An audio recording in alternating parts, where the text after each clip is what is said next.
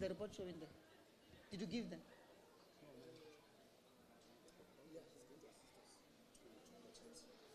Fighters, let's settle down. Those who are walking in, please do so quietly.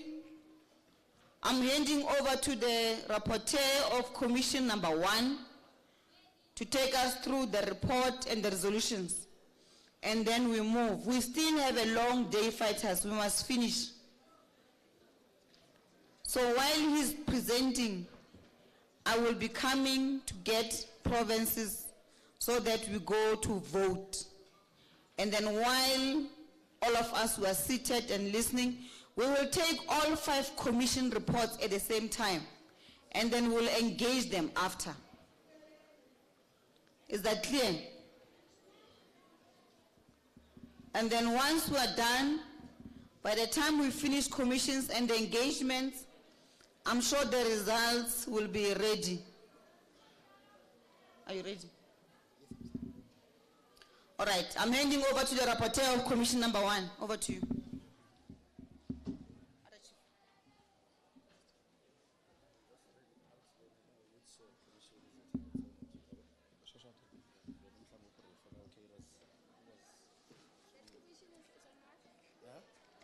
This one. Number 1.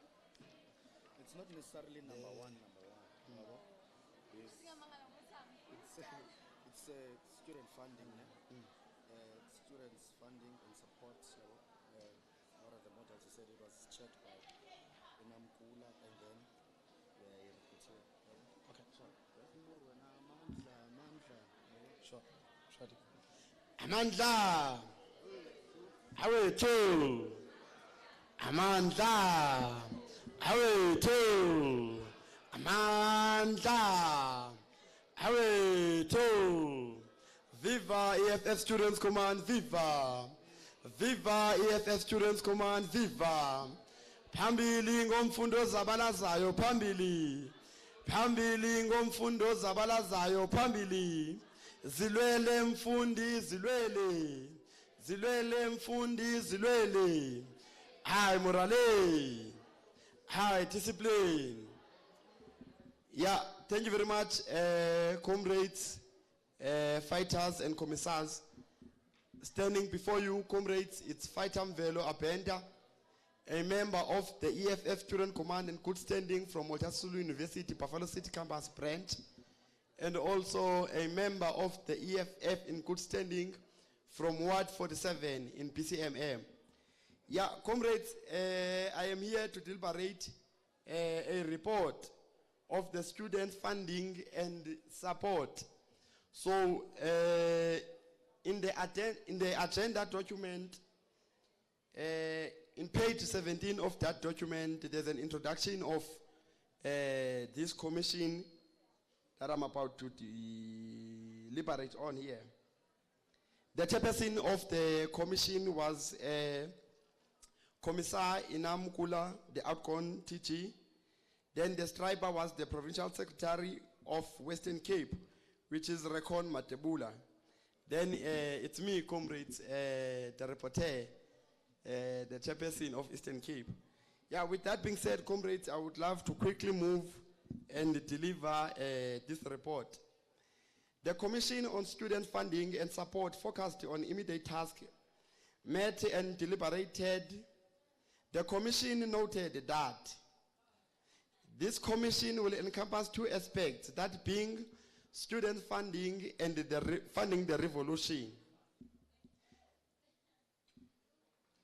On funding and on student funding and support, free education must never be separated from the struggle of economic emancipation. We must then agitate and organize the youth for the struggle of free quality education. We need to consider the relationship between the EFF Student Command and the EFF. We must view this relationship as the benefit of the student populace.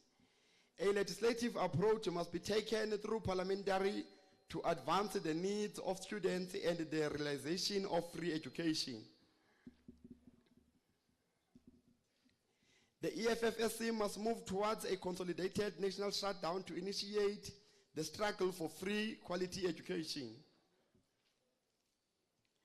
using the relationship of relative autonomy between the EFF and the EFF Student Command to achieve the amendment of the Higher Education Act so that universities can be scrutinized how they structure their cost of education in order for the EFF and the EFF Student Command to identify ways in which the government can subsidize certain costs.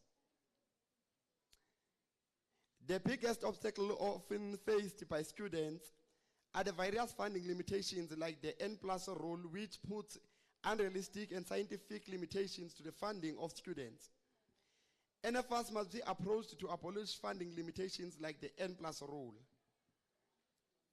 Simultaneously, the formation of an EFFSC-based SRC union to confront the DHET to move towards free education. The fight for free education starts when students can't register. The fight to get students registered in institutions for free is possible at a local level. Institutions can be persuaded to allow their respective students to register, subject to engage by fighters on the ground. A campus-based initiative in the interim to help students to register regardless of their funding status. The Commission brought to the fold that various institutions of higher learning are still utilizing the Intellimal system, which is the benefit of certain business entities. Those entities have monopoly over the money of students with no benefit to the student populace. The organization must take a position which will create a financial ecosystem where students benefit from these businesses. The Commission proposed that the beneficiaries of the Intellimal system must be approached with the idea that they must give back by providing students with financial assistance through accommodation, meals, tuition, and stationery. Establishment of a meal day program in campuses across the country. There must be a legislative action to ensure that all institutions of higher learning make provisions for meals for students. Standardize of the accommodation system needed to root out the monopoly that exists within student accommodation. Needed to do an audit of all government-owned buildings to be able to convert to student accommodation. The Commission is proposing the following resolution to the 4th NSA plenary for consideration on financing and fundraising the revolution. The Treasurer General Office should be restructured and departmentalized. The TGO needs to have a permanent administrator to assist the TGO with operations. Outside the Financial Steering Committee, it is also necessary to have a personnel and staff appointed to deal with operations of the TGO, including the merchandise store. Membership subscription to be increased to be more than 10 rand. This would also allow members to receive membership cards. Request an official allowance from the EFF.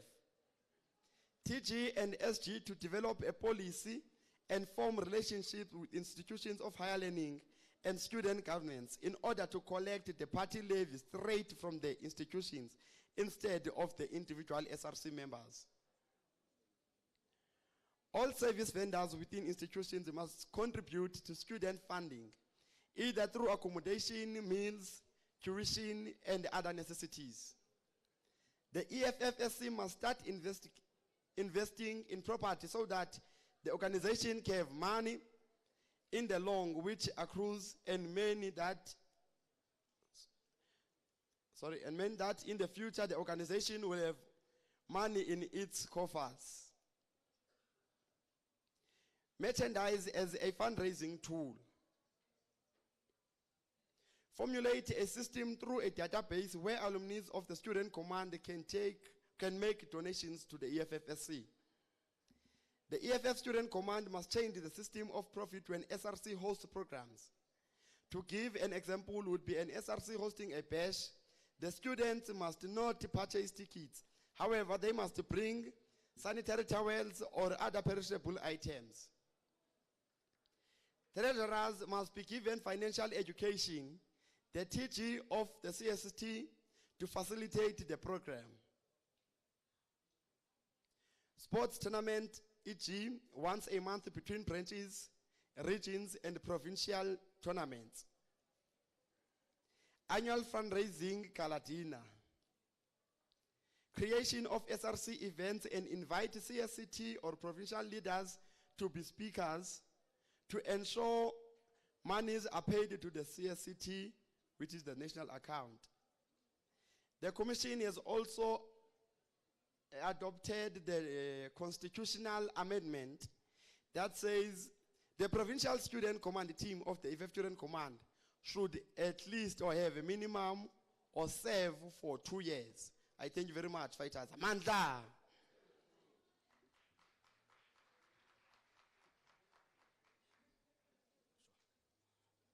Thank you very much, Kiran Velo.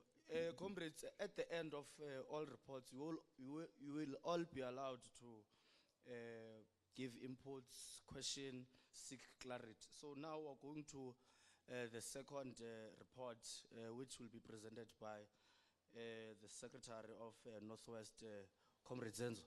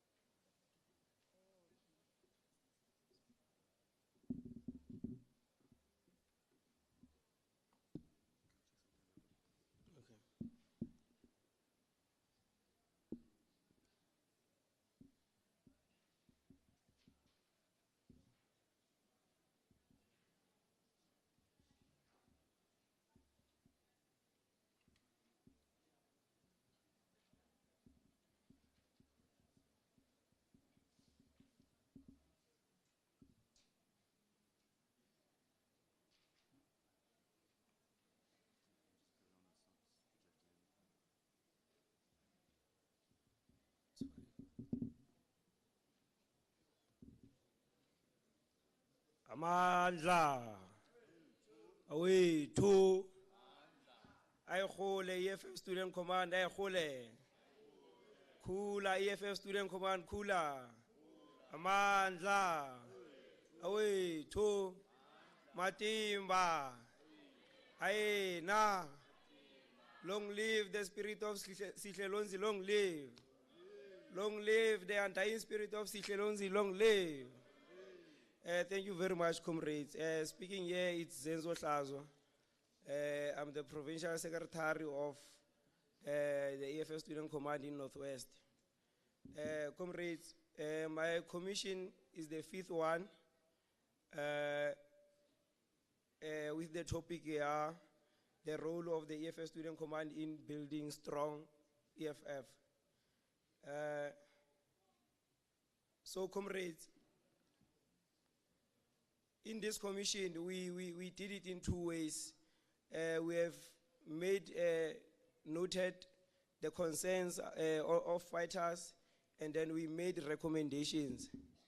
So upon all deliberations, we decided that there are only 6 valid points that we are going to take, which are going to be presented here. The first point, comrades, that was noted is that the commission has noted that the EFF Student Command has a constituency and it's forever winning elections of SRC. However, the EFF Student Command does not vote for the EFF in elections. The second point that was noted, comrades, is that the commission has also noted that the EFF Student Command members do not participate in political programs of the EFF. The third point that was noted, fighters, is that the commission has noted that 3 to 4 years that we spend in the university is not enough time to build a solid comrade who will be a vanguard of this economic emancipation movement. Therefore, the EFF Student Command must broaden its scope to accommodate secondary and high school learners who are at the age of 16 or older. This will enable the organization to have 6 to 7 good years of building solid comrades who are going to be in the EFF, the future leaders of the EFF. The fourth point is that, comrades, the Commission outlined that the EFF Student Command must go and champion the struggle for free education. Sorry about that. And debunk the nonsensical scheme called NSFAS that continues to subject the black majority to harsh policies that makes it easy for a black child to access higher education. The fifth point, comrades, that was noted in the Commission is that the Commission has noticed the decline in student activism in campuses, and that is created by fear of victimization by the system. Comrades, it is evident that post-fees must fall, management of universities have been managing students with fear of victimizing so that they don't participate in their own activism permitted by the Constitution of South Africa. The sixth point that was noted, comrades, is that the Commission emphasized the point that EFF Student Command comrades must be able to defend the policy position of the EFF and be able to explain the position better in the language that will be understood in our communities. So those are the 6 points that we have noted, comrades, in terms of this topic of how the EFF Student Command can play a role in building the strong EFF. So I'm going to go to the proposals that were made, or the resolutions that were made by the Commission. The first resolution, comrades, is that the Commission has proposed a constitutional amendment in Section 6 of the EFF Student Command Constitution to include a clause that will state that a member of the EFF Student Command must firstly be a member of the EFF. Furthermore, on the membership, the Commission has a view that the membership of the membership form of the EFF Student Command must include a block that will enable fighters to tick whether they are members of the EFF, and that will make it easy for us, comrades, to say we can identify whether a person has registered to vote with the IEC and is a member of the EFF, because you must also understand that the system that the EFF is using now is that you can't be a member of the EFF without firstly registering to vote. So that is the amendment that we are proposing to go in the Constitution. You will remember that if I captured it correctly, the Section 6 has 6 or 5 points. So this must be another point that goes into the Constitution of the EFF Student Command. Now, the second point is that, comrades, in response to what we have said about the EFF Student Command extending or broadening its scope to accommodate learners in secondary schools, the recommendation is that the Commission proposes that the next MPA of the EFF must amend Section 32, which is the section that established the EFF Student Command. And that section, comrades, stipulated that the EFF Student Command shall be established as an autonomous structure existing in all institutions of higher learning and post-secondary education and training institutions. Now, we are of a view as the Commission that, in fact, the clause must state that, or must be amended to, the EFF Student Command shall be established as an autonomous structure existing in all secondary schools, institutions of higher learning, and post-secondary secondary education and training. This will enable us, comrades, as the EFF Student Command, to then be able to mobilize learners from the age of 16 years. If you can remember, comrades, when you are 16 years, you are in grade 10. So we must mobilize from that point or from that grade so that we can even be able to prepare them for higher education. Also, we are of a view as a commission, comrades, that it can be that COSAS is alone there in secondary schools. However, the EFF Student Command must go and contest COSAS there.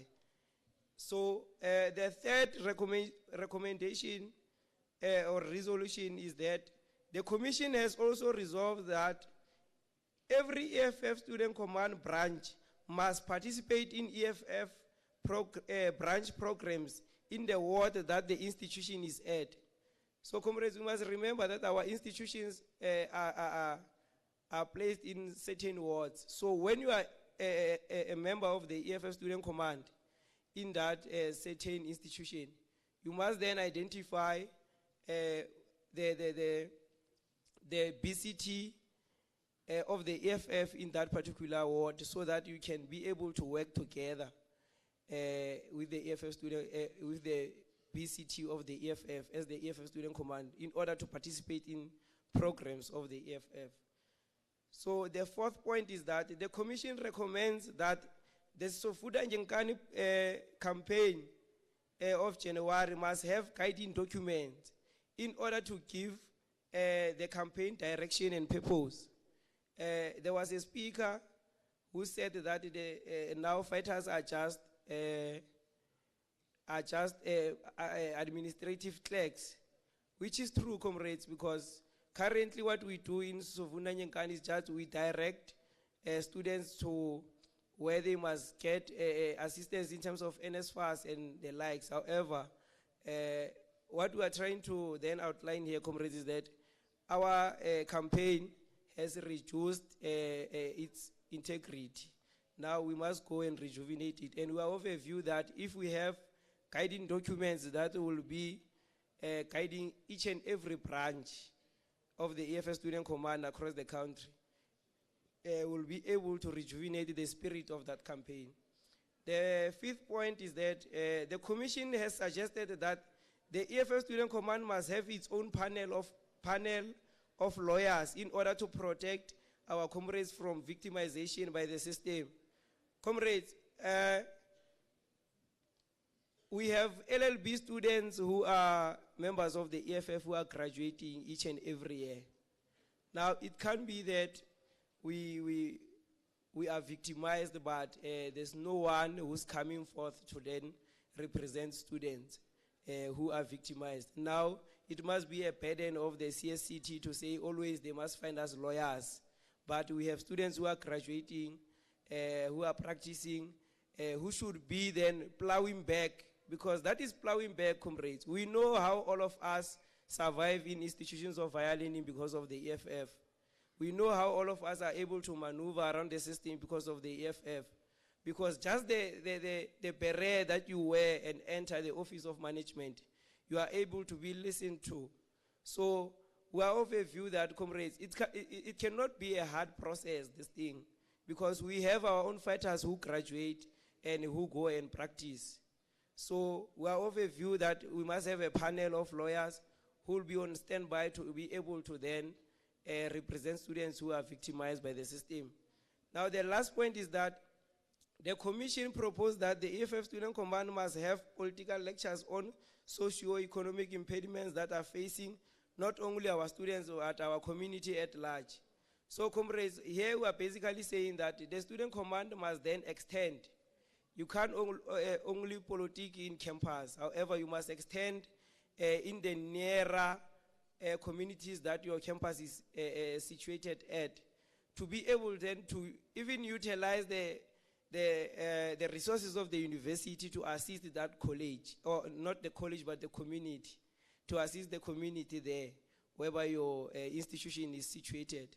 So that is the 6 points that we noted, and those are the 6 recommendations that we have. Thank you very much, comrades.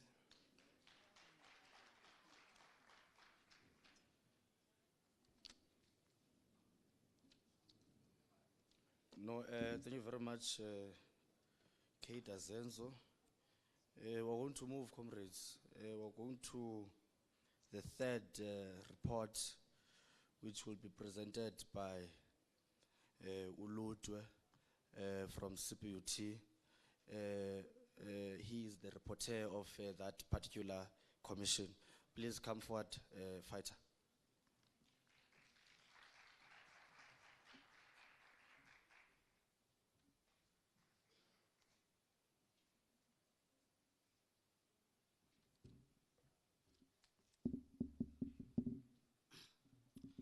Manthathe elithuba ndibulise konke umuntu okhoya apha ngaphakathi endlini lo umi apha phambi kwenu nguludwe Ndeleni, a member of the EFF in Ward 9 and a member of the EFF Student Command. I'm in CPUT, Bellville campus. I'm occupying gender officer in the province. So, ndizokwenza nje umsebenzi omncinci ukuzakuthula into besithetha kwi-Commission of Gender and Sexuality. In gender and sexuality, we actually deliberated and debated a lot in length and depth regarding the issue of women and also the LGBTQIA+ community. The issues that we did deliberate, we actually have some solution in some of the issues, which we hope possibly that the person who's going to be occupying the gender officer and also the leadership that is in the forefront now are going to be able to execute it. So the commission has made these following points. The first one is the lack of programs that seeks to address the LGBTQIA+ programs in the EFF mother body. In the last term, there was only one program that has been done. This is deeply rooted in marginalization of queer people's struggle. So it cannot be that as young people of the EFF Student Command, we only release the statements and we call it programs. So we feel like, and we think that it's going to be right for us to execute the programs that reflect in the community. The manner in which the defenders of the revolution, DORs, search delegates during programs of the EFF mounts to sexual harassment and makes many fighters feel uncomfortable. So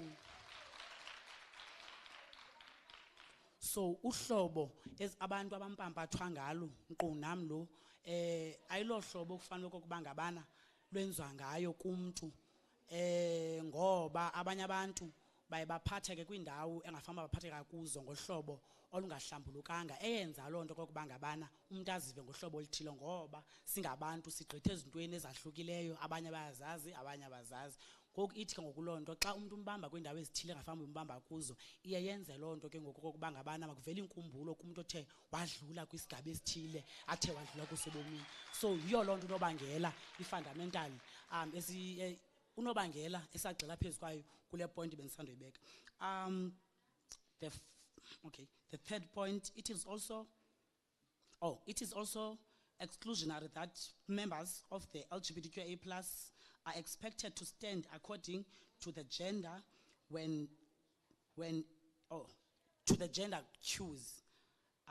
It is exclusionary to the LGBTQIA+ community because the only thing esivayo xa funeka singene apha kule venue amadoda ngapha abafazi ngapha. So you'll find out that kukho abanye abantu who does not identify themselves as men or woman. So kuya xa kumuntu bangabana mna kanene ndifola phi ndiya kweliphi icala ithini kanene into yam. So yiyo ke unobangela ubangabana masirezele I point that kufuneka iqatshelisiswe lonto kokuba ngabana kukho abantu who does not identify themselves or non-gender identifying baba nobangubani as men and as women, of which there are other points. Yeah, okay. The fourth point is the zebra approach is exclusionary to people who are gender non-confirming, but at the same time, we also noted that zebra approach is not precise about the consequences of not following it, e.g. Tshwane Regional Command Team. So the zebra approach, it is the he and the she, him and the her. So ke ngoku abanye abantu bona abaye bazifile that we do belong tina, because nabantu aba-addressayo apha, what if she and he, then that's it.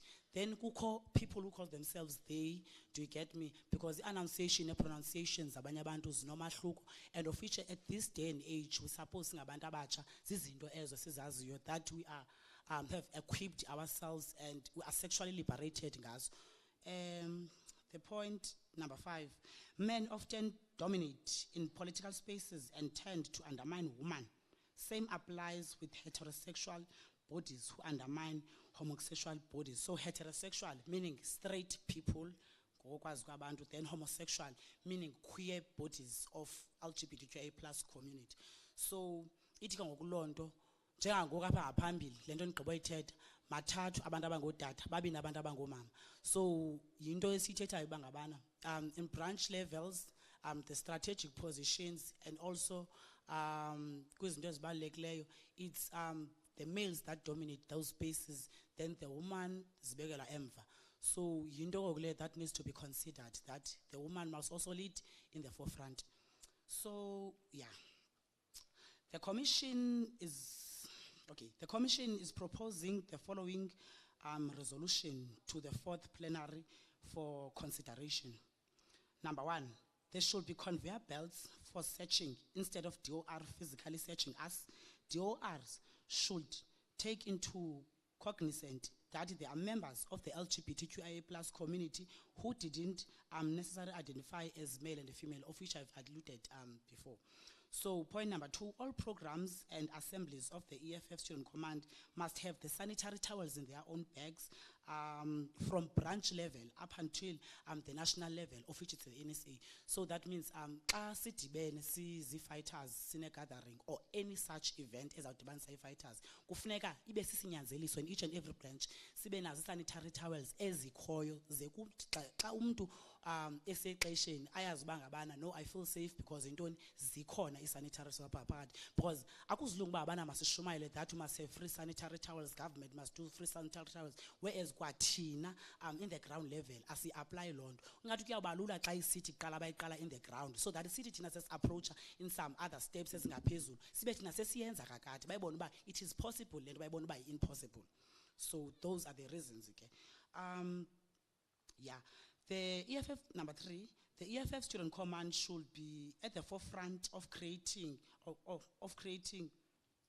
should be at the forefront of creating Department of Basic Education and Department of Higher Education that will educate people from young age about gender and sexuality as early as grade 1. So I believe that that is going to be a national issue that have to be done by the National Gender Officer.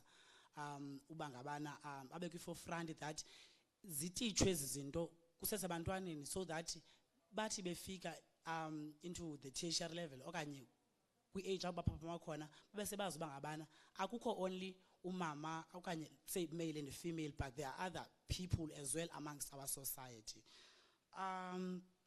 Number 4, every year there must be a compulsory National Pride Month and a queer event facilitated by the CSCT.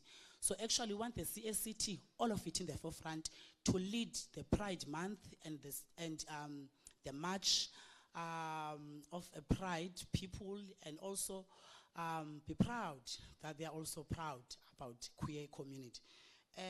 Number 5, The policy of the EFF Student Command should be amended to be more specific on how to deal with matters relating specifically within members of our beloved organization. So, ukutsho ke, it is the community of LGBTQIA plus community that it needs to be looked at. Number 6. Number 6, the EFF Student Command should establish a governance school which will educate members of the EFFSC about identity, politics, at least monthly. So, it is that in the ground, the gender officers, they must not just be there for the sake of being there. So that means they must execute programs whereby they make awarenesses and also lectures and classes. Okanye invite someone ongaphandle that can be able to give the classes regarding the sexual issues and also the identity issues. So that means in that school is to equip abantu when it comes into the gender and also the sexual issues in the society as well. And also doing that, to make sure that the person who's occupying the gender officer, in each and every library in the institution, there is a section of a books as a koyo that speaks about the gender and the sexual issues, so that when understand you, so you can be able, if ever to refer that particular person into that section of book, go thatha incwadi ethile kwindawo ethile library, uzayifumana izacacisela kakuhle on what is what. Last and number 7 point, there needs to be an LGBTQIA plus desk that focuses on assisting in changes forced by members of the, there needs to be LGBTQIA plus desk that focuses on assisting challenges faced by members of the queer community. This desk will convene and coordinated by the EFFSC members who are openly part of the LGBTQIA+. The gender officer will preside over the desk. So, as we know that the gender officer is actually the officer that enomsebenzi omninzi, and it's very much broad, and the issues of the LGBTQIA+ community on its own, it's a load, and the gender and the sexuality are two different things, like they are drastically or dramatically different. So if we want a special attention or people that will deal exactly with izinto the LGBTQIA+ community, then the gender officer can be able to oversee and also see as izinto anokuzenza ngexesha lakhe, because the gender officer cannot only focus on issues the LGBTQIA+ community as if those are the only gender issues esinazo as the members and also as the EFF Student Command members from branch level into national level. Thank you.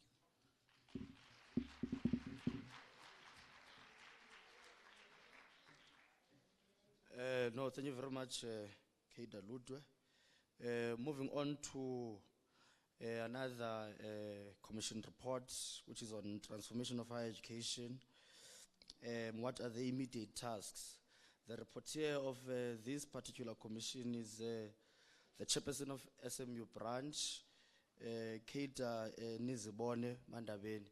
Please come forth, Keita.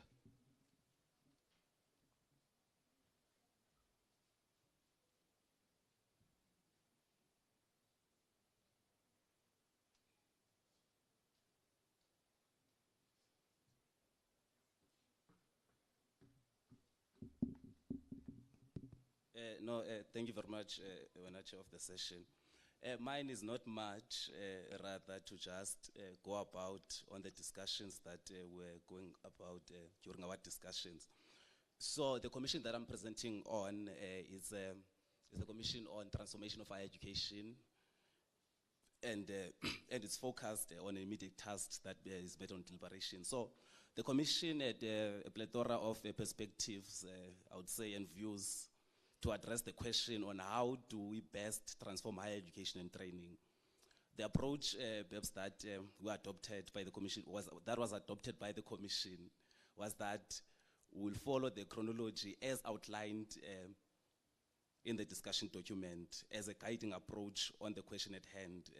Deliberations and other submissions were made. And it must be noted that in this report, we won't be reiterating what is already provided in the discussion document. Rather, we'll address our inputs as a commission and the submissions to be considered by the plenary. So to go straight on the structure of this particular report, the commission noted that in unloading or unpacking this specific subsection, we are gone up against with the court to embrace one of two hypothetical approaches. Please excuse me, this arrangement is too high for me. Yes, thank you very much.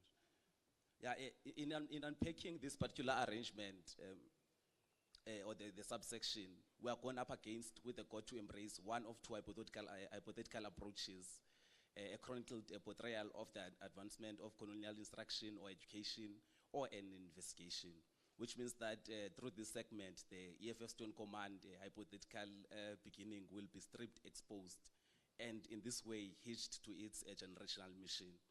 This is an endeavor to guarantee that we highlight how these standards bring approximately the hypothetical conditions for us. Now, decolonizing the instruction segment at that point get to be basic because it may be a critical column of the colonial foundation. Higher education and training is exceptionally perilous because it decides the common brain research and awareness of the society. It is further a genuine figure that decides the extent of the enrichment of colonial thoughts. This can be fundamentally due to the truth that it decides and captures the youth at a really early level. This is at that point creates a circumstance where they accept, they accepted colonial teachings and created its and the likes. But now the reality is that theorizing the decolonization was a major catalyst in presenting the call for higher education and training framework, a basic humanizing instructional method, as well as the interrogation of the socio-economic praxis of trending the past bad form and marginalization. This was whereas at the same time coordinating the challenges of lessons, inconsistencies, and disturbing prevailing Eurocentric catalysts of the colonial framework. Now, the following is further discussed on the proposed resolutions on what is it that needs to be done. So what basically our commission had highlighted is that there is incapacity of higher education and training. That is one. And then there is quality, the quality higher education must be addressed. Autonomy and academic freedom must be addressed. State and institutions of higher learning, we must address those questions. Free quality education for all is at the center of our discussions. Alignment of skills to industrial sectors must be addressed. The expansion of post-secondary training and education must be addressed. And then high dropout rates in higher education institutions must be addressed. So now, as the commission, the following are the proposed resolutions that as a commission we came about, and we're presenting them to the plenary for entertainment and further consideration. Number one, we are saying all EFF Student Command branches must go to their institutions and do background homework in terms of capacity, and the stats must be submitted to get relationship between demographic areas and the number of students enrolled in that particular institution. So this is in relation to incapacity of higher education and training. Those are the resolutions that we are suggesting to the plenary. And then number two, oh no, I thought there was something coming. So number two, we propose a standardization of the curriculum in all institutions. And this is through SRC deployees of the EF Student Command proposing curriculum reviews, and the leadership will identify a benchmarking institution. We're addressing now the quality of higher education. Now, when we're addressing the issue of autonomy and academic freedom, we propose the promotion of scholarly and investigate greatness and programs establishing principle is one of them. The foremost critical columns to infiltrate the academic space. All EFFSC branches must intensify Sizofunda Ngengane campaign, and it must be aligned to addressing the issue of exclusions in particular, be it academic or financial exclusions. And we propose engagements commence with all industries and firms to absorb students for practical and academic purposes. The undergraduate commissar need to establish mentoring programs and extra classes for secondary or high school students, as well as adopting high schools near every institution of higher learning to address the question of high dropout rates in higher institutions of higher learning. Furthermore, and second lastly, in addressing the matter at hand, there must be a deliberate effort in promoting black academias in particular at postgraduate level, so that we can have intellectual hub within the EFF Student Command and the EFF at large. This will allow us to be available at all industries, be it pharmaceutical and the likes. And in doing so, we can scrap out the current bogus higher education and training, perhaps to further expatiate on the matter. We have our EFF Deputy President, for example, as a PhD candidate. However, the Student Command does not accommodate such intellectual capacity in terms of guiding and shaping the higher education and training sector. I'm highlighting this because in transforming the sector, we need to have more honors, masters, PhD, as well as professors, black in particular, to address the current status quo and bring about guidance on what is to happen, as it needs you to be within the system to beat the system. And then lastly, there was a question that there's a need that there must be amendments within the EFFSC constitution. So as the commission, this is what we're proposing. In attending to that question of amendment, the view from the commission suggests that we look into section 6 of the EFF Student Command constitution that speaks on membership of the EFFSC, that a clause be added under this section which speaks to you first being a member of the EFF and registered voter. Subsequently, in a case of non-South African citizens with citizenship status, they must also abide to the above of being a registered voter.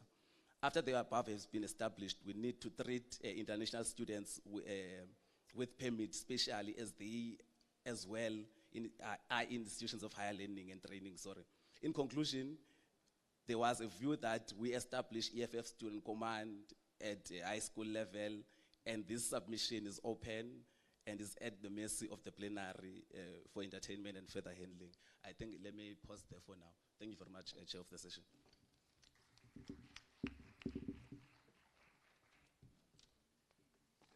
Thank you very much. Thank you very much, Chair of SMU.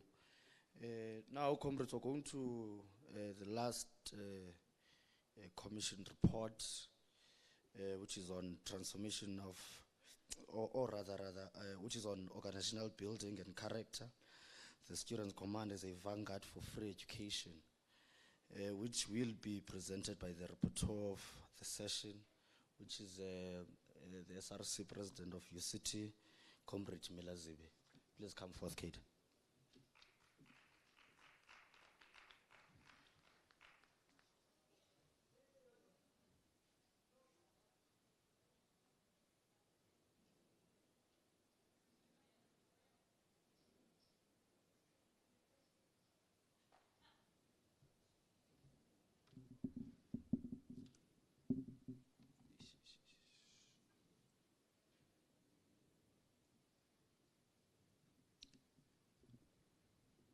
Mandla. Too. Thank you very much, comrades. My name is Mila Zivi, and I'm the president of the UCT SRC and also the provincial commissar of the Western Cape Provincial Student Command team. I'm going to be giving a report on the 4th National Student Assembly Commission, speaking on the organizational building and character, that focused on immediate tasks. So the Commission on Organizational Building and Character focused on immediate tasks and met and deliberated. The Commission noted that as the Student Command, we were facing a serious impediment in organizational building, which is evident in some provinces only increasing memberships at a very low rate as to what you would expect from a gigantic movement as ours. And it is also evident in how we constantly win SRC in fluctuations, meaning that when you win SRC elections this year, the next year you lose, you win that, then it means that there is a problem. Secondly, This is because primarily the fighters are not equipped with the necessary practical tools, and we may have become comfortable, like other non-revolutionary student movements, in South Africa and Africa, such that we are reactive and we've become redundant. There's no culture of constantly developing ideas and constantly contributing to policy change, like our mother body does.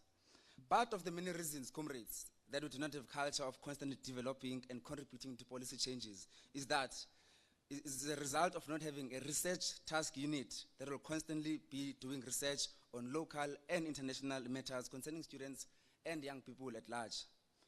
We recruit and mobilize all these students in our tertiary institutions only to not effectively and implement our objectives which we had promised them. At a governance level, be it the council level, be it the institutional forum, your SRCs, and all various of governance level structures. This is because of poor governance from the past and as a result of no effective training of our employees. Visibility. Visibility is another issue that is facing us in our campuses. It is decreasing in our tertiary institutions, and that is because of the lack of programs that are going to keep us energetic and ensuring that we are mobilizing students towards our objectives. Now, the Commission is proposing the following resolutions to the NSA for plenary for consideration, and we would hope to grow the organizations in regards to mobilization and organizational building and correct. There must be a creation of an app for organizational updates, documents, and all other organizational related information. These would include updates and additional pictures on ensuring students get assistance. We're moving towards a 4IR time, and seemingly technology buys us some level of convenience. So we must be able to move on at times and make sure that we are able to express our objectives. 2, we must be able to host camps in different campuses in order to teach one another as to how we can contribute to political growth, because we need to love and understand the basic APC politics of our revolutionary movement as a machinery towards the liberation and attainment of economic freedom. This commission said, comrades, to the officials in the CCT that we are not going to be a commission that's just going to give recommendations, but we are going to propose even deadlines as to when must these objectives be implemented, because we don't want comrades of the CCT who are going to start working on recommendations of plenums only when there's 6 months left to the next conference, only because perhaps comrade DP wants to emerge in the next conference as well. So we have said that there must be an inductions of all branches by the end of the political year and induction of the province sooner. And every year there must be an induction of branches. We must induct each other on the processes of the organizations and the aims of our gigantic movement. We need to have a training workshops of all SRCs, council, and all employees before the following year starts and before closing of financial and operational year in tertiary institutions. We must be thoroughly organized as a revolutionary movement. The EFFC provincial leadership must be able to collect, it may seem as a daunting task, well it is, but it must be able to collect the number of student issues and the kind of issues that are being assisted in tertiary institutions, which will be randomly verified, so that we can be able to ensure that we find problems that we can solve as the EFFC, and we do not wait to see those problems. Because as scientists, we must be proactive rather than to be reactive.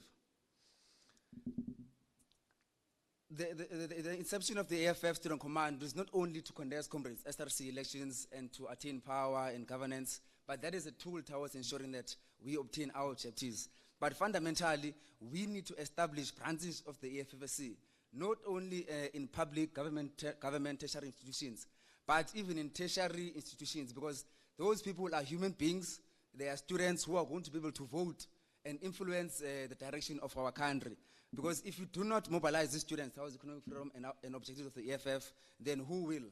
So these comrades, it must include all students, whether from government institutions or not. Lastly, the EFF Student Command must establish a research task unit that will constantly do research locally, regionally, and internationally on statistics relevant to the struggle of economic freedom, and to perform research on how the education funding model and educational system of progressive countries, which we align with, how those models work and operate. This is so that we can be able to draw from those countries and contribute to and continue to contribute positively to higher education of South Africa. Thank you, comrades.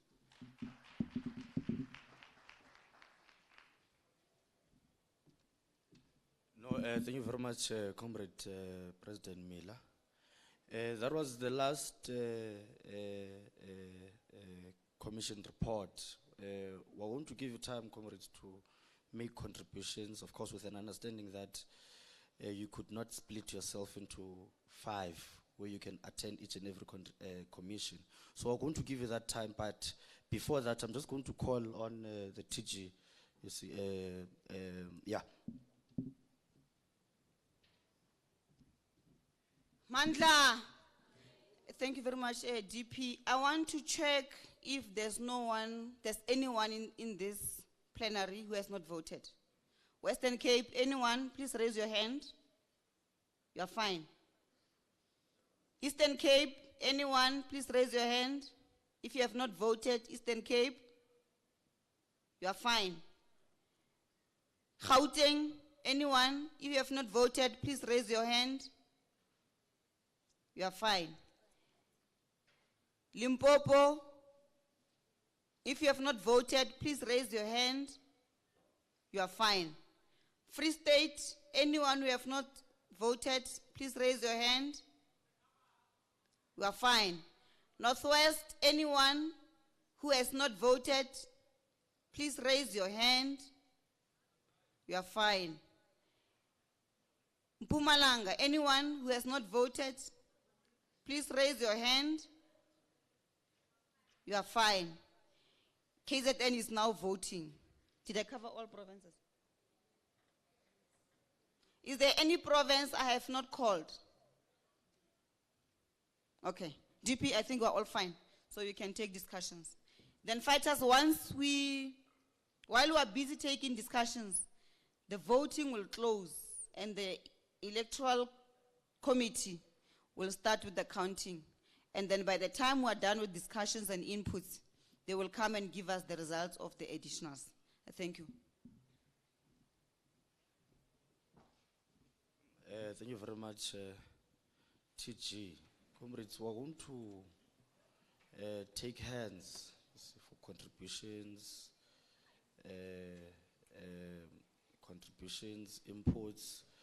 And what we must understand is that this is not a commission report of those ones that stood before you, right? But they reported things that emanated from discussions that they held from those various commissions. So we're going to take hands, comrades, right? As far as the commissions are concerned, Commission 1 was on transformation of higher education. What are the immediate tasks? Commission 2, organizational building and character. The FF Student Command is a vanguard for free education. Commission 3 on gender and sexuality in higher education and training. Commission 4 on students funding and support. What are the models? And the last one, which is the role of the EFF, a C in building a strong EFF. So just comrades, inputs, everything, we're just going to take hands. Sure. This side, there's no one. This side, okay, note your Keita, 1. Okay, we're going to say 1, 1, 2, we're going to go to 3, 4, 5. Sure. In that fashion, Makaban. Technical team, are there mics roaming around?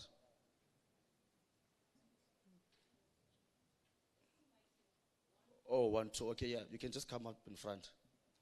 Sure.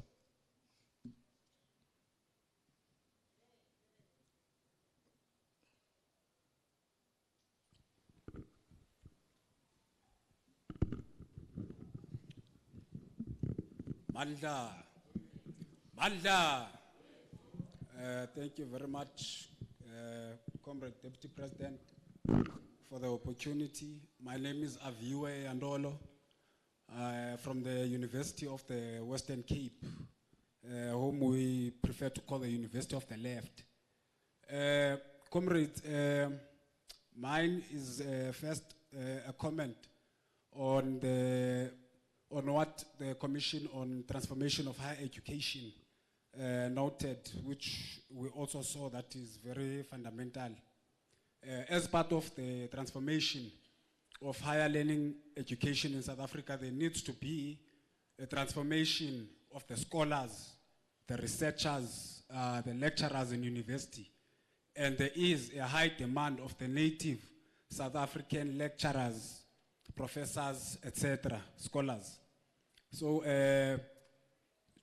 just to commend the team and also to add, perhaps there is a need from the desk of whoever is in charge of postgrads in terms of the additionals, that they establish a desk, a postgrad desk that will assist postgrad students in higher learning education so that they further do those PhDs, so that we are able to get these black academics that are so much needed in South Africa. As you would know, the history of this country and how we were, prevented from getting education.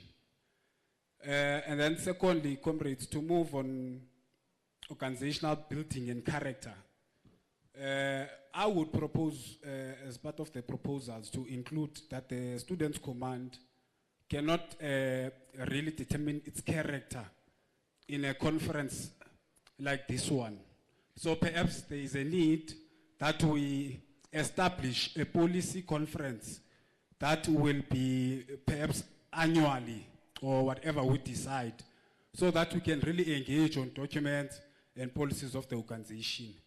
That's my submission. Thank you very much.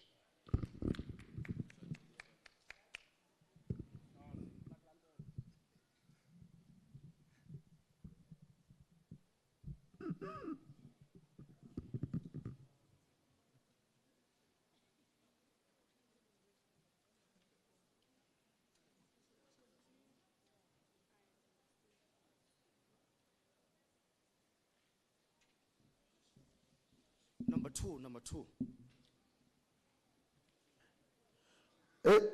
Yeah. Sure, you can go on. Okay, thank you. Mine are a bit short. I'm not sure if they were covered because we left and went to vote that side. My first one is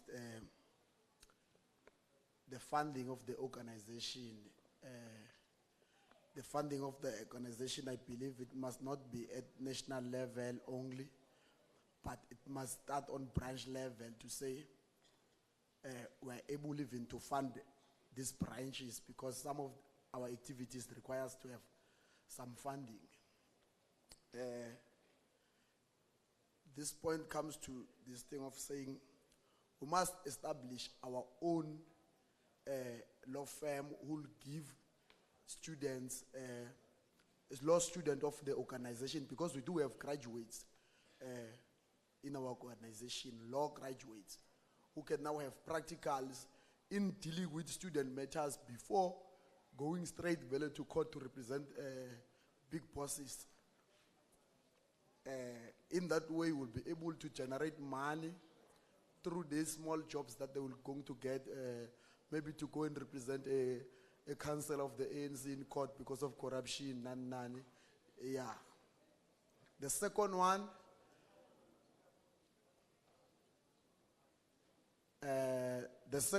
is on this thing of structural funding, or this funding that they give structures in these universities and colleges. Comrades, what is happening? What usually happens is that some of these institutions give structures money, but at the end, those funds don't come to branches. They only end up to those who are able to claim them. Branches never see them. The province never see them. Even national never know that.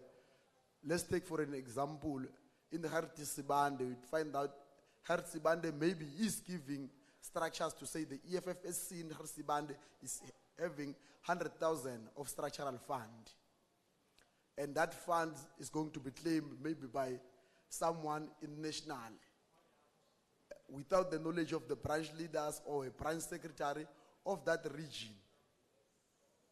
At the end of the year, we found that that 100 and something thousand that was given to structures is done. By branches don't know where that fund went.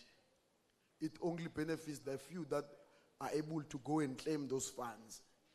So, can we please be able to come with a type of an arrangement where we're going to take these structural funds and fund these provinces and fund these branches to say, if a branch says want to have a program, then we are able to go to these structural funds of this region or province or institution and say, we are going to fund this program with money from, maybe from HERT. We say we're going to take money from HERT to fund the program of Ehlanzeni. If Ehlanzeni doesn't have a structural fund, maybe we'll take 10,000 rand and say, give Ehlanzeni, to say, Ehlanzeni, do this project. We are using this man of this, Ehlanzeni. The other one is on organizational building.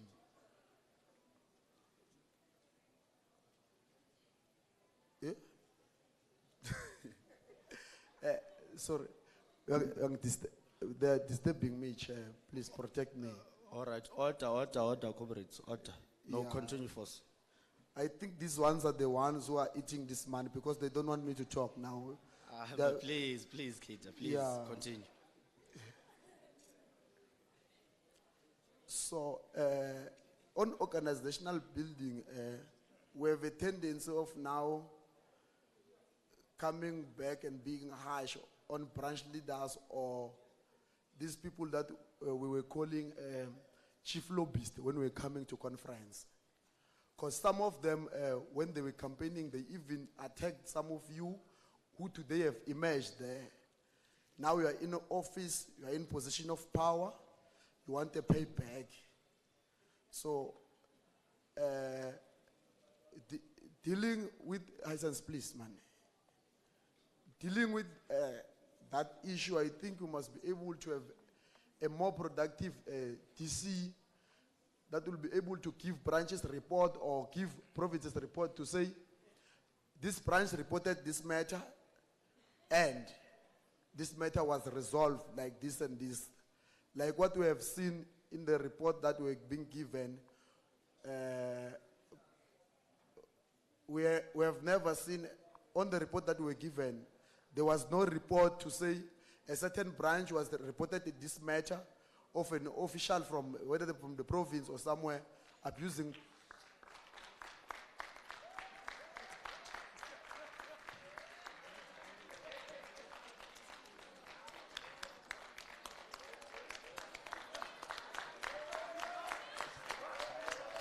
Manda.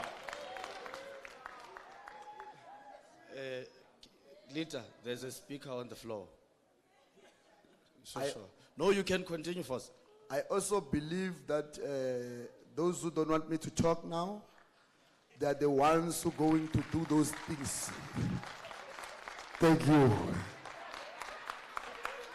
Thank you very much. First, number 3.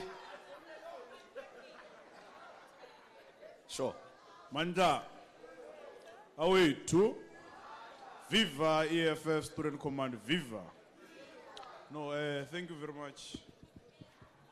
I'm going to speak about the one for funding the revolution, because I'm of the view that the Treasurer General's office should really come up with a way that's going to be constructive in terms of collecting party levies from all SRC delegates of the EFF Student Command. I think we must get to a point where we resolve on the issue of debit orders, to say by the end of the month, the organization collects collects money through debit orders from all SRC candidates across the country, and that money is distributed to national and it trickles down to the branches. That money is allocated to the branches, so that when we get to SRC elections and when we have programs for the student command, is that very same money which is going to be able to work.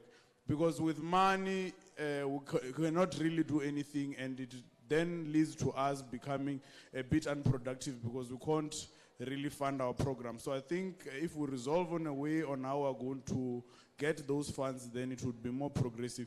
Also, there was an issue of an online regalia shop which was supposed to be set up by the Student Command, also as a means of trying to garner funds for the organization. We were promised that by February, just after the summit, that online shop was going to operate, and campuses have been waiting to order online regalia and so forth, but it's not coming forward. Therefore, I think it's something that we must explore. So when we come to organizational redesign, because the CIC also in his speech yesterday mentioned that soon enough the EFF Student Command, through only one program, which is the Suzofuna Genkan, is going to become irrelevant. And it's a reality that we're starting to see in institutions of higher learning where SRC deployees, they come into the very same system, they get suspended, the activism is reduced. So we have to start working on programs of the Student Command. I don't understand why the national command team doesn't make the program of sanitary towel distribution a national program. Why don't we make the program of a meal a day for institutions of higher learning a national program? If we adopt those type of programs, then those type of programs are going to be implemented in all institutions of higher learning, and through that we then become relevant. Because the EFF Student Command, it goes into hibernation for a very long time, up until it's 2 months before conference. People, even those who are on leave, they start then waking up from hibernation. So, comrades, we must then develop programs which we know at this time we're going to do that, at this time we're going to do that, so that we become relevant. The EFF Student Command should dominate the breaking news. Everything which is of student interest, everything which is of national interest, the presidency must speak on it. We don't want people who are going to be interviewed once or twice because they are not contributing to the ideological discourse of whatever is happening in the country. I think the CIC yesterday made example on the type of students who need to contribute. For example, there's a very big crisis at ESCOP, and we have engineering students. We know those type of things. So I don't understand why don't we, by all time, learn from the mother body. When there's anything which is going to make us relevant as a structure, we just put in our view, then we're going to be getting attention from the media, and in that way we're going to be making the footprints of the EFF Student Command rather, and not exist really under the shadow of the EFF. Because what we are seeing now, we have not even reached a point where we have developed relative autonomy, because we are not autonomous at all. If we are still relying on the EFF to pay the stipends of either the president or the secretary, or also the assets like cell phones and whatnot, it means that as an organization we are not doing anything. And if the EFF gets to a point where they begin to say we are not going to then invest on the EFF Student Command, it's going to be a crisis. So we must be creative in terms of then lobbying those funds, funding the revolution, in order for us to make the revolution easier. Manja.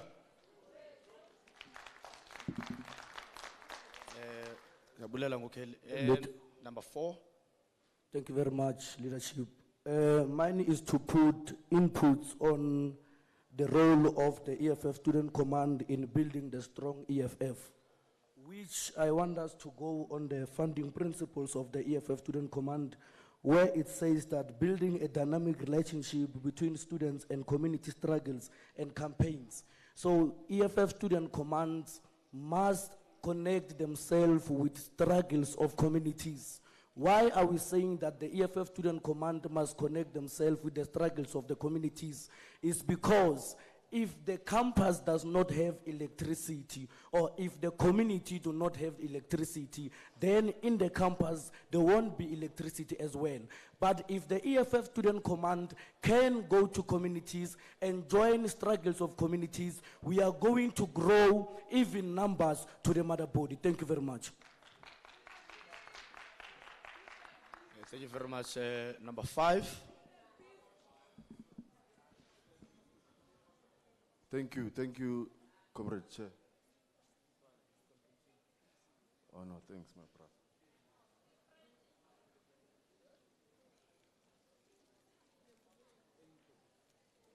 Yeah, man. I've got 3 points that I want to speak to. Number one is transformation of higher education. I think this city must agree on a program of action to say all the institutions in the country must have additional learning language as Swahili. I know we're still struggling with including indigenous language in our institutions of higher learning, but let's copy what UCT did and implement it across the country. On the issue of organizational building, I think for us to have a strong EFF student command, we must also look into the character of a fighter. You know, we can't have fighters who are ill-disciplined and we claim to be building a strong organization. But speaking to that, I think this conference must agree on policies, especially against the use of alcohol. That we must have, as a fighter, a limit on how we drink alcohol. We should only drink alcohol on a certain days, and push a campaign to say alcohol advertisement must be banned across the country. So that we minimize the use of alcohol in the country. Lastly, on the character of the EFF-SC, I also speak on the capacity of fighters. You know, for you to have a strong organization, you have strong soldiers for the organization. So speaking to that, I would propose to this House to establish a mental health desk, mental health help desk to deal with issues of suicide, to deal with burnout in the revolution, to deal with stress in the revolution. I mean, in 2015, 2016, we had many suicides because students could not bear the stress of struggle of high increment and fee must fall. So if you can have a mental health desk, that will assist us in laying those challenges in higher institutions of higher learning. Thank you.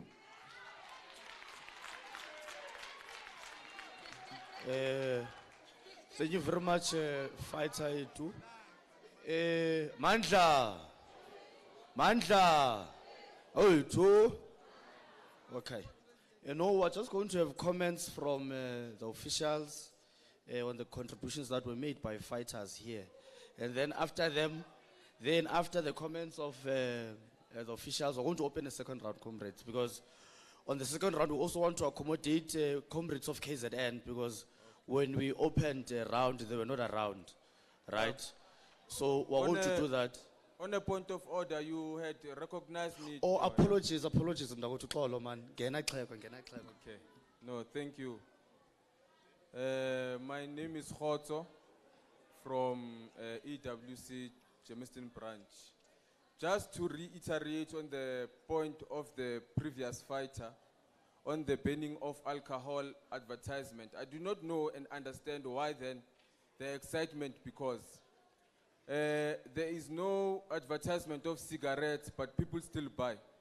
So whether they advertise or don't advertise alcohol, you are still going to buy. So rather we have more constructive issues that we have to deal with in as far as what we view, because we know that we feed a lot of what we would refer nonsense from television, and alcohol advertisement is one of them. You will see when they advertise this thing, Black Label, they show you black men coming from mine as if that's what we deserve. In Ngaba Yamadoda, you are fighting against the LGBTQI and the platform advertisement is very sensitive, and we should really consider other advertisement. I do not see why we must have those things of advertisement. But my contributions are not there. My contribution is going to be on the building of EFF Student Command aligned with the EFF. So by nature of being EFF Student Command members, automatically we should therefore be the vanguards in the communities. And this is the basis, that the EFF Student Command only caters for higher institutions of higher learning. But the reality is that the institutions of higher, just now actually, Stats SA released a report saying that only 4% of people who entered the system of Just a second. Fighters there at the back, we are making a lot of noise, man. I'm making a lot of noise. I know we're not in a church, right? But you are making a lot of noise. Please, man, continue fight. Yeah, I was saying Stats SA just released that only 4% of the people who get to enter the education system in the country will get to graduate. That means 96% of the people are chucked out. Now, those people, the EFF Student Command must consider them as students. And we should not limit our organization just in the borders of higher institutions. And by doing that, automatically we are strengthening the EFF, because a large chunk of people who are not voting are young people. And those young people are the people who we would have identified as students, irregardless of them being within our institutions. Because they don't choose, by the way, to be outside the institutions. They can't afford. That's one. That's a big factor. There is not enough institutions to cater for everyone. So therefore, those people have interest of being in the higher institutions, but they are not. So then, that is where comrades will start putting in this argument that we need a youth command, and then that youth command is going to cater for those comrades. But those people are potential students. Those people must be adopted by the student command without seeking any permission, because the current constitution of the EFF says that if we want to have any relations with institutions like maybe a high school, it must first be agreed upon by the CCT. That means before you go to a high school, you must get permission from CCT. How are we going to strengthen the EFF if we want to have such programs where we deal with young people? We must first be permitted by CCT. This actually it contradicts the entire idea of the EFF, because we have taken the baton from the generation of 1976, which was led by 13-year-olds, 14-year-olds. Now we are abandoning those people and saying we are going to cast on.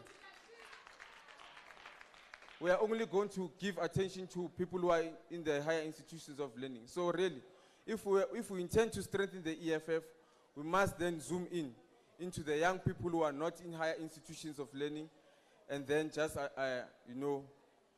adopt them. Those are my contributions. Thank you. No, thank you very much, Fighter. Now we're just going to have the officials to just have a few comments on your contributions and your inputs, you see. And then thereafter, we're going to open a second round you see, so that we can come and particularly accommodate KZN fighters who were voting right when we opened the first round. TG Amanda.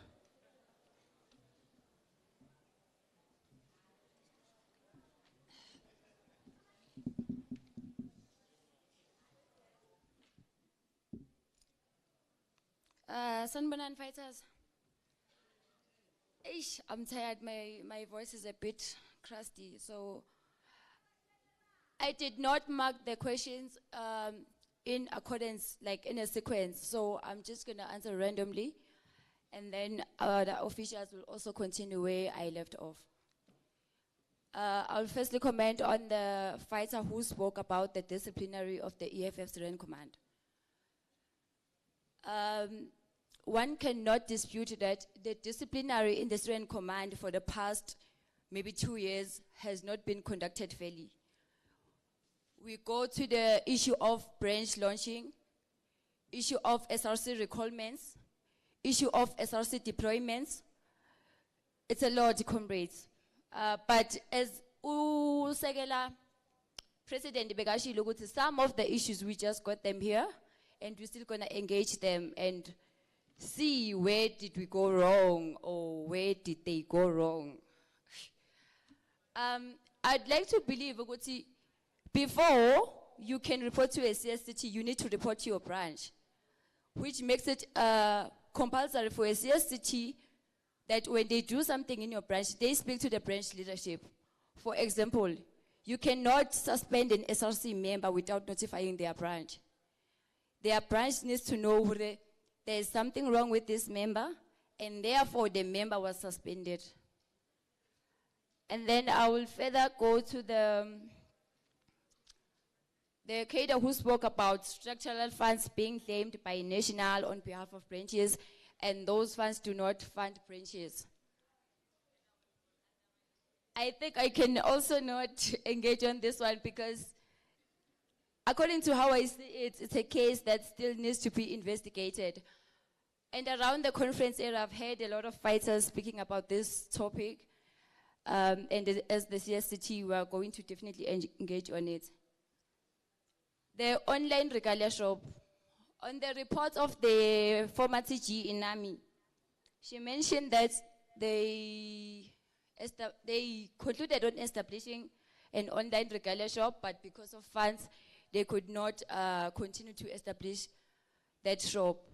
So as the duty, I think the duty goes back to me now as a Treasurer General to establish that shop in my CSCT.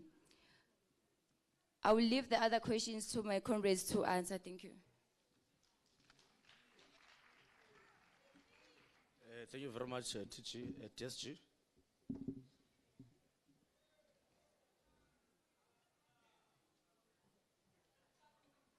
All right, Kira Tombo.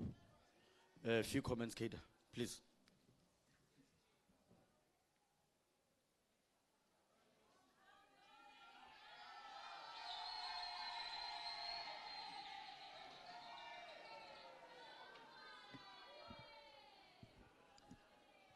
Amandla. Amandla. How we do? No, thank you very much, comrades. I'll just touch a few questions that I managed to note and then give my comment on them. Ekeda stood by and raised the issue of party levy, that we must be able as an organization to go and collect our party levy. So the difficulties in it is that different institutions have different operation. Just like when you go to your University of Venda, the collection of party levy, it's impossible because they get those things through what we call a system of IntelliMal. So you can't necessarily deduct or rather do a debit order in IntelliMal. It is practically impossible. But those institutions like your UNISA, which I believe that they get their stipends through a bank account. So we must just implement a proper system that will then assist us, that we are making a good facilitation of ensuring that we are collecting properly our party levy so that we can at least assist other programs of the organization. So And then there's a stress on branches not necessarily having programs. There's a progressive program of meal a day. But mind you, for one to can conduct such a program, you may need in some instances to have governance so that you are able to can source funds from governance and then you are able to can implement such a particular program. But if you are going to be existing in a campus that you are in opposition and you are not in charge of governance, it might appear that even your structural funds are not sufficient for yourself to can carry out such a particular program. So we must then intensify and see an urgent need to always be in charge of governance so that we can advance many of the programs that we are speaking of. Because many things you know that you go debate them in council, that's how some of the things you then get to can win them. So without governance, it becomes very tricky. That's why some branches can then not necessarily have progressive programs as always as we speak. Then also in terms of the SRC, there's an urgent need to establish a governance task unit that is going to monitor the progress of the SRC, because it happens most of the time that our cadres who are deployed by the organization, they get to the SRC and they do not necessarily know what is it that is required of them. That's why you cannot entirely blame them for not having such an understanding. So what we must then agree upon is to establish a structure that is going to zoom in into those SRC and give them directive so that we can be able to can implement progressive programs that are aligned to our constitution. Amandla.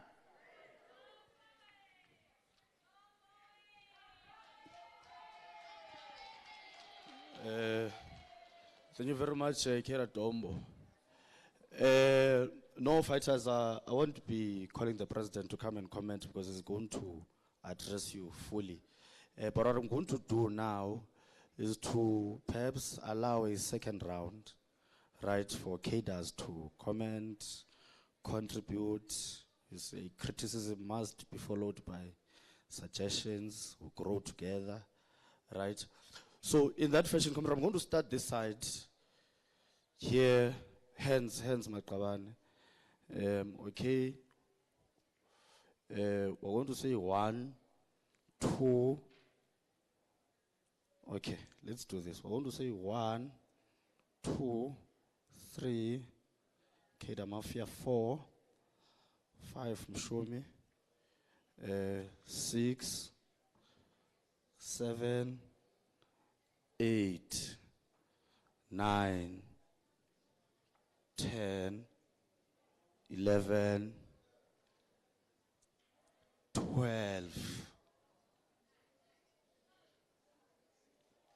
12, 13,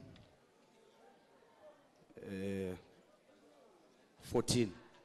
Okay, 14, 15, Gigi at the back, 15, 16. Since you are many comrades, please, 16, 17. Since you are many comrades, please keep it to a minimum. Of course, we're on police engagement, but just try, you see. Number 1.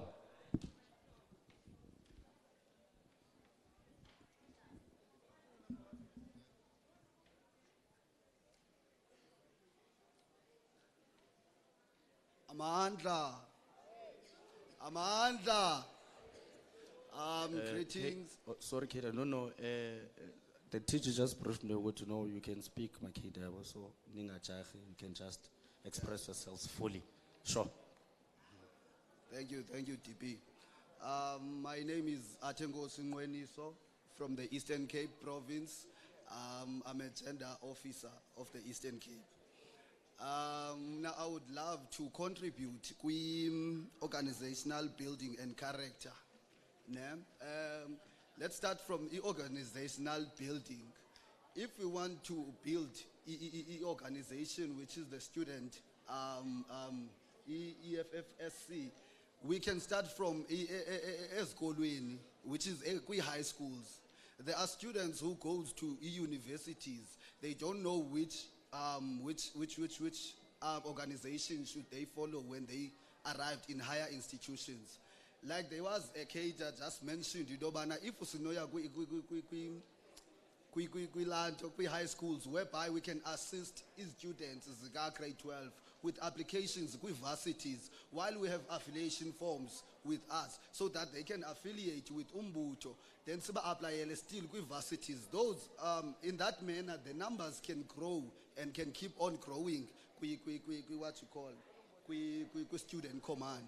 Dependent is kwinto yelanto character and ilanto of Umbuto.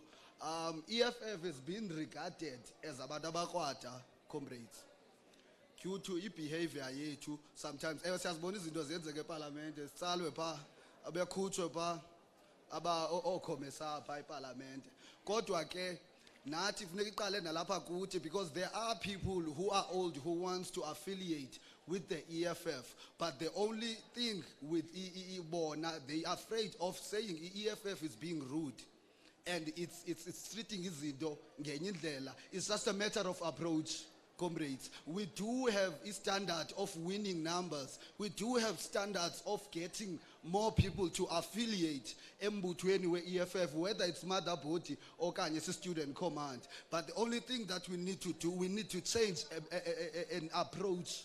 We need to have a decent approach whereby they can see that ezinye izinto azenzeki olu hlobo bacinga bazenzeka ngalo ngolu hlobo bazibona ngalo pha eTVini.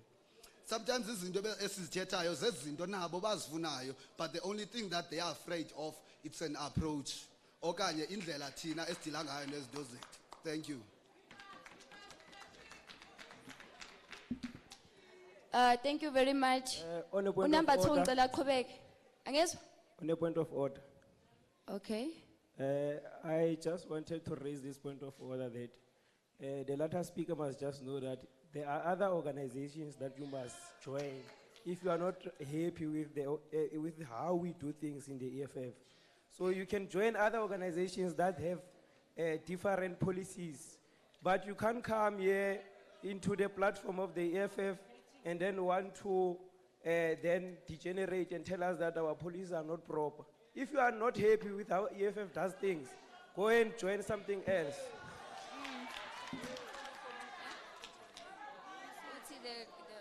Okay. Thank you, Fighter. I don't know if I also okay. I don't know if I also misunderstood Dekeda, but I thought what he was actually implying is that we need to identify the character of the EFF Student Command. However, your point of order is noted. Can we please move to the second speaker?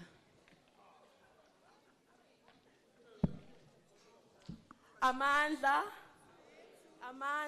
Hi, Johnson. Colo, Tita. You are number 3. Oh, check, sorry, Fighter, is that a point of order or? Is that a point of order? No. It's not. No. It's a point of order. Fighters, I don't know what's happening. Because there's number 2 here who's supposed to speak now. Then there's number 3.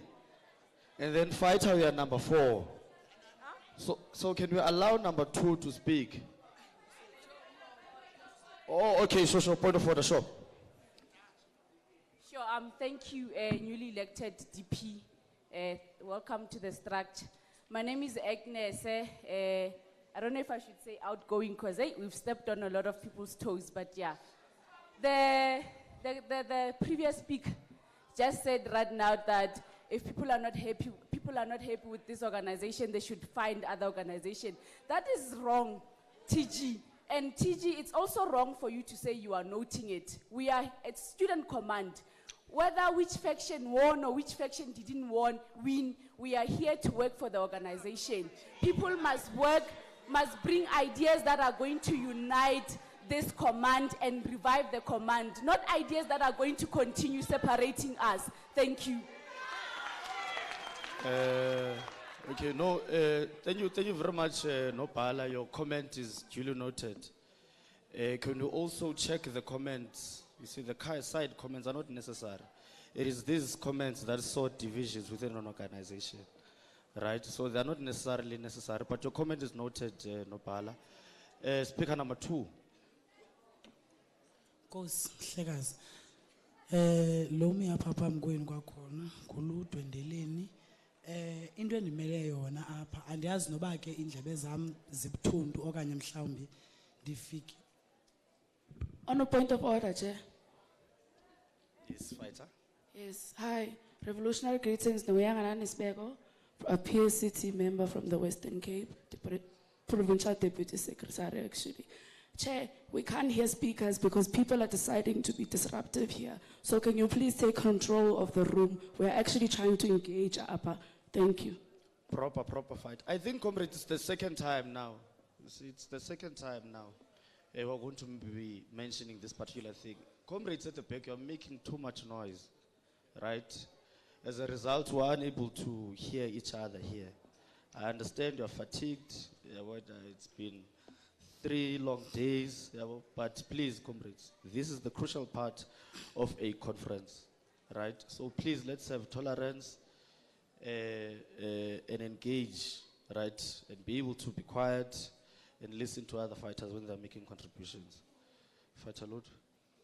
Nkosi, hayi noba kufuna ndithethe namhlanje. Nkosi chairperson, ngelithuba ndiphalona. Bese ndizichazile uba ndingubani. Bendibathe nditshilo ngaphambili uba andiyazi noba kulela lixesha benike ndathi personal ndaphuma apha ngaphandle okanye ibiseyireziwe nale point. I-point mna endifuna iraise, it's about the building of an organization, I think so, yes. Izinhloni isisanyeliso kwaye futhi isisithuko ngehlobo obonakala ngayo into yokuba i-media and communication ne-platforms of social media ze-EFF Student Command ufumaniseka uba ibipostwe namhlanje xa uphinda ujonga after 14 days ne-14 likes, meaning that qho ngosuku kulayikwa kayi-1, qho ngosuku kulayikwa kayi-1, whereas we are young people apha esigcwelise indlu esibayi-588 pofeback ezibranchini zethu sina more than 100 members. So izinhloni bekufuze kokuba ngabana i-page yethu okanye i-page zethu ze-social media zezona ezibonakalisa kokuba ngabana apha ngaphakathi kwi-EFF nakwi-EFF Student Command kukho abantu abatsha, bukhona ubuncwane, kumnandi, yonke into iyenzeka.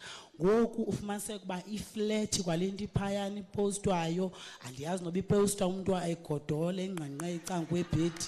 So umuntu ozabe occupy lo position in a national level kunyanzelekile kokuba ngabana asiwe kwi-workshops proper aboniswe kokuba ngabana wenza njani. Ubuyambona uhlobo enza ngalo uNandosi uba kwenzeka into uyatrenda ku-Twitter namhlanje uphendla ngayo ngoku. So sifuna umuntu ozaba active, ozaba aware uba kwenzeka ntoni in each and every branch. Kungapostwa xa kupostwa kusiwa kwi-national gatherings, nezo national gatherings ezinabantu abayi-15 ingase umuntu ozabe occupy lo position abe aware uba ngabana kwenzeka ntoni eLimpopo namhlanje nge-EFF Red Friday, kwenzeka ntoni eNorthern Cape KZN njalo njalo. So sifuna umuntu ozaba aware abe in touch with the ground and also with the branches. Singafumanisa kokuba ngabana liphondo linye, yibranch inye exhonywayo nembuso ezinye. Ngoku abanye abantu asibazi naxa funeka ngoku abanye abantu becontestile in such platforms xa bengenamali to go in other branches. At least xa kukho i-videos on your YouTube and see how does umuntu articulate i-position ezithile so that sikwazi umnika i-opportunity njalo njalo. So mna ndime nje kuloo ndawo ukuzawukhulisa umbutho. Ewe ndiyayiqonda uba ngabana umbutho akakhuliswa kwi-social media kulaa branch mna ndisuka kuyo umntu entwini nca xa uzawukhulisa umbutho. But ibalulekile okokuba ngabana masibonise okokuba ngabana iyintoni i-EFF Student Command injani, sibe batsha, sibe active, sibe vibrant, singabikho flat bethunana. Andiyazi noba ndinyathela ecaleni na. Ndime apho wena okwalo mzuzu Deputy President, because ibalulekile kakhulu nyhanda uxelela office and inga attract abantu abaninzi ngezinye indlela and ubuya qaphela abantu abatsha majority aba bakhoyo ngoku apha endlini iphone zabo ezicofa esibunzi zilapha kube esandleni so baku Facebook baku Twitter yo hayi thina sozuve kutrenda nento eEFF student command if kukho ingxaki ka NSFAS in some college ezabi khona umzekelo emthathe nengxaki ethile bekufuza ba ithi poster siya retweeter so that uNSFAS no Department of Higher Education abon ba sasithingi attention si comment kuyo si retweet si send si expose izinto ezenzekayo in our institutions ezingxaki ze res abantwana abahlala kuzo ngathi uhlala ihagu sizibona usiba ngabana indlela imanagement kwi-institutions abantwana abahlala ngazo ezo zinto zinokwenziwa ngaphandle uba kubekho imatch but kweli xesha langoku kuretweet ngola xesha uFees Must Fall kwakho hashtag ndiqinisekile uba wawufaka uhashtag abe mne Fees Must Fall ilizwe lonke lino hashtag sifuna iorganizational ezabanjalo ukuba kuthethwe ngetopic ethile okanye kuthethwa ngeissue enye ngoJanuary of course it's accommodation and NSFAS siyazi lonto futhi sibe aware enelizwe lubona uba abana iEFF student command yiyo leader in the politics of the student in the country. Nkosi.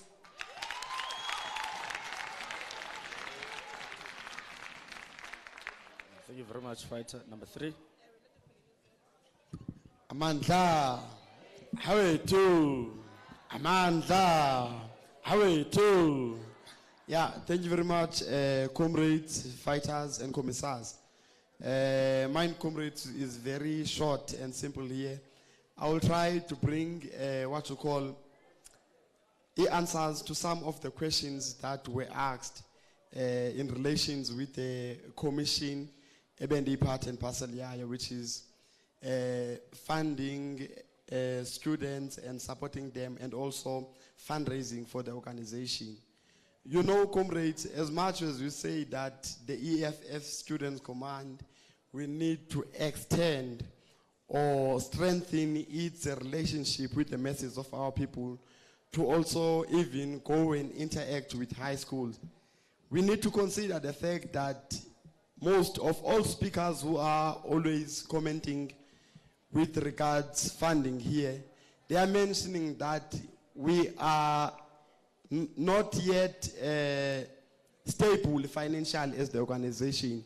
So some of the things that we are proposing here, they are the ones who are going to drive us to say when we come to the 5th National Conference of the EFF Student Command, City, no, the CSCT failed because we just gave them commissions or mandate without giving them a proper plan of action as to how can we achieve this.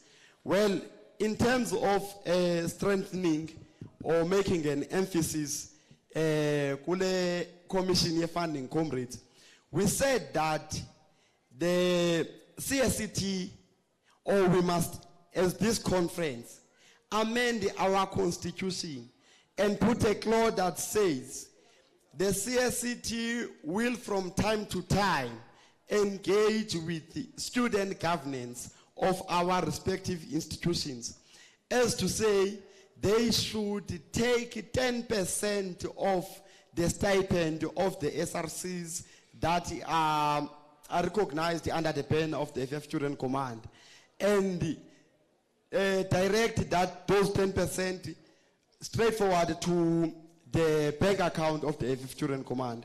Because, comrades, if ever we say it should be a matter of locating SRCs and telling comrades to pay this money, we are going to face a crisis where we are going to recall SRC members each and every time.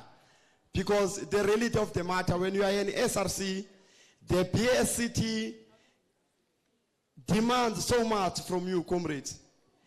You have to sustain the branch financially. As a result, you might end up using even the party levy that is requested. by the CSCT. So it should be a policy that the university would not even give you that 100% stipend. It would take that 10%, then you receive 90% to avoid these things of recalling comrades who are progressive in terms of articulating the stance of the organization. Then moving forward, comrades, I think in this thing of saying we are building the character of the organization, comrades, we must be honest that we are lacking, comrades, in terms of organizational discipline. Coming to this conference, there are so many insults, comrades, that were not only directed to the comrades who were contesting in this conference, but when you analyze these insults, they had potential, comrades, to even reduce what we say, or what we preach to the masses of our people about the EFF Student Command. So I'm saying it should be in this conference, comrades, that we say we must have and adopt a social media policy, comrades, that will restrict fighters as to say what content should we post and comment about the organization on social media. With that being said, comrades, lastly, I would love to make an emphasis on that thing of contesting the structures of universities, schools, or comrades. Here in that commission, it was said, there are structures that are called convocations in our universities. And as the EFF Student Command, we tend to neglect those structures, comrades.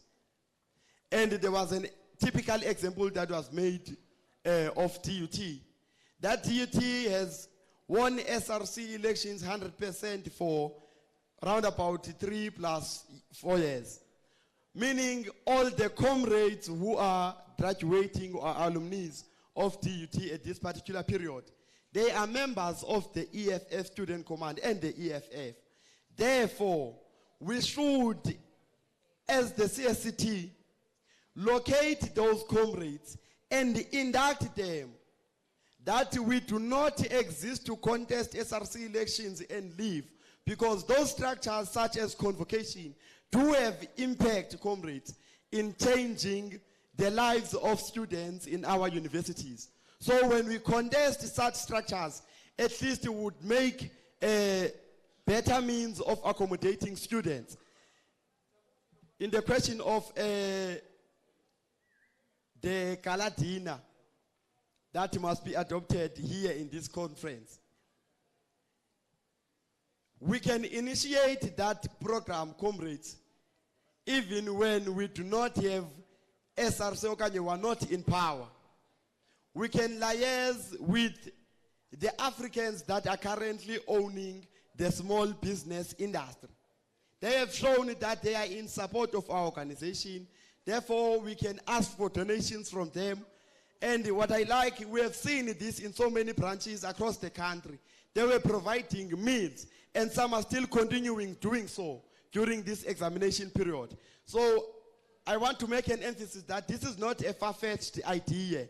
We can achieve it when the CSCT will make will put pressure on branches that they report maybe to the PSCT about the progress on attempting to do these programs. With that being said, comrades, let me submarine. Thank you. Thank you, fighter number 4.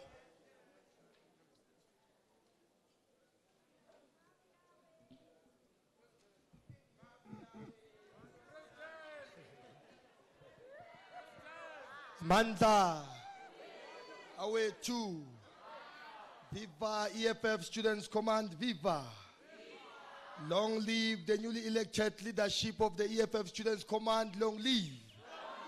Long live President Sishelonzi, long live. Anta. Comrades, thank you very much for this opportunity. I won't be long. I just want to touch on a few issues, just to contribute to the ideological aspect of this conference. Comrades, there are commissions that have set. Transformation is part of them, organizational building, student funding, and also the role of the Students' Command in assisting in building the EFF. There are fundamental issues that we need to raise, comrades, in this conference, and I think maybe we must also, before saying anything, applaud members of the EFF Students' Command for their behavior in this conference. Comrades have done very well. In the previous conferences that we've attended, just to make reference with the conference in Val, and also the conference in Mangaung, when it was time for commissions, the conference was not full like it is today. So we can see that at least in terms of maturity, we are going somewhere as the EFF Students' Command. I heard a caterer here complaining about alcohol. Don't worry, leader, slowly but surely we're going to get it right.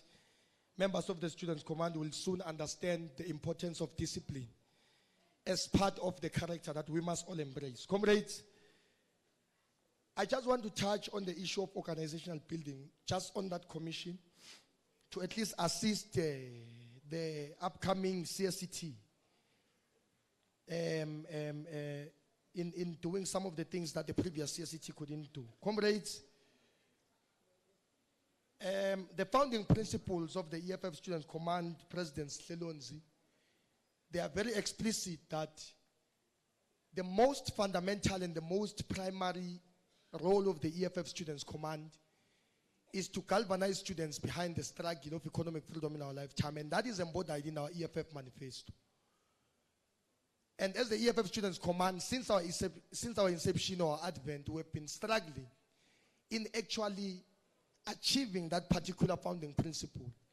And this plenary must take into cognizance the fact that there is no other principle out of the 7 that we can be able to practically achieve without achieving the first. The first is fundamental and is compulsory. That is to say, each and every branch of the EFF Students' Command should be able to perform and be able to contribute, or rather be able to embrace that particular founding principle. And how best can we do it, comrades? Makabane, the EFF has just launched what we call a 1 million membership campaign. And the CIC always speaks about transitioning from the quantity that we have thus far into quality. We are of the view, President Sihlelonzi, together with the collective, that it would be best that in as much as we have a Red Friday that we all embrace and we all participate in, the EFF Students' Command, and by extension the EFF, must adopt a day in a week, be it Wednesday or be it Thursday, that we can term as a Mkhabulo Wednesday or Mkhabulo Thursday, where all branches of the EFF Students' Command nationally will engage in political education in all branches. And and that political education programs, President, it must not be coordinated by CSCT or by PSCT alone. Isn't it the EFF Students' Command is not conforming to what we call a banking system of teaching, where I will stand in front of fighters as someone who possesses all the knowledge, and all fighters that are in this plenary, they are objects that are just arrogant or objects that are just naive. We must infuse confidence even to the ordinary member of the EFF Students' Command by ensuring that in coordinating these programs of political education, we allow for maximum participation. And how do we do that? Maximum participation in the sense that when the chairperson of the branch is saying, comrades, we are going for a Mkhabulo Wednesday program, you must take the constitution of the organization, stand in front of all fighters. Fighters, next week Wednesday we are meeting. Fighter X, you will be presenting on section 1 of the constitution. That is speaking perhaps about what this EFF Students' Command is in essence. What you will do is that when you come and present, those that will be listening or participating, they are also given the very same responsibility to go and familiarize themselves with that particular section. So that when the fighter comes, the fighter does not possess an object that carries all the knowledge, but there is maximum participation or there's cooperative approach. Members are able to contribute, and also the one who is in front is able to contribute. And by doing so, we'll better understand the constitution, Makaban, without even having CSCT members to go to those particular branches and educate our members. Our members have the documents and they can do the education by themselves. There's a leader that stood up here, but I thought maybe he was going to really stress on that idea. Comrades, principle number 4 of the EFF Students Command speaks about building a dynamic relationship between branches of the EFF Student Command and community struggles. That is to say, we are a microcosm of a macrocosm society. There is no SIAD TVET college without the community of SIAD. Branches of the EFF Student Command must start participating in programs of communities. But not just programs, progressive programs. Progressive, we mean, these are programs that conform to the principles of the organization, so that we don't find ourselves mingling with clownish things like Botutula. We don't form part of that. When there's a community struggle that has to do with water, branches of the EFF Students Command must associate themselves with such struggles. Because by microcosm we mean whatever that is happening in the outside also affects us in the inside. When there's crime in the community, there's crime on campus. When there's lack of electricity in the community, there's lack of electricity in the campus. When there's no water in the community, there's no water in the campus. That is to say, our relationship in one way or the other is intertwined. So branches of the Students Command must really concern themselves with community-based activism. Comrades, I'm sitting down just now. Fighter Buntu stood up yesterday here. And I believe that the leadership that is sitting in front of us will really look into this issue. And they spoke sharply about the issue of fighters that are being suspended, fighters that are being expelled, and this is our contribution to this conference. Fighters, we believe that we must consider the formation of not even the formation, but the establishment of a legal desk of the EFF Students Command. Depending on mother body, sometimes it's going to delay us, my command. We are an organization of our own, we've got our own constitution, we must be able to do things on our own. When we go to the mother body, it must be an issue of saying we want to be subsidiary, but it must not be an issue of saying we're entirely depending on mother body. And also that speaks to the relative autonomy that the leader spoke about. In as much as we're governed by and adhere to the principles and the programs of the mother body, but we must have our own. Let's establish a legal desk. And this conference can also discuss this issue, my command. We are of the view that the legal officer of the Students Command must be a full-time office bearer. In the same way that the president of the Students Command and the secretary is a full-time office bearer, because students are getting suspended every day. Our response is not as promptly as it's supposed to be, simply because everything is left to the national structure, and in terms of provinces and branches, there is no any corruption that's happening. So let's establish a legal desk and invite all members of the Students Command that are doing law, be it third year, fourth year, be it second year, for as long as they hold a legal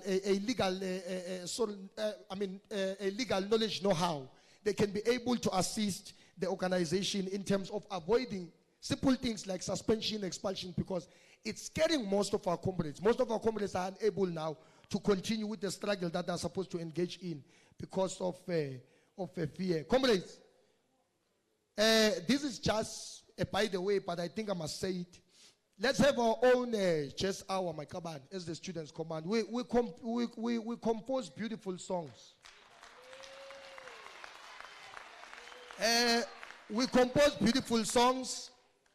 We are inspired by what Bokomisam Buiseni are doing and the rest of former members of the Students Command in composing and also I don't know, the TG can correct me. I think there's a studio in the office there in Winnie Mandela. Let us organize members of the Students Command. It must be a representation across all provinces where we are going to be able to bring together fighters and compose nice things, because we hear our songs now in Mother Body Jazz Hour, and it's an issue, my kaban. Things like Bonome, but those are our songs, Baba. So we need to organize them. But it's fine, they can take Pitakiese, they can take Koketso. We've got other forces here who can sing. We're going to work with what we have, but we want a chess hour of the EFF Students Command that is going to be very youthful and attractive to young people. Comrades, commissars of the EFF must build a relationship with the commissars of the Students Command. Deputy President, you are sitting there as a Deputy President. We are of the view. Let us build a relationship. Be in a relationship that is going to assist the organization with the Deputy President of the Mother Board. Treasurer of the Students Command, Hape Arena Chelet. Start making a good relationship with TG. She's just here, she's not far. Let's build a relationship. No Pala of the Students Command, the same thing. So that we can learn, comrades, how the EFF run its affairs.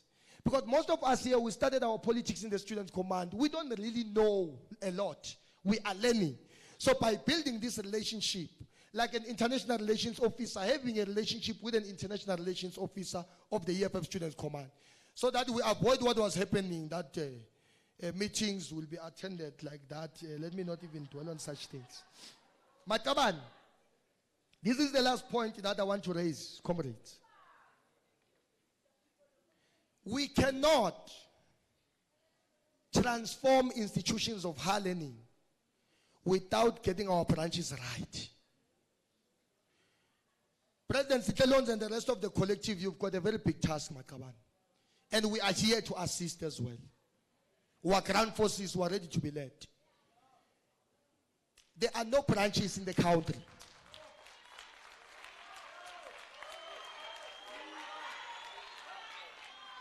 There are no branches of the EFF Students Command in the country. And if we're not honest with this conference will not be able to resolute on assisting the EFF in its 1 million membership campaign. The Students Command is going to be a liability to the EFF. When the CIC stood in Bloemfontein and asked the question, do we really need the EFF Students Command? In essence, in as much as comrades got infuriated and angry about it, in essence he was asking, are we still conforming to the 7 non-negotiable founding principles that define our existence? We have went astray. There are no branches of the EFF Student Command in the country. You can only name a few. Those that are there, even them, they are struggling. So what we need to do, President and the rest of the team, let's go back and build branches. And the branches were not only speaking about those that are in universities. Comrades, let's get to rural areas, the activate colleges.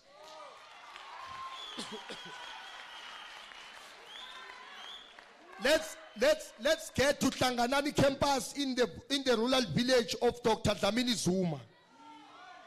Let's go, comrades, to Kanyamazane campus in Enhlanzeni. Comrades, let's go to Ingwe Tibet College in the Eastern Cape. We need a CSCT that is going to arrive there, so that at least all our branches are taken into confidence. That is to say, the program of politicization. Remember, there's a difference between mobilizing and organizing. Our founding principle is clear to say, we've got a task of mobilizing students. But there's a good thing about it. It goes and say behind the idea of the economic freedom fighters in our lifetime, it speaks to transitioning them from being mobilized to being organized. It's easy to mobilize. An NSFAS issue can mobilize students, but it cannot organize them. We need to make sure that they are well organized. And how do we do that, President Sikelons? We must, before we launch our branches, let us call for pre-launching meetings. Pre-launching meetings will show us if branches are really ready to launch or they are not. Because what we do, people sign membership forms. After signing them, we take them. They are 100. After that, when it's launching, they go and collect people who did not sign forms and use them to launch branches. And if we do not fix that problem, we'll keep lying to ourselves that we've got an organization, but we don't. If we really want to contribute to the EFF, and even most branches of the EFF, Makaban, they are not existing. And I'm saying this, the leadership of the EFF is here. Most branches of the EFF we are from communities, we see what we're talking about. The Students' Command must zoom into that space, President Sihlonzi. Please give us that directive. They must zoom into that space and assist Mother Body, because there's a lot that is happening there. How do you see this, my lead? We can have a branch, but when it's time for elections, we only get one vote in a ward. Where is the PSCT? Where is the PCT of the ward? Where is the membership of the ward? At least if we lost, let's lose with our members. But even our members are not there.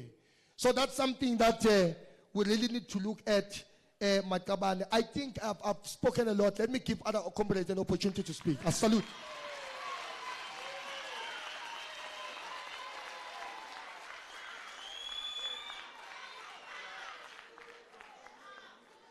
Oh, thanks, Comrade Mafia.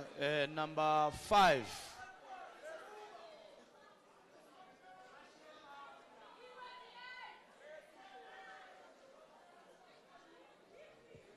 Number 5. Amandla. Amandla. Viva President Sihlonzi, viva. Viva President Sihlonzi, viva. Viva President Sihlonzi, viva. Phakama Student Command, phakama. Phakama Student Command, phakama. Thank you very much, comrades. My name is Oletu Kaoka. I come from the Western Cape, at South Cape TVET College, George Campus. Mine, DP, is very simple. I am here to speak about a few issues that affect students of TVET. To begin with, I want us to concern ourselves with the issue of accommodation. Firstly, we must understand that in these institutions we call TVETs, we have 2 segments, or rather 3 segments. There are urban TVETs, and there are urban rural, and there are rural TVETs. I want to focus more on the urban and rural. The urban rural. What happens is this, Comrade DP.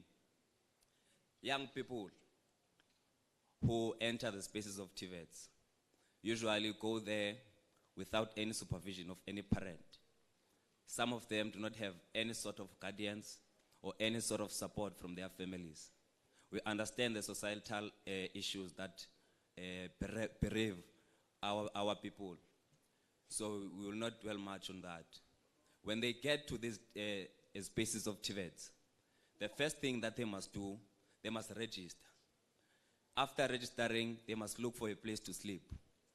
It is so unfortunate that so many TVETs in our country do not have the places called residencies. Students must go and find their own residencies. TVET colleges do not have accredited accommodations. We, as the EFF, we must find solutions so that when students come to the spaces of TVETs, they do not become stranded. It is so unfortunate that during the course of this year, in George Campus specifically, we had to accommodate young people who come from across the country in the regional offices of the EFF for at least 2 weeks, up until the institution woke up and tried to find accommodation for these students. It is so unfortunate that we have to, after so many troubles that we go through, when we get to these spaces, we want to be safe. We want to feel that we are young people who are seeking better opportunities and a future for ourselves and our families. So when you get to these spaces, we must be able to be accommodated. You must be able to feel secure and safe. My second point, Comrade Deputy President, is the issue of NSFAS. NSFAS doesn't fund the whole qualification. I want to start there. There's NATED studies in TVETs, and there's NCV. In NATED, you only do, you do 3 semesters. In that 3 semesters, Comrade Deputy President, you complete a certificate of N6. After that N6, you have to go out and look for what we call in-service training. Some people call it an internship. It is very, very, very difficult for a TVET student to get an internship or in-service training, because the institutions we call TVETs do not cater for students after they have completed their N6 certificates. So as the EFF Student Command, we must be able to answer those questions, because it is so unfortunate that comrades go and spend time at school, but after completion of their studies, they are found wanting on the streets because they do not get jobs. It's hard to get employment with an N6 certificate. Why do we then have TVETs if we are going to be in trouble after completing the certificates?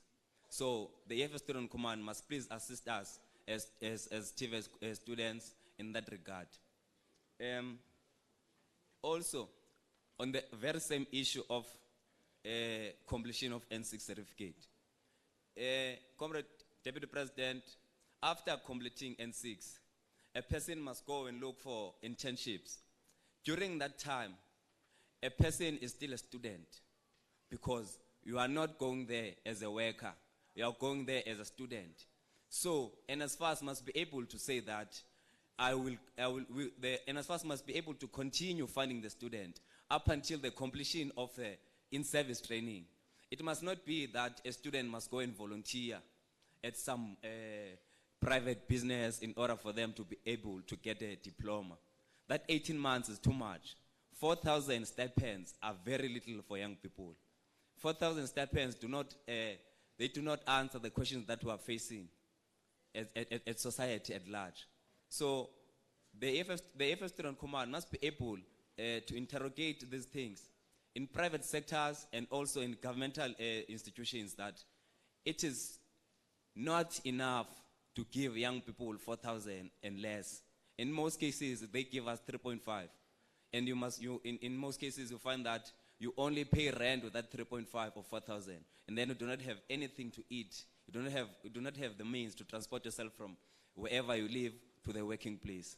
So it becomes hard for us, Comrade President and Deputy President, to become graduates because of these issues that I've just mentioned. So the EFF Student Command must be able to assist us in that regard. Those are the only issues that I wanted to rise on, Deputy President. Thank you very much.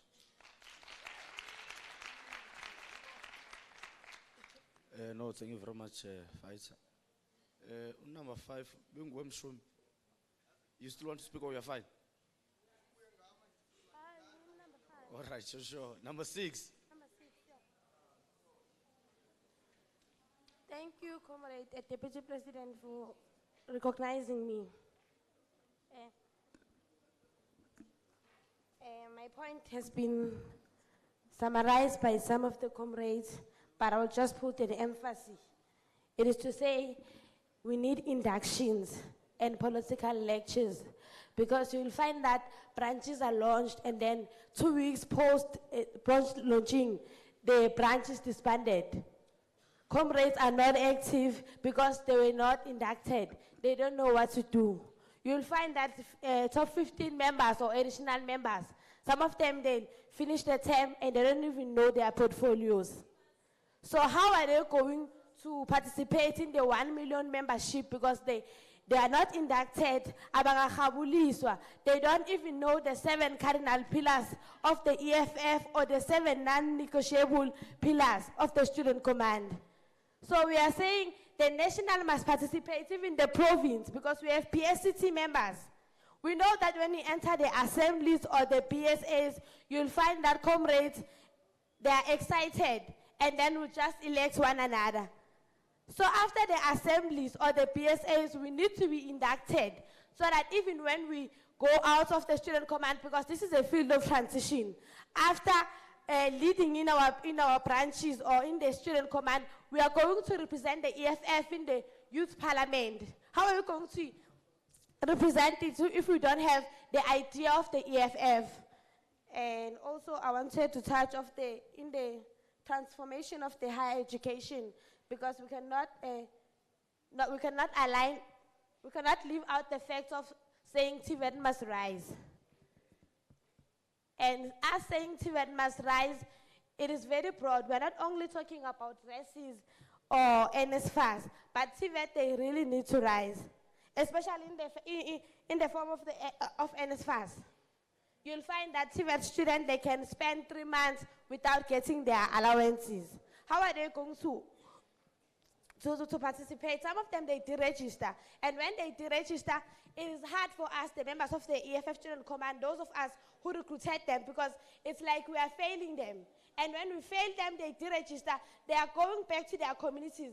They are not going to vote for EFF because even in the Student Command, we have failed them. So we are requesting from the nationals to look in this matter, because from yesterday's reports, I think they said the former national team, they met with the CEO of the NSFAS. So we trust in you that you'll do a follow-up and will come back to us, comrades, because we really need to mobilize under the idea of the EFF, but we cannot do that if we are failing them. Thank you. Thank you very much, Fighter. Let's quickly do this. We're going to take number 8. Ne?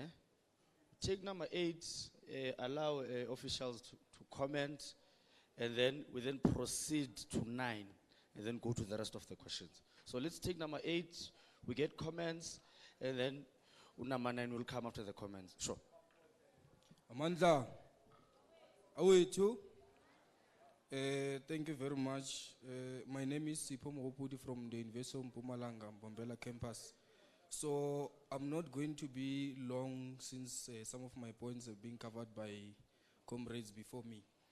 So in terms of looking at the funding of the movement, which is the EFF Student Command, I think the mistake we are making in ensuring that the movement is funded, more especially when it comes to branch level, is that our focus is more on money.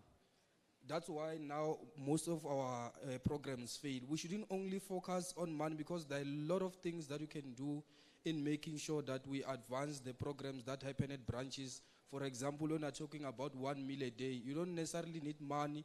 You can advance corporations that are willing to donate certain food puzzles, because it has happened in our Sizifunda Nkani 2020, 2021, where we barely spent any money on buying food, and also when it comes to paying for accommodation, since we managed to negotiate with service providers that are having this kind of programs that seeks to make sure that we increase access to institutions of higher learning, more especially when it comes to assisting students that are coming from disadvantaged backgrounds. So I think in terms of funding the revolution, we should look at that kind of a model as to how then do we become strategic in making sure that we're having those kind of things, because money on its own, it can be a bit demotivating, especially when you want to do your programs. And in terms of scrutinizing on the non-negotiable principles of the EFF Student Command, I think one mistake we are making again is that we only know these principles, but we don't extrapolate or we don't extend as to what exactly are these principles talking about individually. When we are saying that we want to attain free quality education, how then are the models of making sure that we are attaining that free quality education that is decolonized, as compared to us now having a conversation that degenerates us to discussing NSFAS? Because that's not one thing, although it's the devil we are faced with now, we must talk about, but I think we should have a much broader vision when it comes to free quality education, and also how then we scrutinize the principles of the EFF Student Command. Because if you look at the founding manifesto of the EFF, the motherboard, doesn't only talk about the expropriation of land without compensation. It goes further about talking about the agrarian land, about land that is for settlement, and as to how then is that land going to be distributed amongst the people equally. So I think that kind of engagement, more especially when it comes to building branches that are of quality as compared to branches that are of quantity, we are going to move. Because also, if you look at the motherboard, we should at all times look at what the motherboard is doing. It suspends clownish people, because even the CIC is willing to not compromise nothing, especially when it comes to the expropriation of land without compensation. Even said it, that I'd rather not win votes.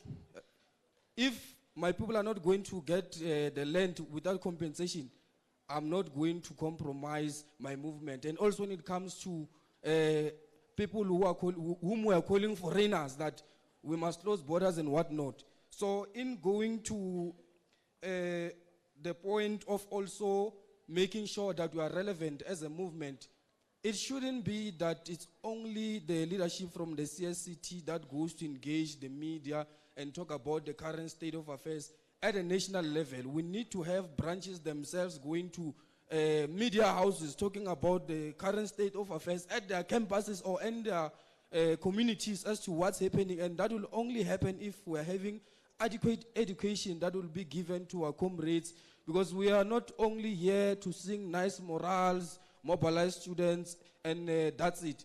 We must know that by virtue of you being called as students without even joining any movement, your duty is to read and is to also scrutinize and criticize or however, analyze the content that you are digesting. So we're having comrades who are not reading. So we must evoke the culture of reading. Not only should we have political education, but we should have debates. We must have a force who's calling a seminar on an article he wrote or she wrote herself or himself, that I'm talking about mobilizing students behind the banner of the EFF, and we are going to do it this way and that way, and then from there we're having an engagement. Not only should we bombard people with education and not test if whether that education, they are understanding it enough and they can use it in constructive ways. I think in that way we'll reduce that thing of being seeming like SARS-CoV, just doing things for formality and also being administrators of NSFAS. Amandla, thank you very much. So, in that fashion, Makawan.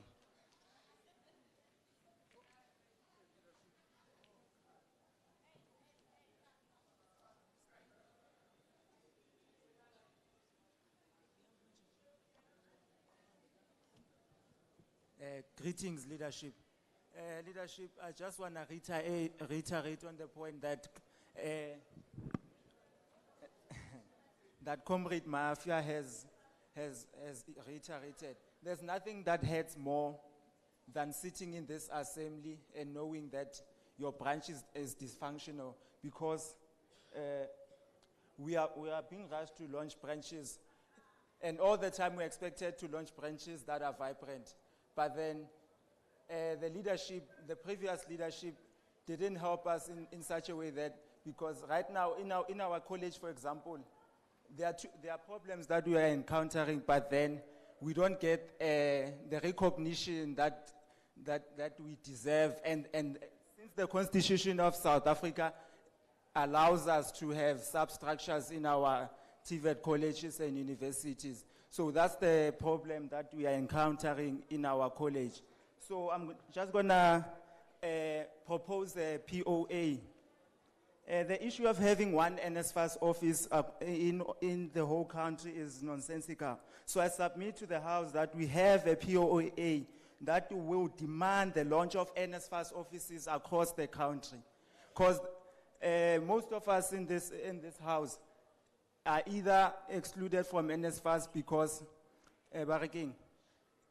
we don't get the necessary help that we require from NSFAS. We've sent dozens of emails to NSFAS, but then we are not getting responses back.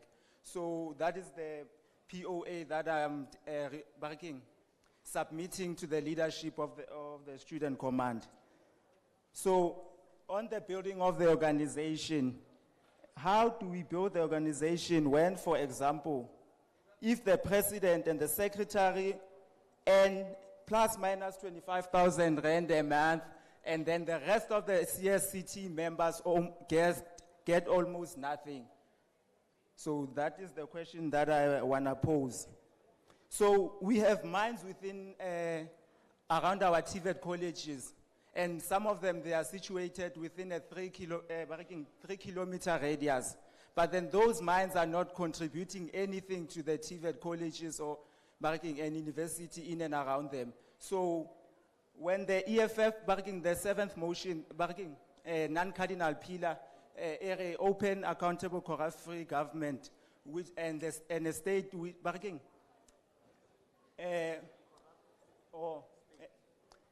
and a society that is free from from corruption.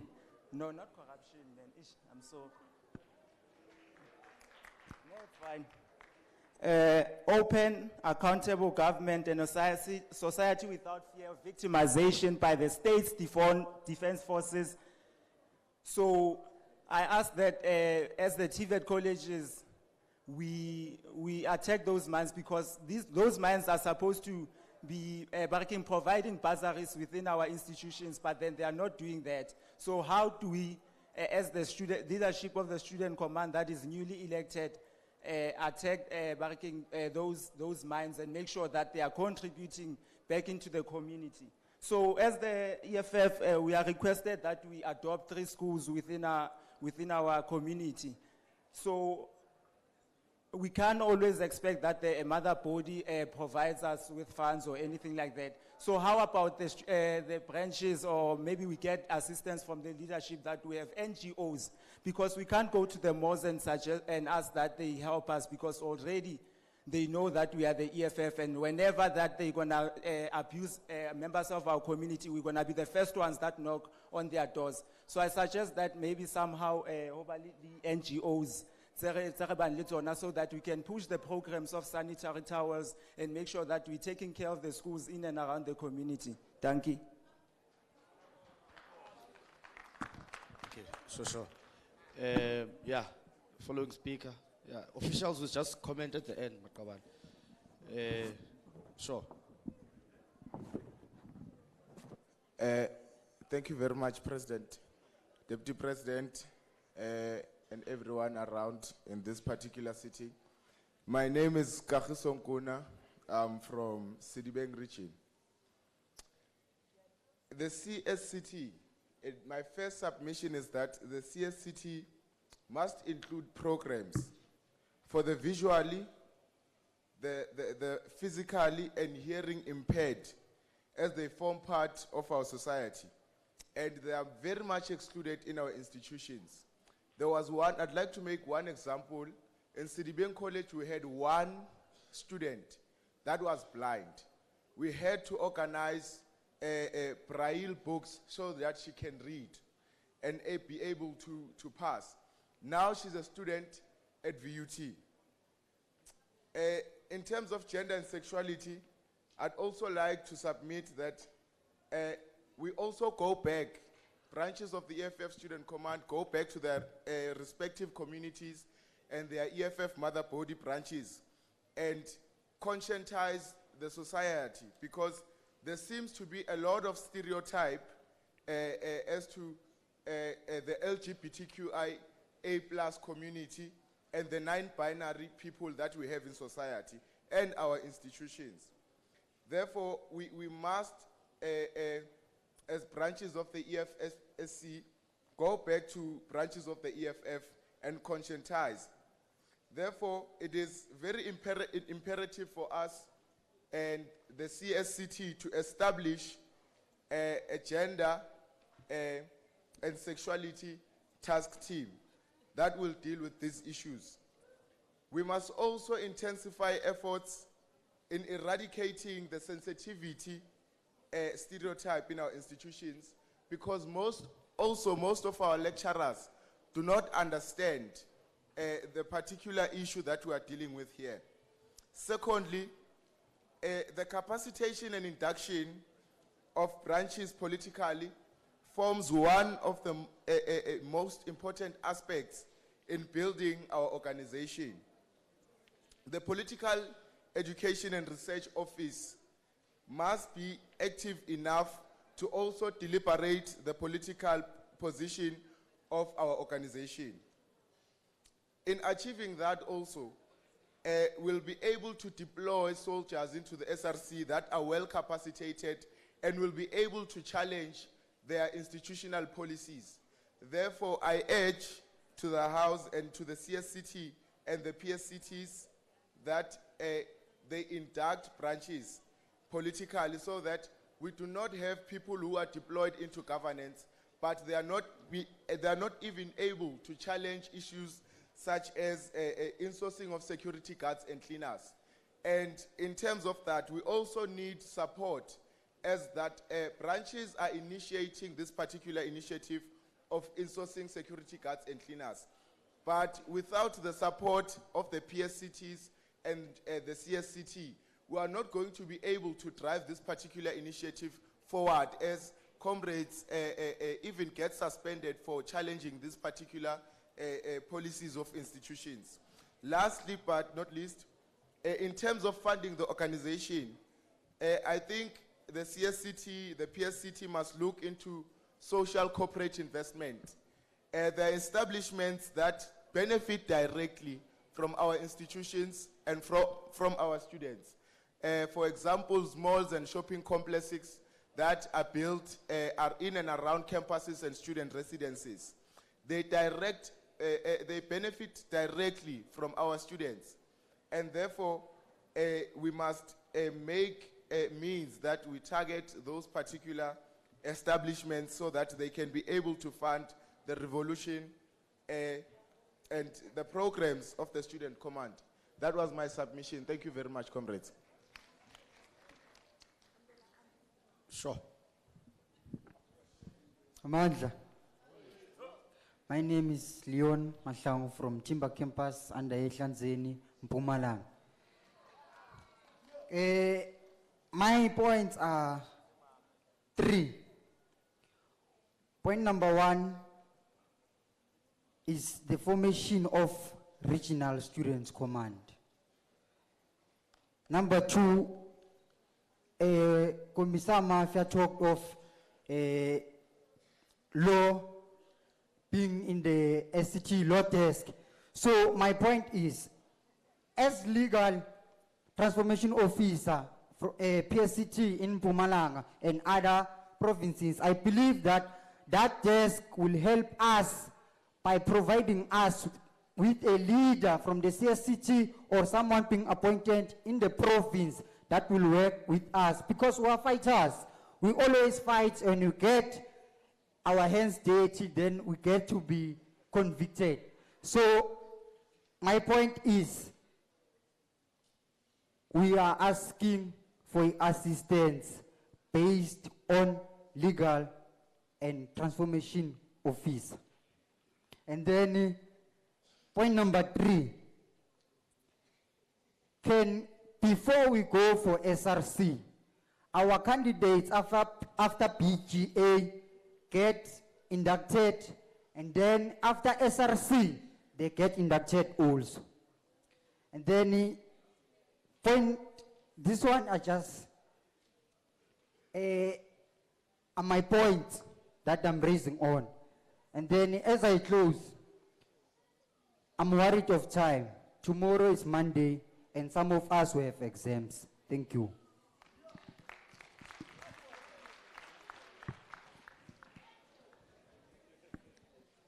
Sanbonan, I'm Lirato Topelo Mashilwane, and I'm from Gauteng. I'm rising under the Commission of Gender and Sexuality. I feel like there is nothing done in the commission, especially in South Africa. Is one of the countries that has high rate of people who are gays, lesbian, transgender, and furthermore. So those people are not given positions, especially here also in EFF. I haven't seen even one gay sitting there in the top 5. I haven't seen maybe gays or lesbian, someone who is transgender. Huh? So what I want, on a point of order, Chair. Sure. Can we please be cognizant of the things that we're saying, because you can't see if a person is gay or whatever. Don't assume. Thank you. As I was saying, we must support those that we know that they are gay. And also, in our campuses, we must run. Mandla. Wait. Mandla.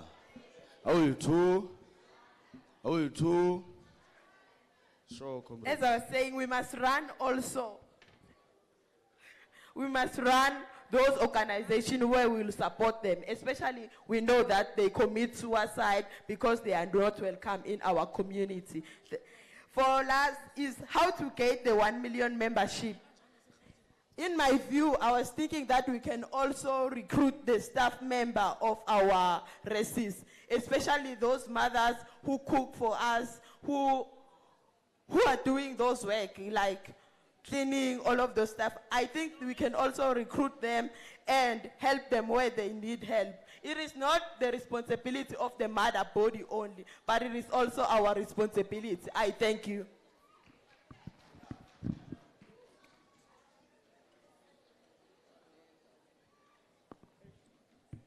No, So, number one? number 12. Sure, first. No, thank you, DP, and thank you to the president. Okay, no, let me move.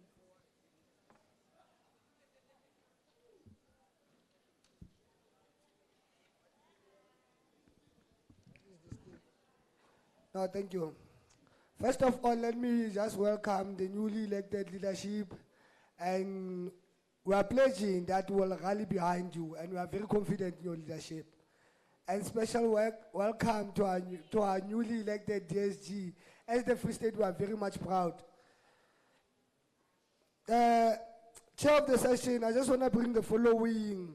In terms of the commission, I had more interest about the student funding and support, because now we need to check whether the current system of education or the current government, is it capable to provide free education? And maybe to reiterate or not, what is free education? You know, when forces, they used to fall during the Fees Must Fall chance protest there, we were not talking about the NSFAS. NSFAS does not certify us the free education that we fought for.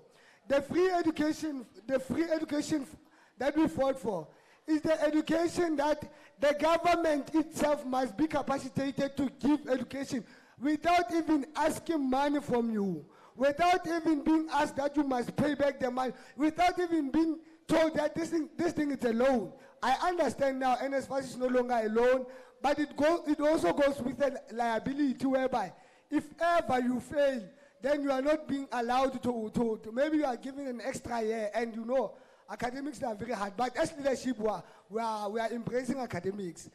So, also to talk about postgraduate funding, we are having a problem whereby our current government, they are only funding you up until you get your diploma or your bachelor. So we need to know that outside there, the working industry cannot only cater for that diploma. You are not competent for the market. So it must allow us to fund us. The government must be able to fund us to a point whereby maybe we reach postgraduate diploma, because at that point you are much equipped in terms of what must be done. So also, President, I think we should check the formation of NSFAS as we are trying to collapse it, and check the policies of NSFAS. Policies of NSFAS, they are meant to micromanage or maybe deprive us of free education that we want. Because now we need to engage in terms of how is it distributed, how is it allocated to us. That's one thing we need to talk about. And also, you know, whenever we bring to the stage, we must be cognizant that we bring solutions. And I think as one of the EFF founding manifesto that we want to nationalize mines and banks, if ever we would do that, the state will be capacitated to a point whereby they can provide us with free education. So we should look into that perspective so that we join forces with the ideas of the Student Command. Hey, I'm very much concerned because currently at CUT I'm standing with 150,000 that I'm owing. So we must be able to collapse this thing of historical debt, because comrades are not being able to get their qualification to go and work and make a living out of their qualification. So we must be able to question. I think even the CIC once mentioned the issue of historical debt. Historical debt are there and we are not getting our qualification. We must go and work and live, not to leave the Student Command, but maybe promote ourselves to mother body politics, because if we are to enclose ourselves within the Student Command politics, we are not going to grow. So sure.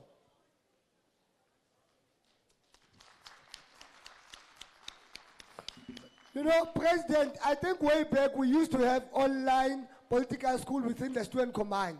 And it was very much effective in terms of making us alive or maybe making us to be inclined in terms of politics of the EFF. We used to get documents of the EFF, we used to be examined. So I think we should bring back the system of the online political school that we had before in the FFSC. It was conducted by Commissioner Gross. I think it's very important that we go back because at the current moment, I'm telling you that online political school is no longer viable, it's no longer even effective, it's not even working now. So let's just go back into the resolution of that conference in terms of the implementation of that school. You know, ever since I went through the documents of the command, we are talking about decolonization of education or deco-modifying it. I can guarantee you, President, that there is no full document that outlines the structure of education that is decolonized. Maybe within the organization we should have a research group whereby we are to dig deeper into how do we want the kind of education. I can talk about Afrocentric, but let's talk about the content, even maybe the connection between the education that we are having in the practical sense of the work that must be done on the ground. We must not teach our upcoming brothers about Jan van Riebeeck. We're not gonna promote Jan van Riebeeck here. We must talk about, if we are to talk about the history as a module, let's talk about the Steve Biko, those heroes that we know. This information, when you inculcate to the young ones, it will revolutionize them.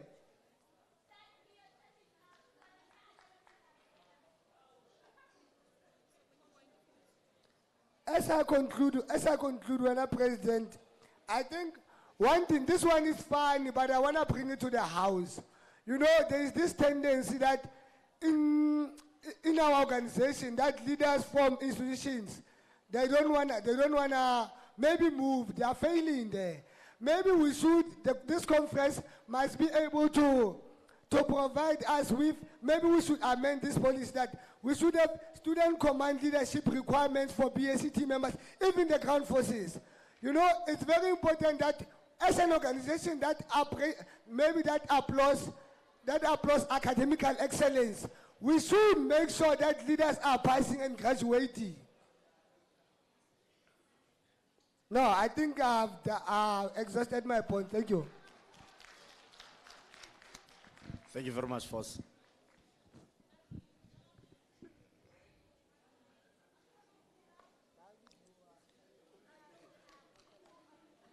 You are 13, ne? You are 13? Yes, I'm 13. Sure. Greetings, House at Large. My name is Kastishai from EWC, Gauteng. Okay, mine is an input. Basically on the social media policy. Why, as EFF Student Command, don't we have our own application whereby all these documents we have can be in one application, and it will be easy for us to make sure that our students get equipped with all the documents of EFF Student Command in that application. And to add more, so that we can get the links easier on the app, because now if we can check, 75% of us in this building right now, they are on their phones. If we have all documents in one app which we can access, all of us will have quality membership, not quantity membership, which we have right now. Thank you. Thanks, Foss.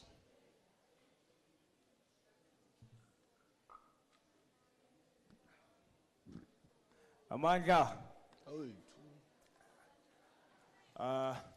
I'd like to thank Deputy President for giving me this chance to give an input here, Chief. What I like to do, I like to give a recommendation. Regarding when it comes to the national and provincial structure elections, I would like the new leadership to look at the rules when it comes to how we do elect our structures. Because if you look at the student command, how is it organized? It's a formation of the TVET sector and the universities.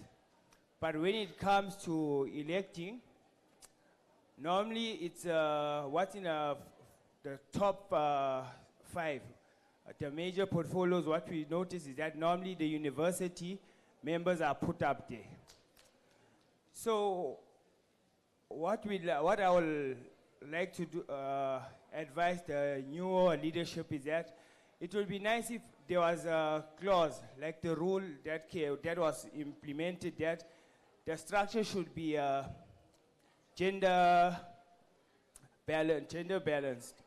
So when it came to gender balance, it would be nice that also, when it comes to electing the structure, it's also balanced, whereas universities are 50%, also TVET sectors are also 50% members put over there. Because what we noticed, what's been happening for a while, is that TVET students are being used as a stepping ladder. What's happening is that we are undermined as leaders of the student command. What's happening is that universities are taking advantage of our leadership. They are undermining our leadership skills. So that's what I'd like to implement.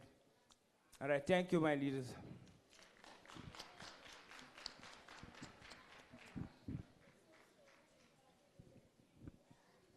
No, Amanda. Eish, comrades, man, you will forgive me. My voice is not agreeing. But thank you very much, Deputy President, for the opportunity. My name is Advocate Tole from Limpopo, Bembe region, University of Venda. I was supposed to rise on a point of order pertaining to the previous speaker on the first round. There's a speaker who rose. Unfortunately, I was still voting when I came in. You were closing the first round when Deputy President. He was alluding on the matter of alcohol. He said, no, we must exercise the banning of alcohol advertisement. What I want to allude when Deputy President is that this matter is very much complex. When we are banning the advertisement of alcohol, we must also think that we are saying those people who are working to advertise alcohol must step down in terms of their jobs. You understand? So it's like that. We must also think it's very much complex, this issue. So I think the solution to this, comrades, is that we must follow the slogan that we were given, and I quote, drink responsibly. We can do that. Comrades, yes. Comrades. Comrades, you are extremely noisy, man. I don't know if it's excitement or what. There's a speaker on the floor. Let's allow him to speak, please. No, thank you very much, Deputy President. Also, I want to reiterate on the issue of party levy. I heard Comrade SG saying that, talking about fundraising money for the CSCT. Comrade SG, I want to address this issue. We must remember that in the EFF, we do not only have the CSCT, we also have the PSCT, and we also have the PSCT.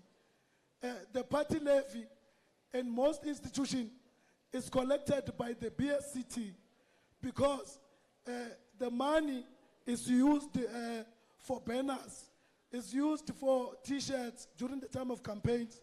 It is used for sanitary towels for our students. So we must think twice when we think of fundraising money from, from the party levy of SRC members to the CSCT. We must also remember and think for the BSCT, because there has never been a time whereby the CSCT provided the resources to the BSCT. So we must think twice. Let us find other ways of fundraising instead of this one, SRC levy. To bring reference when ISG, the previous CSCT alluded that they had a gala dinner. It was meant for fundraising. So get other programs to fundraise rather than relying on the 1 year party levy from SRC. Because there are branches that do not have anything. That money is used. You remember when ISG at Univen there, recently in June exam, we had a program convened by the chairperson of the branch. It was a breakfast drive. We were providing breakfast for students before they went to write.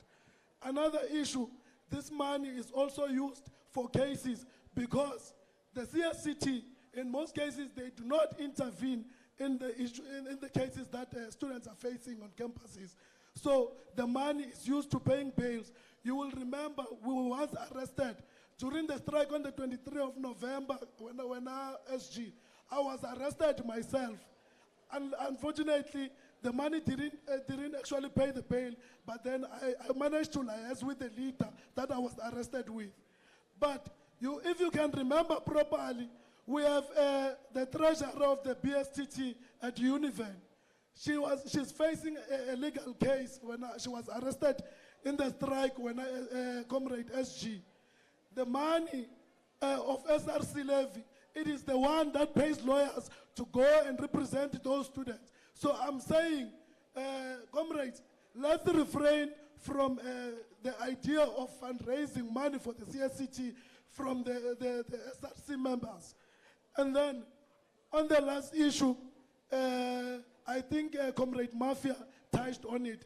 It's political inductions to branch levels. It is very much disappointing, comrades, to find that we have students at the university level. The student will tell you that, no, myself, I'm a member of the student command, but at home, I'm a member of the ANC. What is that? It is very much wrong. And when we come across them, we say, leadership. Leadership where? There is no leadership there. You can't be a member of the student command, but you be a member of the ANC at home. It doesn't work like that. So this shows that we are failing them.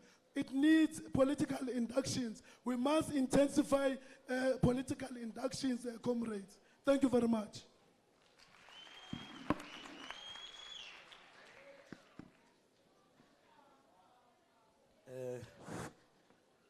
Thank you very much, Chairperson.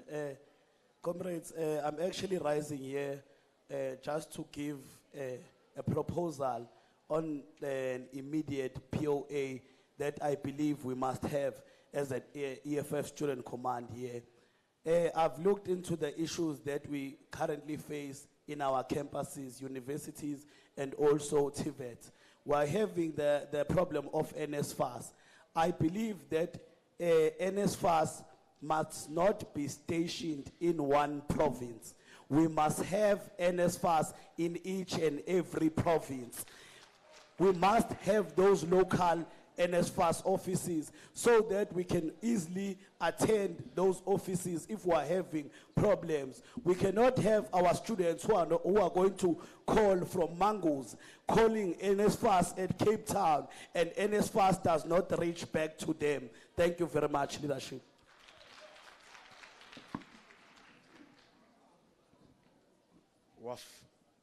Fine. Oh. Mandibulise, Deputy President. Gumba Assembly follow me up. Gumba Assembly follow me up, President. Suka Western Cape Notling College. Anzuba amte man kan ndifuna nje ucontributor ideas pha kwi higher education and training for economic freedom. Maqale kule point e1 le proposed curriculum reviews. Start high school. We high schools, Deputy President, we have a situation, but students from grade 8 until grade 12 zifundiswa i-LO, which is useless. And then umuntu xa efika tertiary adibana necomputer be-traumatize. Uyabo? So we do away with the LO and then substitute with computer literature or financial literature. Because I believe, Deputy President, that poor financial literature leads to poor financial behavior. And poor financial behavior, you're going to stay poor forever. Moving to the next point, Deputy Chair. The secondary, tertiary, SOEs and municipalities must work in conjunction and parallel to address the socio-economic issues. President. A high school president, we have a situation where, let's take for instance, from grade 10 to grade 12, umfundi uhleli classini for 12 months, but when the practical subjects as agriculture, mechanicalism, tourism, hospitality, those are practical subjects that students zifuneka zithini zingene ku-industries zijonge ba zisebenza kanjani industries in that particular capacity. And then this it will do away ke ngoku ngalaa nto ba experience, because we are sibe experience xa uphuma kwi-institutions, which is it's impossible. But if we are enrolling students, for example, Stellenbosch is plus amaninzi Stellenbosch, and we have agriculture student and then agriculture, but asazi nix because ziphela phi ziphela eklasini. And then high school we have term ezi-4, term 1 no term 3 baweyisha kancinci, no term 2 no term 4, where else ngoku phana sibhala ntoni, kubhalwa i-test, kubhalwa i-assignment, i-open book test. Why not to convert as open book test into enrollment ze-student kwi-industries where students zizofunda i-practical solutions? Because singavuka ngomso, Deputy President, and we find that EFF holds the oath of office, because I do believe in Thina siza win elections in the coming few years. But the motherboard is going to do this first, to expropriate land without compensation. But we as EFFSC, we need to have list knocking to the door of Winnie Matikizela's house saying that you expropriated land without compensation. So we need you to address its issues. High school, tertiary, and also SOEs must come into place now as SOEs, because SOEs are state-owned entities that must work in the public interest. When I'm Deputy President, lastly, the private sectors must come into place when Deputy President. Yeah, because at some point, zizoba arrogant private sectors, because we know that the private sectors are run by white monopoly capital. So zizoba arrogant at some point. Zingafuni enrolla students yethu we private institutions, but every citizen has a moral obligation to address to socio-economic issues is a kind. And President. Thank you very much. Yeah, the last one. Tio, Mama, Tio. Sorry, Chair of the Session. If I'm being forward, man, I just want to raise something quickly, or rather make a submission. As the Provincial Secretary of the Western Cape, I'd like to make a provision to a submission to UTG.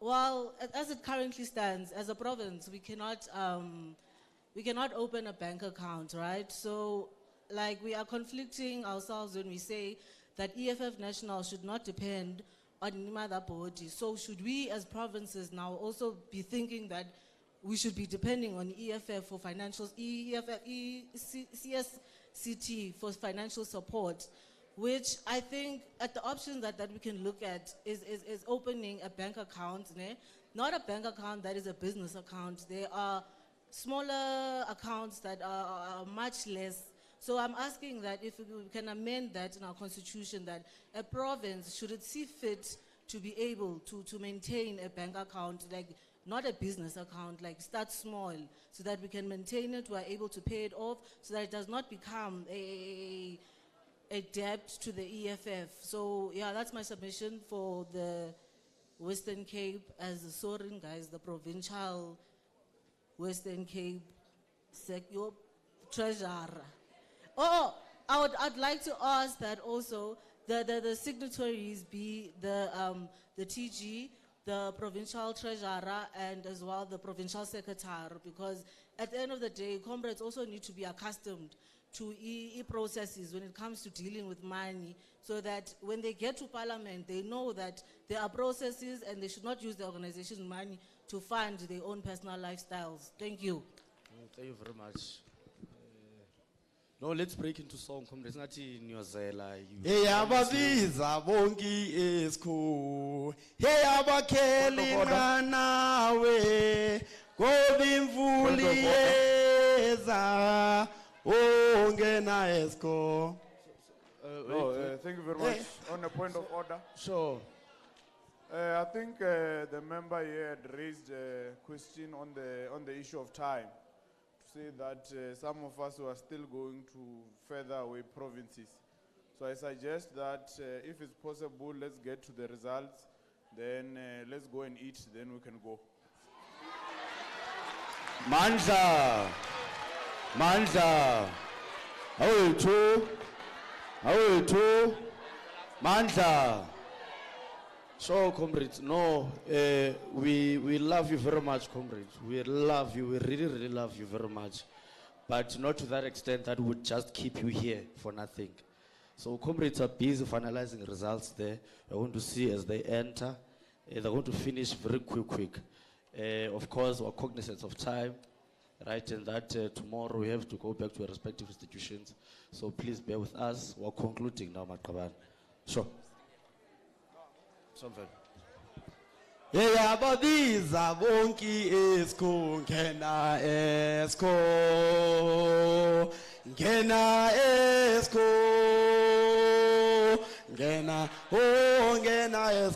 nesizokolana. Hey ababiza bonke esikho. Hey abakheli nawe. Hey ngoba imvuli yeza. Ongena esikho. Hey ababiza bonke esikho. Hey abakheli nawe. Hey ngoba imvuli yeza. Ongena esikho. Hey esikho ngena. Hey esikho ngena.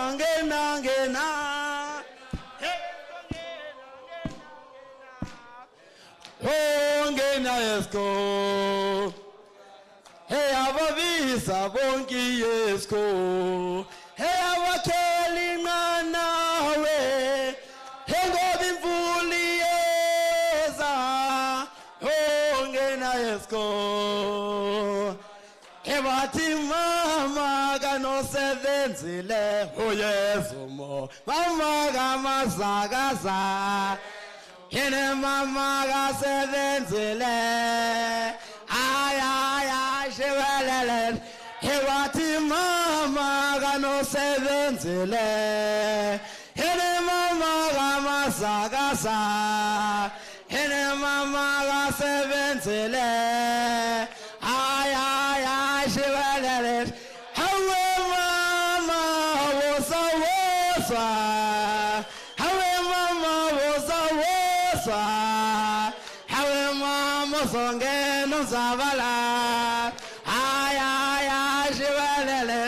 Hawe mama wosa. Hawe mama wosa. Hawe mama magolendo pepela. Ay shebelele. Tatesko pushaye nene. Pushaye twalata. Hawe mama magolendo pepe. Ay shebelele. Tati Tio Tio. Tio Mama Tio. Tio Tio. Tio Mama Tio. Goba Usakala. Ebusuke wakalaga botongo nango. Hiyo hayo fanana ye. Hemagolewe. Hewa usuke wakalaga botongo mdomnyam. Usuke wakalaga botongo nango.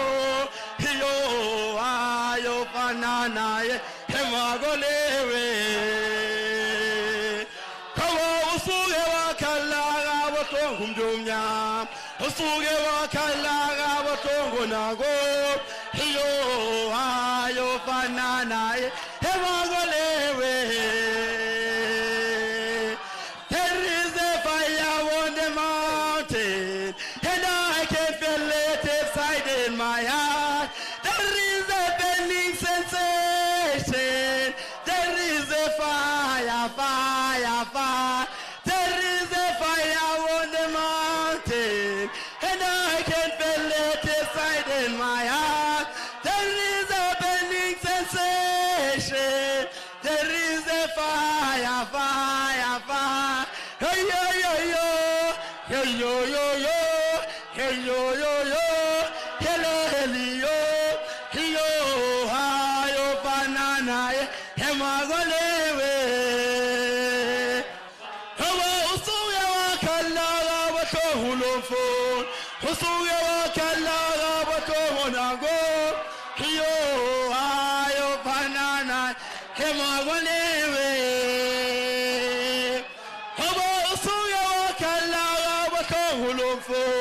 Usuya wakalaga watohonago.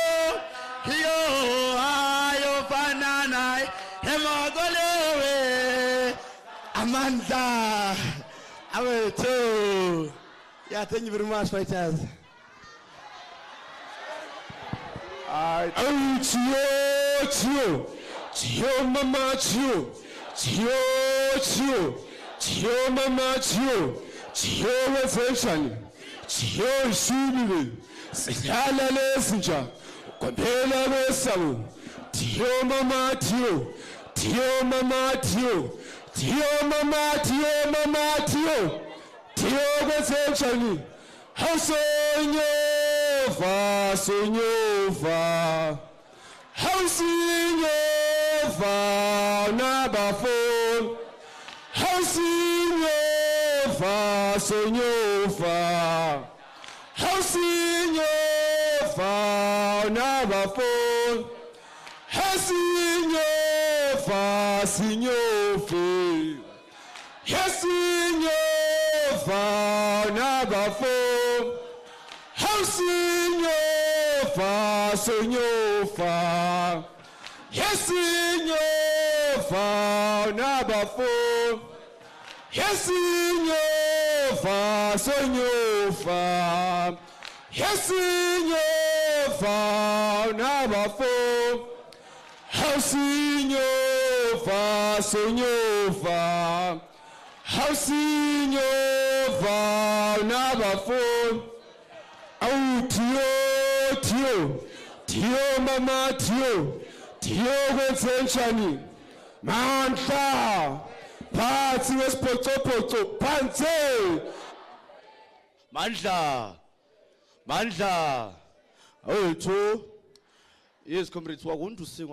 Can you please take your seats for a small time, please? Just please, Makaban.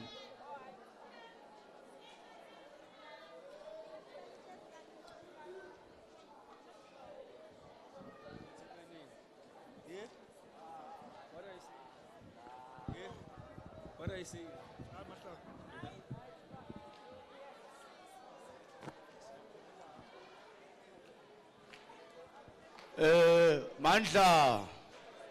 Mandla. Oh, two. Yes. Comrades, please, man. Please. So, comrades, we need to, of course, with the amendments and the suggestions, inputs and everything, into consideration, right? We need to adopt all these reports, right? All 5 of them, right? So we're going to start on the first one, right? The Commission of Transformation of Higher Education. What are the immediate tasks? So I'm going to need hands of comrades that adopt this particular report. Sure. This side.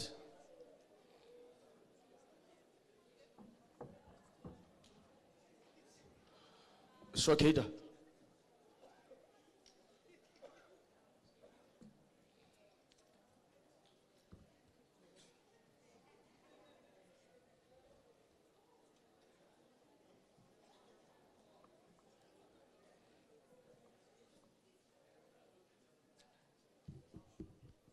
Tumela TP, thank you very much. My name is Fighter Hlumelo Zondani, the provincial organizer of the Eastern Cape. I would like to adopt the report of the organizational building and character, the EFF Student Command, as a vanguard for free education. Thank you very much. Fighter Zonal. Yes, leader. I was speaking about this one on transformation of higher education. We're starting there. Can we have you adopt that particular one? We're going to move and go to others. So we're on this one of transformation of higher education. What are the immediate tasks? Leadership, my apologies, I didn't get that correctly, so I will just, meanwhile, sustain that one, and then the fighter might come and adopt. All right, sure. Sure, Command.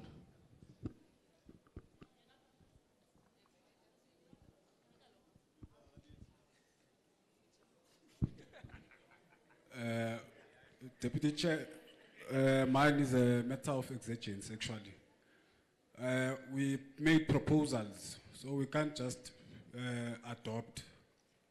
So we need to resolve on those proposals that we made. This includes also the transformation of higher learning.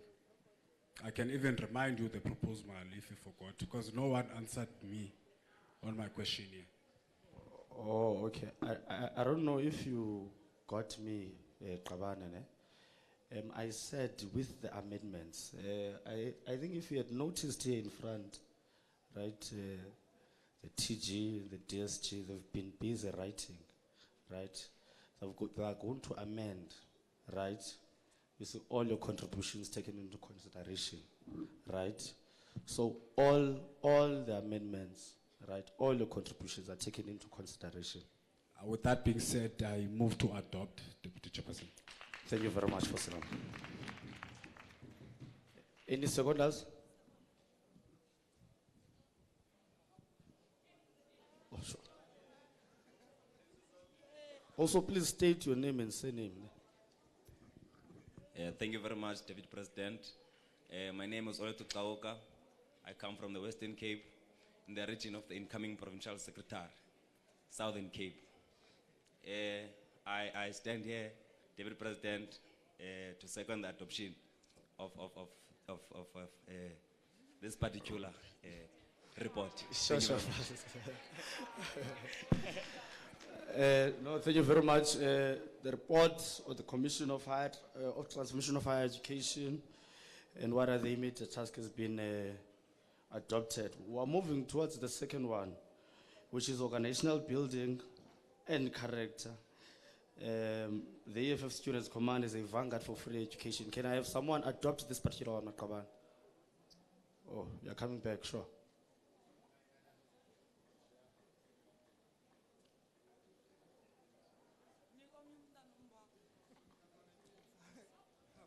DP, this is the one that I said I've already adopted, but mistakenly I, miss what. So it has already been adopted, comrade. I sustain my adoption. Thank you. All right, sure. Can we have, oh, your name? Okay. DP, I've already indicated my name. My name is Fighter Hlumelo Zondani, the provincial organizer of the Eastern Cape. Thank you. Okay, sure, Gere. We need seconders. Okay, we'll go there, at the back there. Sure, fight.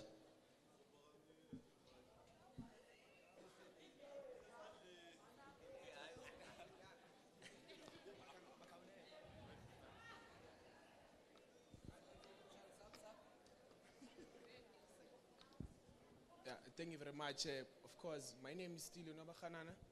Yeah, of course, my name is still Unabakhanana from Second Avenue, Nelson Mandela University, from the Eastern Cape. Also the PSCT member. I second the adoption of the Commission's report. Thank you very much. Thank you very much, Foss. It's been adopted, comrades. We're moving to the third one, which is gender and sexuality in the higher education and training.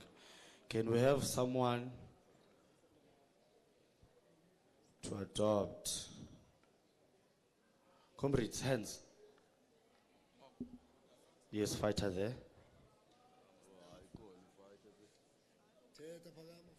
Greetings, leadership.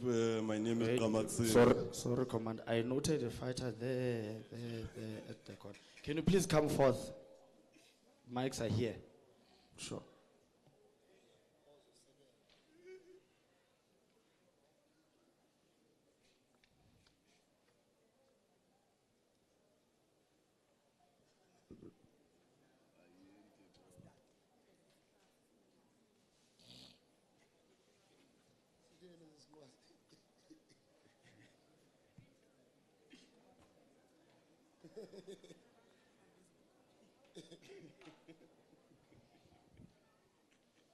Evening, comrades. I, Fighter Daphne from Limpopo, second the adoption. Thank you very much. Can we have seconders? Okay, fighter.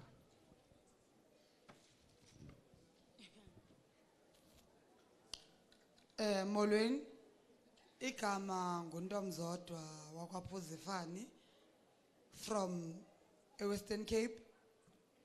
Ndiyayisekenda i-adoption. Thank you very much, fighter. Adopted Makerela. The fourth one, which is student funding and support. What are the models? Hands, I saw hands. Yes, fighter. Yes, you're noted.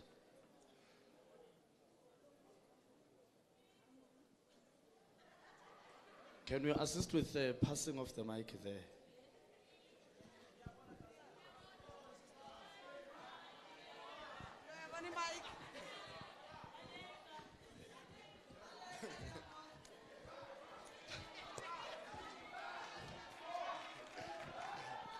Amandla. Thank you, DP.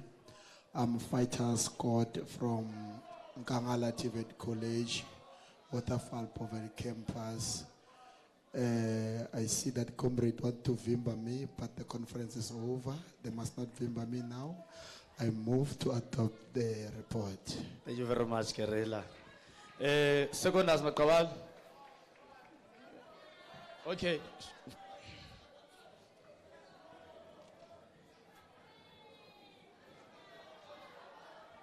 Order, comrades. Greetings, comrades. This is Samuel from KwaZulu-Natal, Gumfolozi under Isundumbil campus. Mine is very short, is to second adoption. Thank you. Thank you very much, Keida.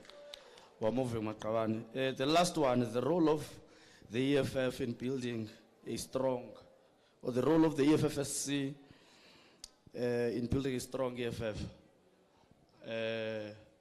Adoption, okay, there. Clear role.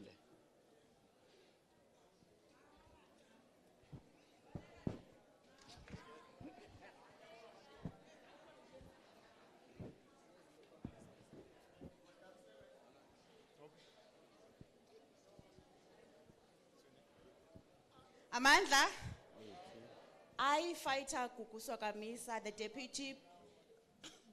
Deputy Provincial from Eastern Cape, I adopt the commission of the role of the EFSC in building a strong EFF. Thank you very much, Fighter. Let's second. Go to your closest hand. It's there behind you. Thank you very much. My name is Tumogutle Vugubi. I'm coming from Nelson Mandela University. I stand up to second adoption of the agenda, of the Thank you. Thank you very much. Thank you very much, fighters. We've adopted everything we're done now. We can wait in song, comrades. I'm receiving information that they're done that side. So I'm sure now they're making their way inside, towards this particular venue. So, Comrade Velo, can't you agitate us a bit, you see, with a nice, proper revolutionary song?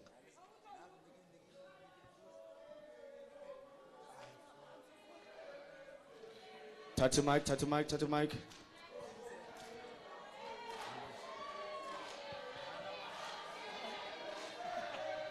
Fight, fight.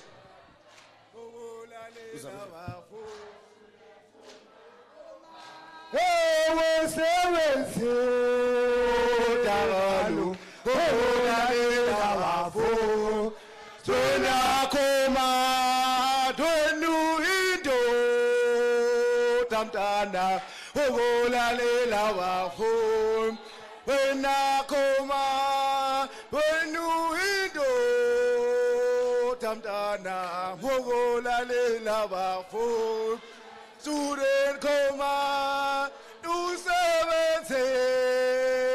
Legalu, Ogola Lela Wafo, when I come, when you indo. Tamdana, hola lela bajo, hoina koma, nonido, tagalo, hola lela bajo, student koma, do 7 legalo, hola lela bajo, student koma, do 7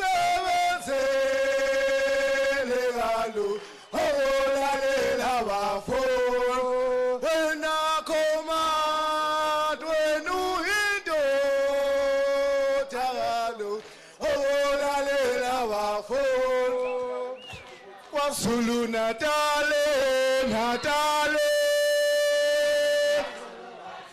kwasulu natale, homasa shistimela.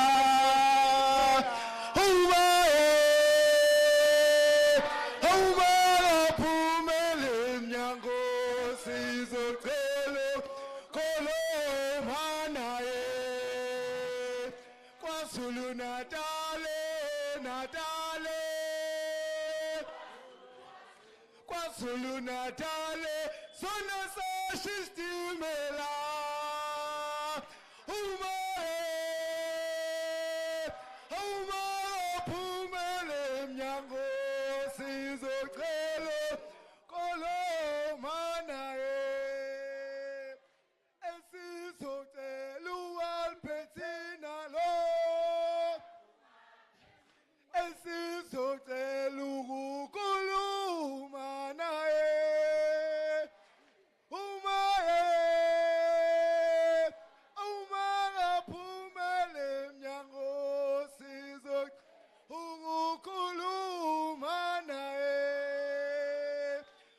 Zulu Natale, Natale,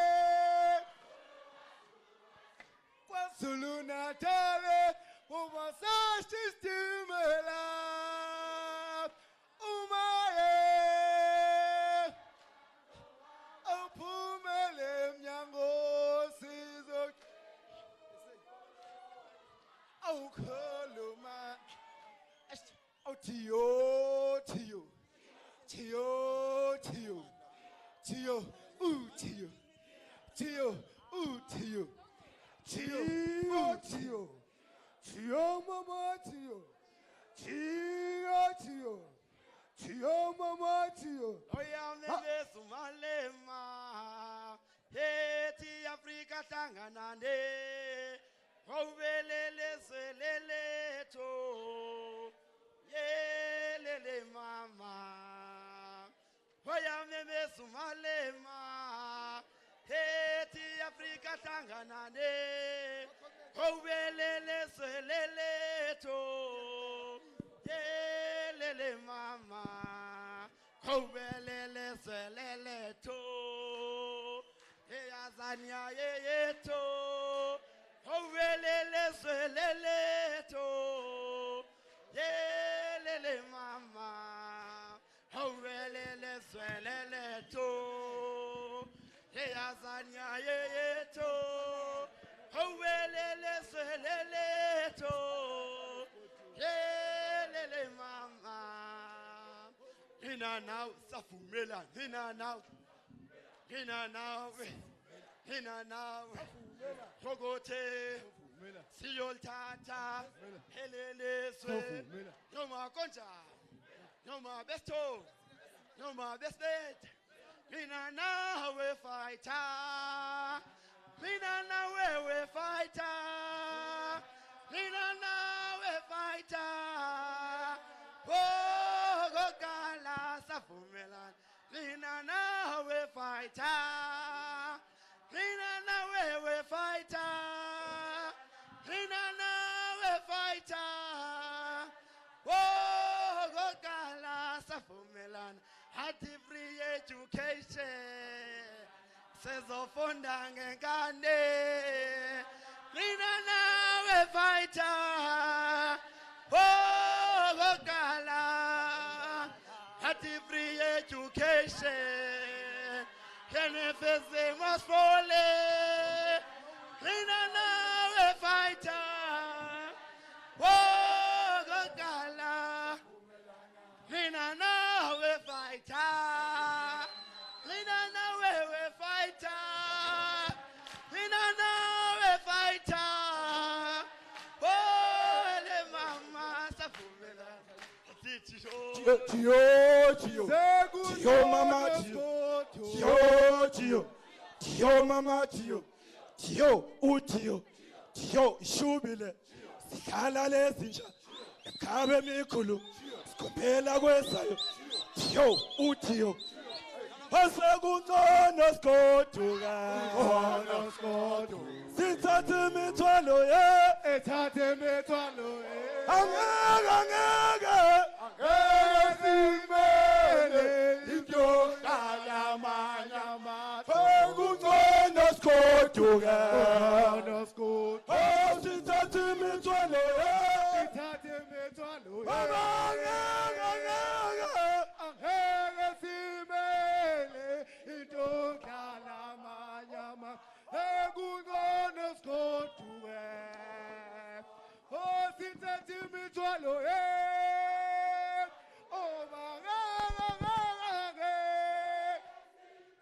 Oh, Hindo Kalamanyama, Egunonos Kotuwe, Oh, Sintati Mitwalo, Oh,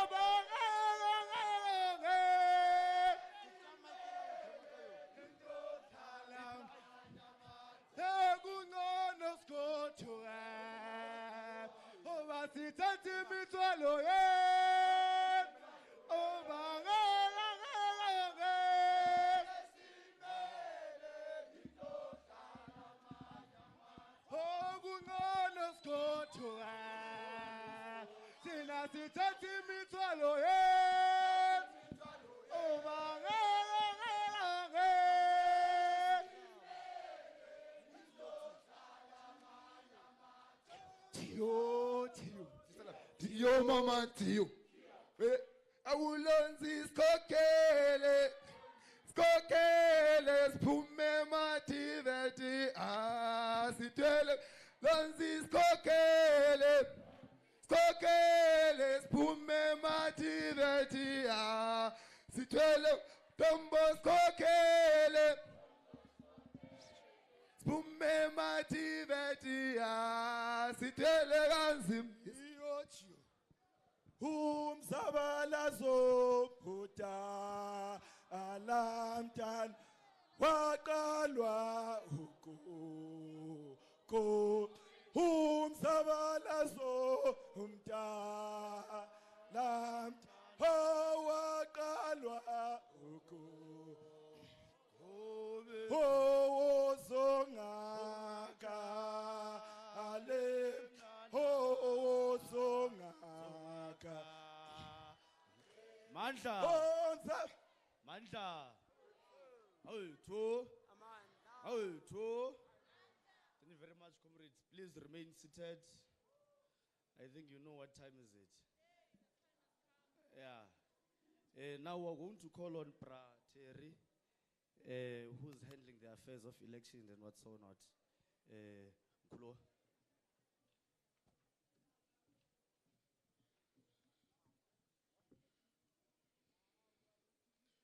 Okay, thank you very much. So, this is how we are going to handle it. Remember that everything starts from the Constitution as well as from the election guidelines. And the election guidelines have informed us that we've got to make sure that there's representation of women, that we must have at least 9 women within the 16. And then we say 9 because remember that in the top 5 we already have 2. So the names that I'm going to be reading out here are for the top 16, and then when I read the name of a person, that person must come forward to join the executive. And then if we can do it quicker and smoothly, so that you celebrate after we are done with the names. Kunene Loyanda.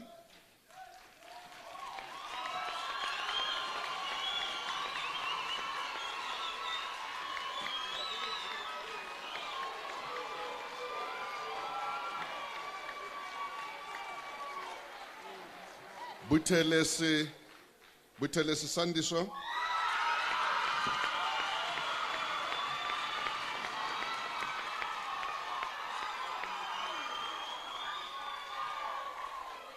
Skosana Promise.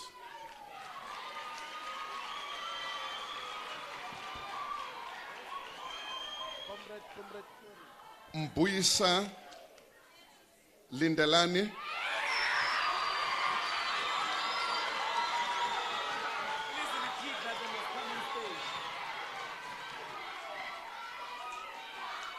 All those names that I mentioned, please come forward. Come on stage.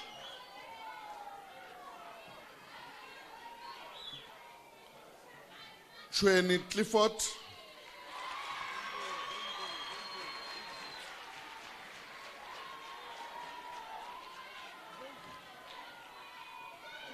Makado Dakalo.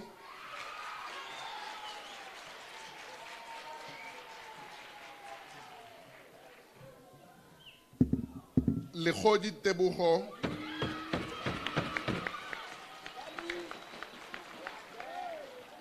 Sekonyane Buitumelo.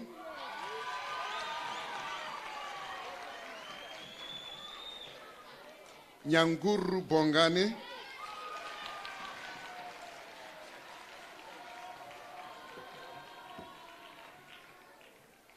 Ntumtum Asemanze.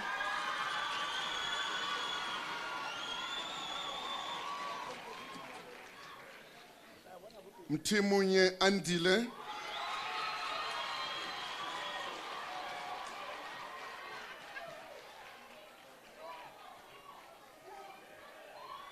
Mayapi Aseza.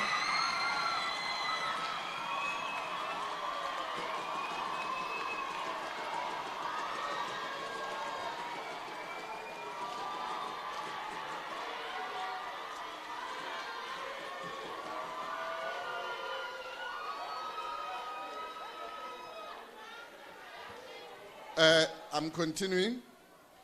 Kwelanga Nwabisi.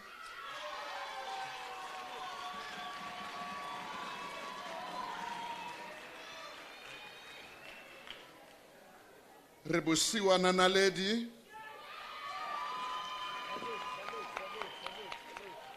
Faku Buntu.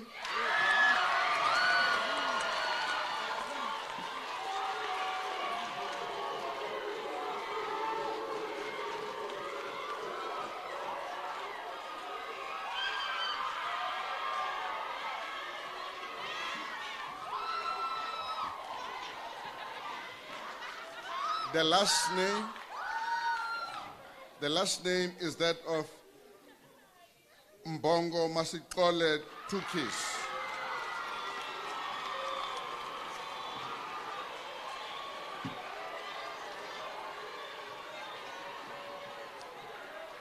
Now, I want to take this opportunity to express my appreciation once again to yourselves for the cooperation that you've given me and to the leadership. Thank you very much and congratulations to those who have been elected. Thank you. I'm handing over now.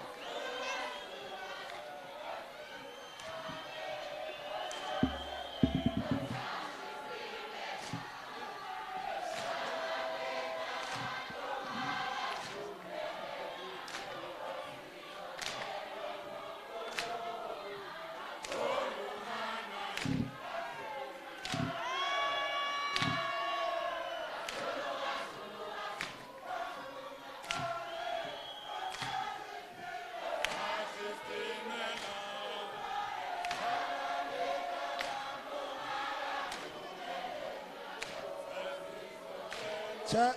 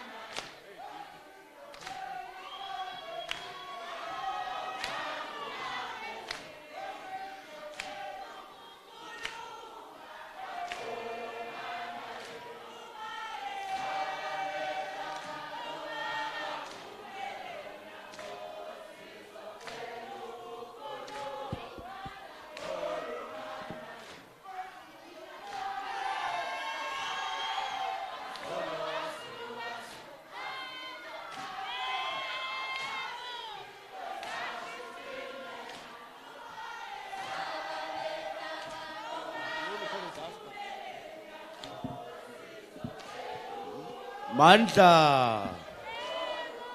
Mandla. Hold two. Hold two. Hold two. Thank you very much, comrades. Mandla. So, thank you very much, comrades. Please remain seated. Our next agenda point in this particular session is an address by the second in command, Commissar Floyd Shivambu. President.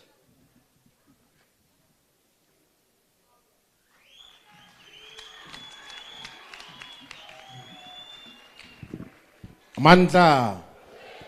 Viva the EFF Students Command, viva. Viva the EFF, viva. Forward to economic freedom, forward. Mandla. Away to.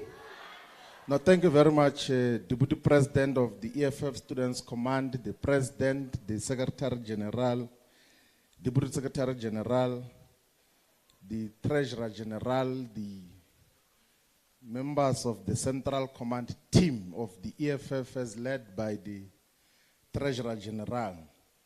We want to take this opportunity to congratulate all of you for conducting a successful 4th National Students Assembly of the EFF Students Command. And I appreciate that you have been able to exhaustively deal with all the issues that an assembly should deal with. You have gone to commissions, you have elected leadership, you have deliberated on all the key issues. We're paying particular attention to all the issues that arose in plenary. I think that the leadership that has been elected here was given a clear mandate. I heard a lot of delegates, legitimately and correctly so, raised the question of the neglect of the TVET colleges, that we need to pay attention to TVET colleges, not just the Students' Command, but ourselves as the economic freedom fighters. All the concerns and the issues that relate to funding and the ultimate integration into in-service training and ultimate qualification, those issues must be taken up. But also we have heard you when you speak about the continuous victimization of students, leaders in all the universities, universities of technology and TVET colleges, that working with the EFF, the Students' Command must be vigilant in terms of the issues that affect student leaders, that you must not fold your arms when student leaders are being victimized by universities and management in different institutions of higher learning. This is your conference, fighters. You must consolidate all the deliberations that have come out of here and then turn them into resolutions and later on into a program of action which you must implement. What we expect from all of you as the EFF is that you should play a very important role in the growth of the EFF. It's good that part of the issues that are coming out of here is making it compulsory for EFF Students' Command members to be members of the EFF and be registered to vote. Because all of these things that we are doing here ultimately must translate into numbers that must give the EFF political power in South Africa. We are fighting ultimately to take over political power. And the path to taking over political power needs a very strong and dependable organization that is well organized, that knows what it stands for, that knows what agenda it represents. So a strong organization will then give you the capacity to get the people, the masses, behind the organization. And through that way, you are then going to be able to then gain political power so that we can take over the state and transform the economy, make sure that we have got expropriation of land without compensation for equal redistribution, make sure that we nationalize the banks, the mines, and other strategic sectors of the economy, make sure that we build state capacity with the aim of abolishing tenders. We must not be tempted, not at once, to think that we can divert from that particular principle, because some of you, inclusive in the EFF, will sometimes get a temptation of wanting to leave outsourcing as a phenomenon in institutions of higher learning in municipalities, because you anticipate to be given bribes by the service providers. Such must not be the case. There must never be a campus where there is outsourced workers, whether it's security, it's gardeners, it's basic general workers, where the Students' Command exists. You must fight relentlessly. It must never end that you must fight for the interests of workers in all the institutions of higher learning. That is the agenda that constitutes the core program of economic emancipation in our lifetime. But also one of the issues that we want the Students' Command and expect from the Student Command to be doing is to contribute much more meaningfully to the political, ideological, and public discourse in a qualitative way. We are not hearing your voices in terms of the defense of the struggle that we are waging. We are not hearing your voices in terms of explaining to the entirety of society as to what do we stand for. We need to play a much more meaningful role from branches of the Students' Command, the provinces, the national leadership. You must be engaging in all these discourses to defend, but also to enhance and harness the perspectives of the EFF. That is the obligation of a revolutionary student movement of the EFF. It's part of your responsibility. When we launched the EFF Students Command in 2015, part of the emphasis areas that we spoke about there was that your role as revolutionary activists is to persuade. So the primary reason is to persuade. And persuasion does not just come from talking. It also comes from your conduct. It comes from the actions, from the things that you do as leaders of society. You must conduct yourselves in a way where everyone else will appreciate that these are leaders that can emancipate us from the starvation, from the poverty, from the directionlessness that defines society currently. So let us, all of us, go and build the organization. The Central Students Command team, the leadership that has been elected here, you must not get into a mood of triumphalism. Don't go around saying that we have defeated them, we have won. No one has won. The EFF Students Command has won.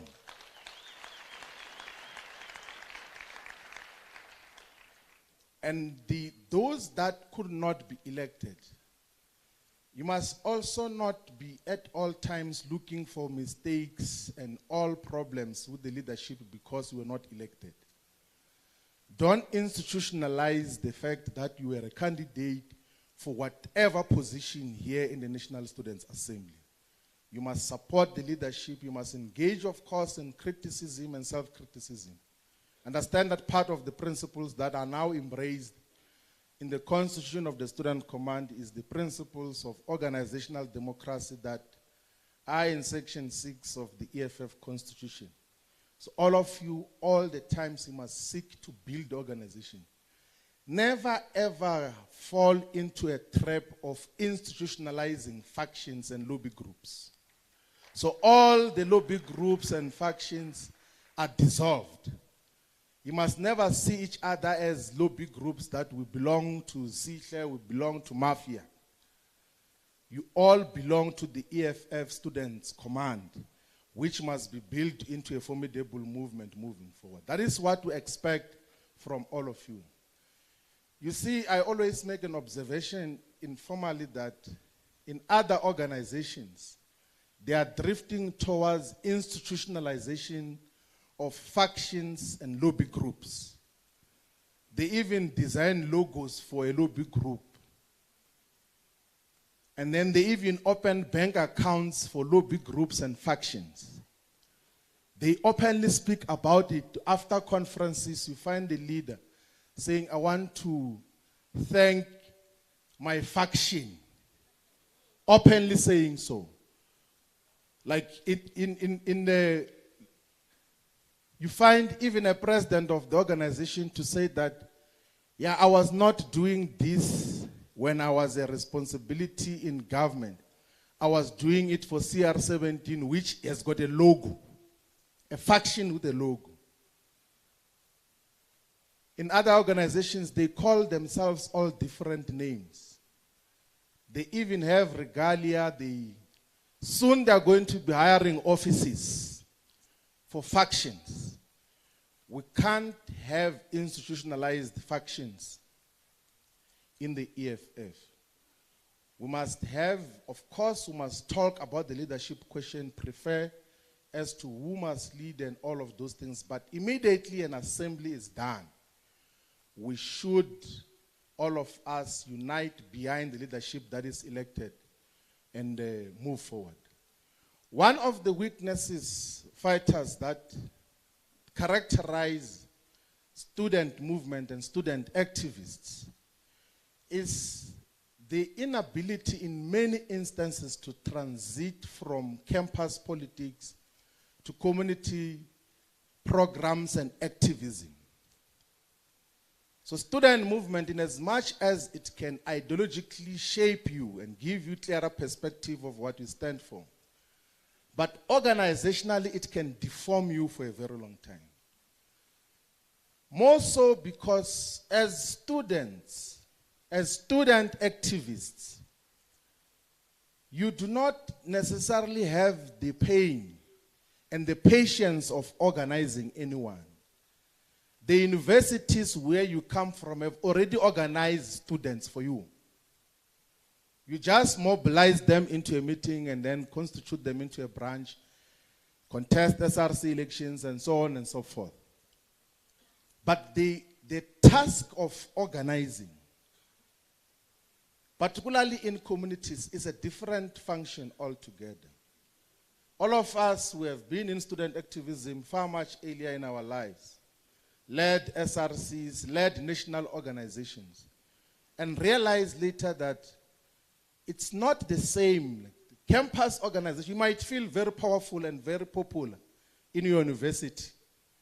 You might think that you are a complete and a fully developed leader because you are an SRC president or you are a president of the student command. But when we send you to communities to mobilize and organize structures behind the banner of economic freedom in our lifetime, you will encounter a lot of difficulties. And how do you resolve that? You must, all of you, internalize one of your non-negotiable founding principles, which is about combination of student activism and community struggles and activism. Go and check and study much more intimately the activism that defined the generation of SASO, of the South African Students Organization of Steve Biko, and check the amount, the extent of programs that they were engaged in. Steve Biko, by the way, died in his early 30s. But the impact that the black consciousness movement which they shaped, the extent and impact of activism in communities which defined that generation. We still talk about that to this day. That is what should define you. And you must never ever think that being youth means that you are children. You're not children. Youth and children is not the same thing. So youth is people who are transiting from childhood dependence to adulthood independence. In that transition, you have to be much more dynamic. You must gain as much knowledge as possible. You must be able to articulate positions clearly. You must be able to write. You must be able to inspire confidence. We always say, and which is correct, that revolutions in majority of instances are activities and festivals of young people. So don't ever think of yourself as children.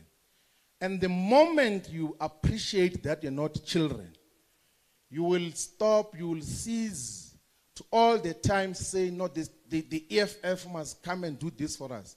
The mother body, the mother body, the mother body, the mother body. You will cease to think along those lines.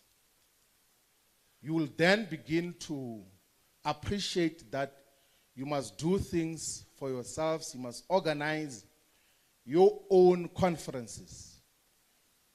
So the coming provincial student assemblies must be organized exclusively, including from a resource perspective, TG of the EFF, by the EFF Students Command CSCT, in relation to everything, so that you have that autonomy. Comrades, when we started the EFF, almost all of us were relatively very young. The president in 2013 was 31 years old. My age is different, but I was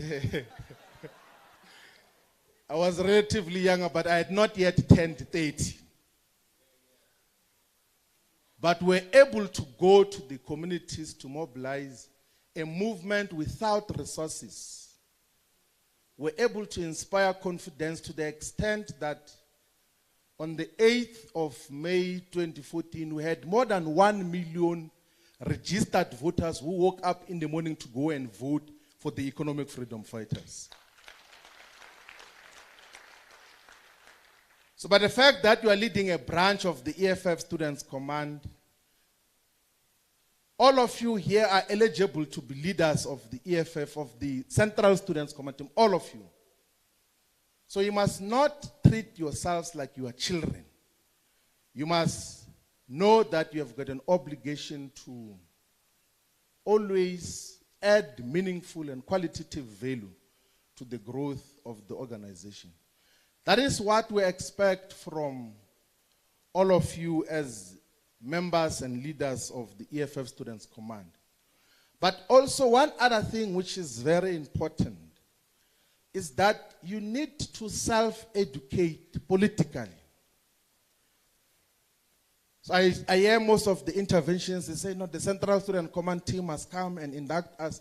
You must educate yourselves.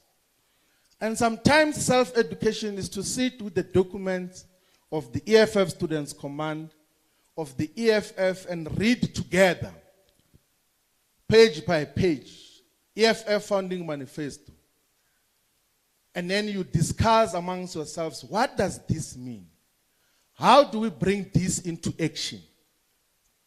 I can tell you now that if you are now at this level of attending a National Students' Assembly, and then you still are waiting for someone to educate you, it will be, you are still very far. You must self-educate, you must expand on the levels of understanding and knowledge that you have. We are going to give all the support to the EFF Students Command as the EFF. And part of the immediate tasks should be to make sure that all the 31,000 members that you reported here in your organizational report are members of the EFF and are registered to vote. I heard one of the recommendations was that you must add only 50,000 to the 1 million members of the EFF. I don't think it must be 50,000. At least let's work on the basis of 100,000 members of the EFF Students Command. It is possible to do so. Because in many instances, you have got branches that are far much bigger. Let us have the activism everywhere. You target 100,000. There is 1 million odd students in universities of technology, and TVET colleges. Let's convert all those students into activists, into ground forces of the EFF, who understand what we stand for. We have got clearer articulation of all the issues that confront society presently. That is what we expect from you. That is why we can take everything else and set everything else aside. Organize a decent National Students' Assembly of the Students' Command, because we take you serious. So if you are taken serious by the organization, the president comes here, the TGs here throughout, CSCT members, the CCT members are here to provide support, is because we are saying to you that we take you serious. You must then take yourself serious as well. You must be engaged in work of the organization to make sure that we build this movement into an organization that is going to fight for the economic emancipation of our people. This thing is possible, fighters. We are not daydreaming when we say we want to take over political power, take over the state, take the economy to benefit our people. We are not just talking, we are not bored. It's an agenda which as a generation, it's a mission which as a generation, we must fight to fulfill. And the Students' Command must play a meaningful role in that regard. But also because the EFF's Youth Command has not been established, part of your programs and activities as the EFF Student Command should be to clearly articulate what are the challenges that are confronting young people in society. You must be the voice of young people, including those who are, particularly those who are not in institutions of higher learning. That is the role that you must be playing. There must never be even a thought process when we go to elections that we're going to have a desk that mobilizes youth when the students' command is there.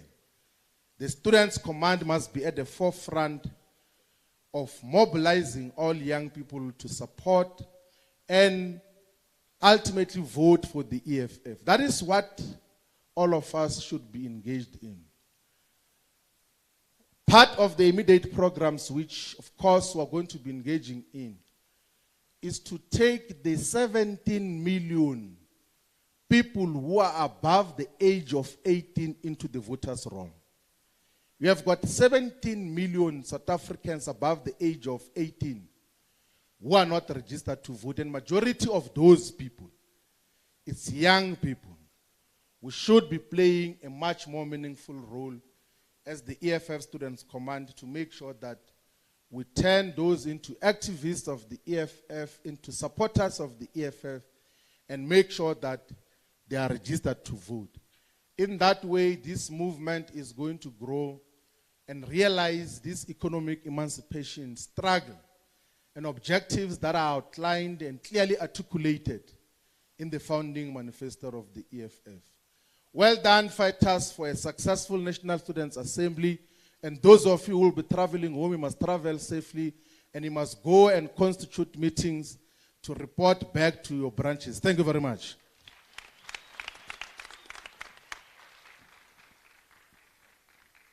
Thank you very much, DP.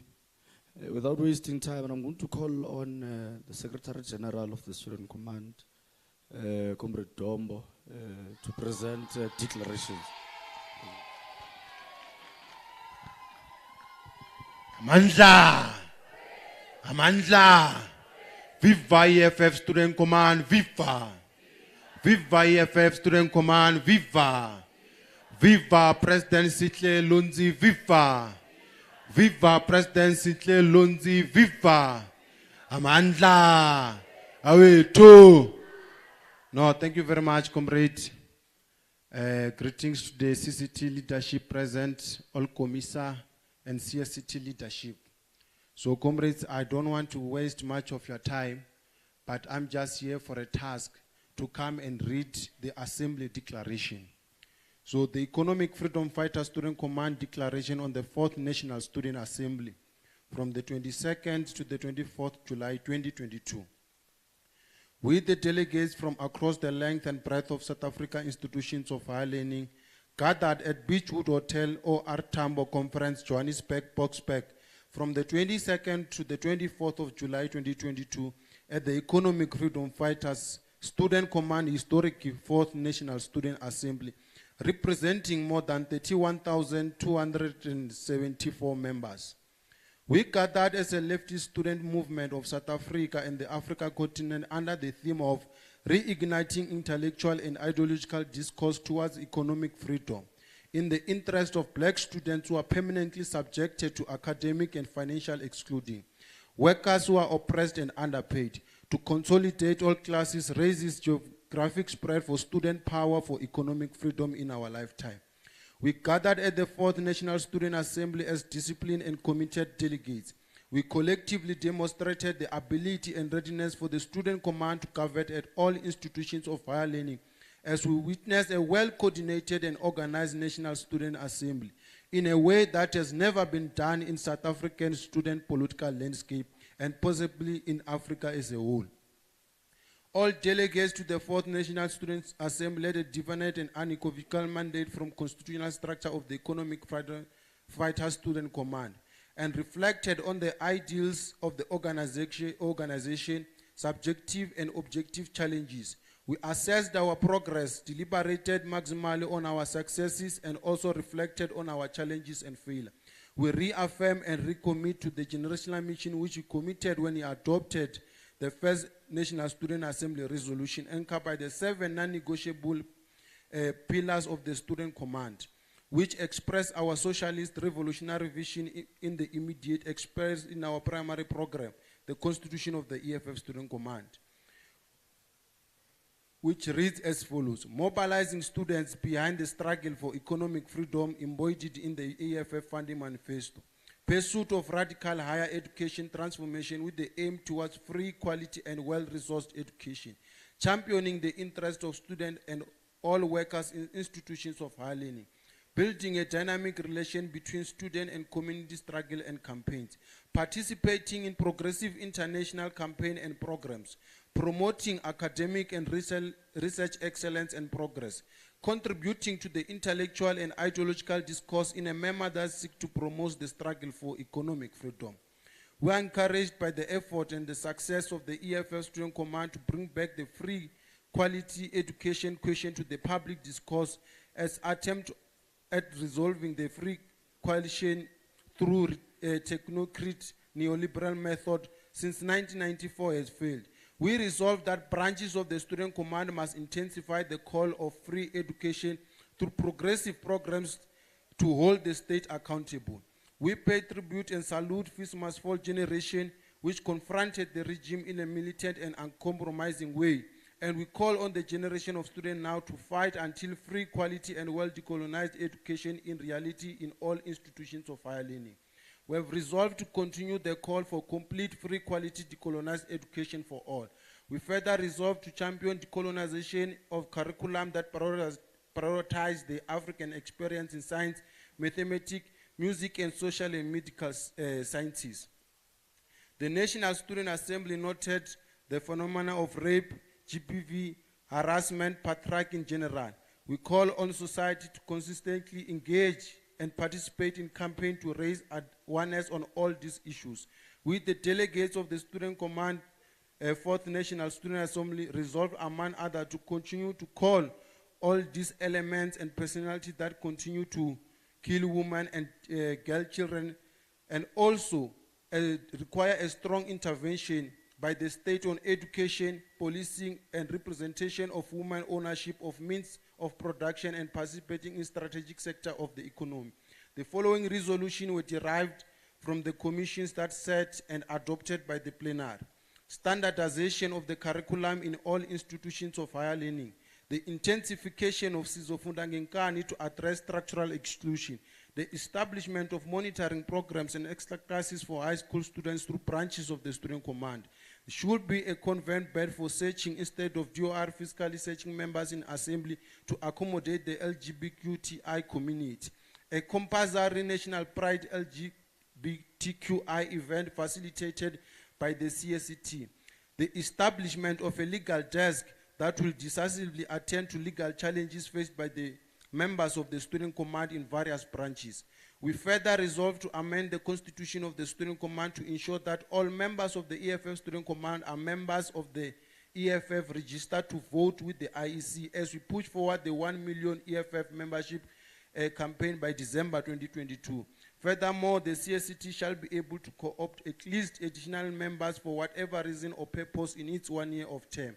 There was a maximum participation by all delegations, and we have resolved further issues on the amendment of the Constitution, on the criteria which defines a member in good standing.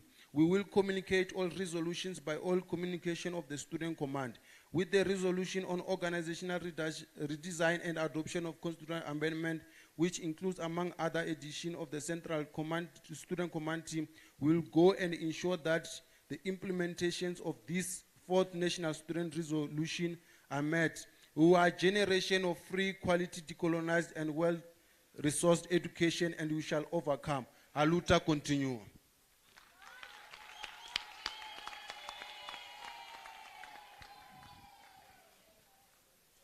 Thank you very much, comrades. On the last point, I'm going to call upon the president of apologies first. Can we first see hands to adopt the declaration? Sorry. Hands, comrades. Okay. One there. Sure, fight.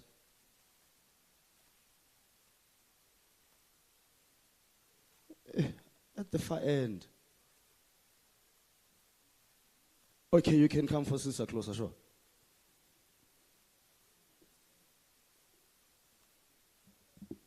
Yeah, thank you very much, Deputy President of the FF Student Command. I, Fighter Velo Abenda, a member of the FF Student Command in good standing from Wosu PCC, and also a member of the EFF in good standing from Ward 47 in PCMM.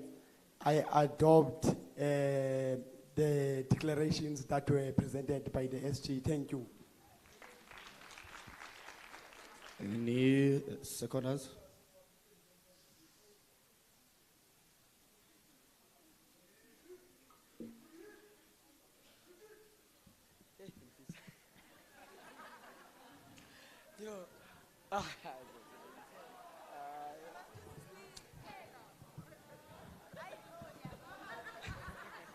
Mandla. Oh, Amandla. Amandla. Long live President Sisselonzi, long live. Long live President Sisselonzi, long live. Thank you very much. My name is Godfrey Kanya from the Eastern Cape, University of Fort Hare Alice campus. Indeed, I just want to second the declaration presented by the SG of the EFF Students Command. Thank you very much. Thank you very much, Fighter. No, the declaration has been adopted, comrades. Now moving on towards the last item of the day and of the conference. I'm going to call upon President Sisselonzi to give us his acceptance and closing remarks. Masimunyuse ngengoma, fighters.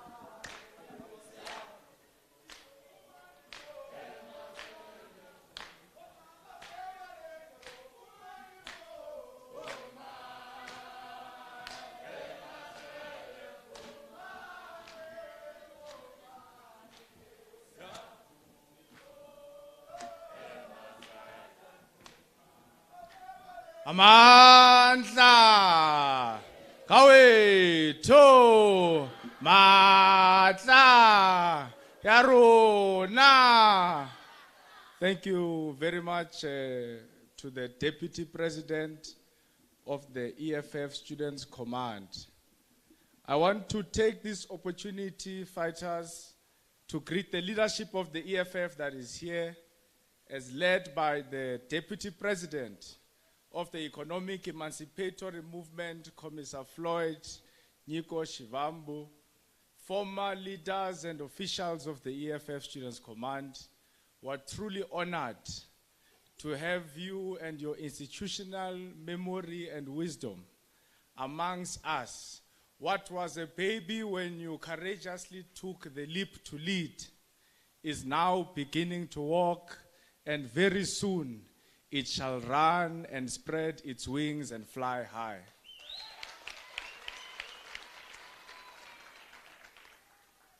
Comrades, you are indebted to those who came before us for leaving us with a solid foundation to build from. I want to also appreciate my predecessor, President Mandla Shikwambane.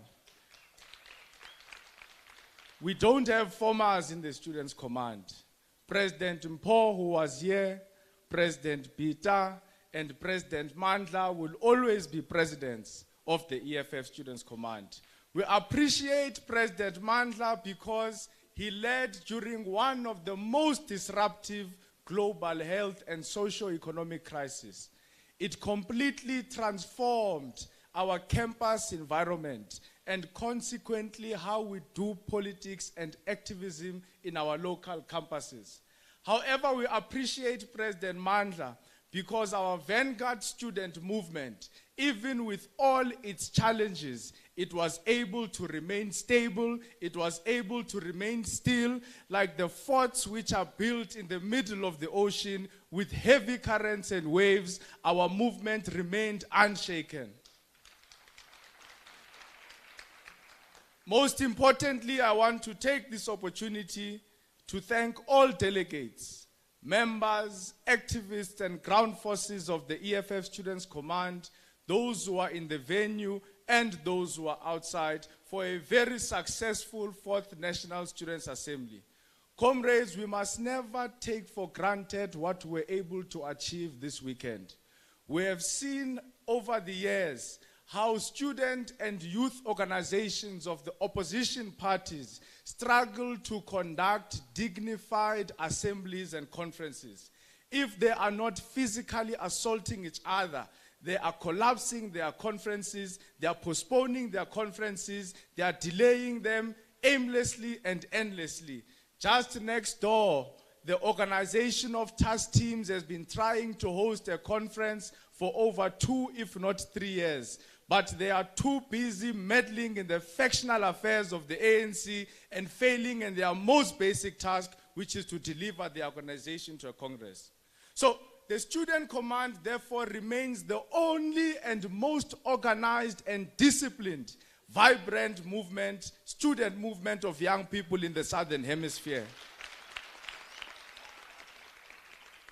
Comrades, there is no time to celebrate. There is no time to celebrate because the government of the ANC has surrendered the youth of this country to drug and alcohol abuse. There is no time to celebrate because in the Eastern Cape province, 21 young people, some of them as young as 13 years old, lost their lives in a tavern. There is no time to celebrate because over 10 million young people, only 2.5 million of them belong to the labor force, and we're not even sure if all of them are employed. But what must concern us the most is that there are 7.7 million young people who are economically inactive, what is known as discouraged workers. They've given up on looking for jobs. They've stopped submitting their CVs. They are no longer have hope to go and stand in long lines looking for a job. Comrades, there is no time to celebrate because a black child can spend 12 years in basic education, 4 to 5 years in higher education, get their degrees, go to their graduation, take many pictures with their family and friends, and only to go back home and sit on a couch all day because the ANC government has failed to create jobs. Comrades, there is no time to celebrate because the dropout and suicide rates amongst black youth is on the rise. Rape and sexual assault in institutions of higher learning are at a skyrocket. What is even more concerning is that lecturers, professors, campus managers are always protected at the expense and dignity of female students.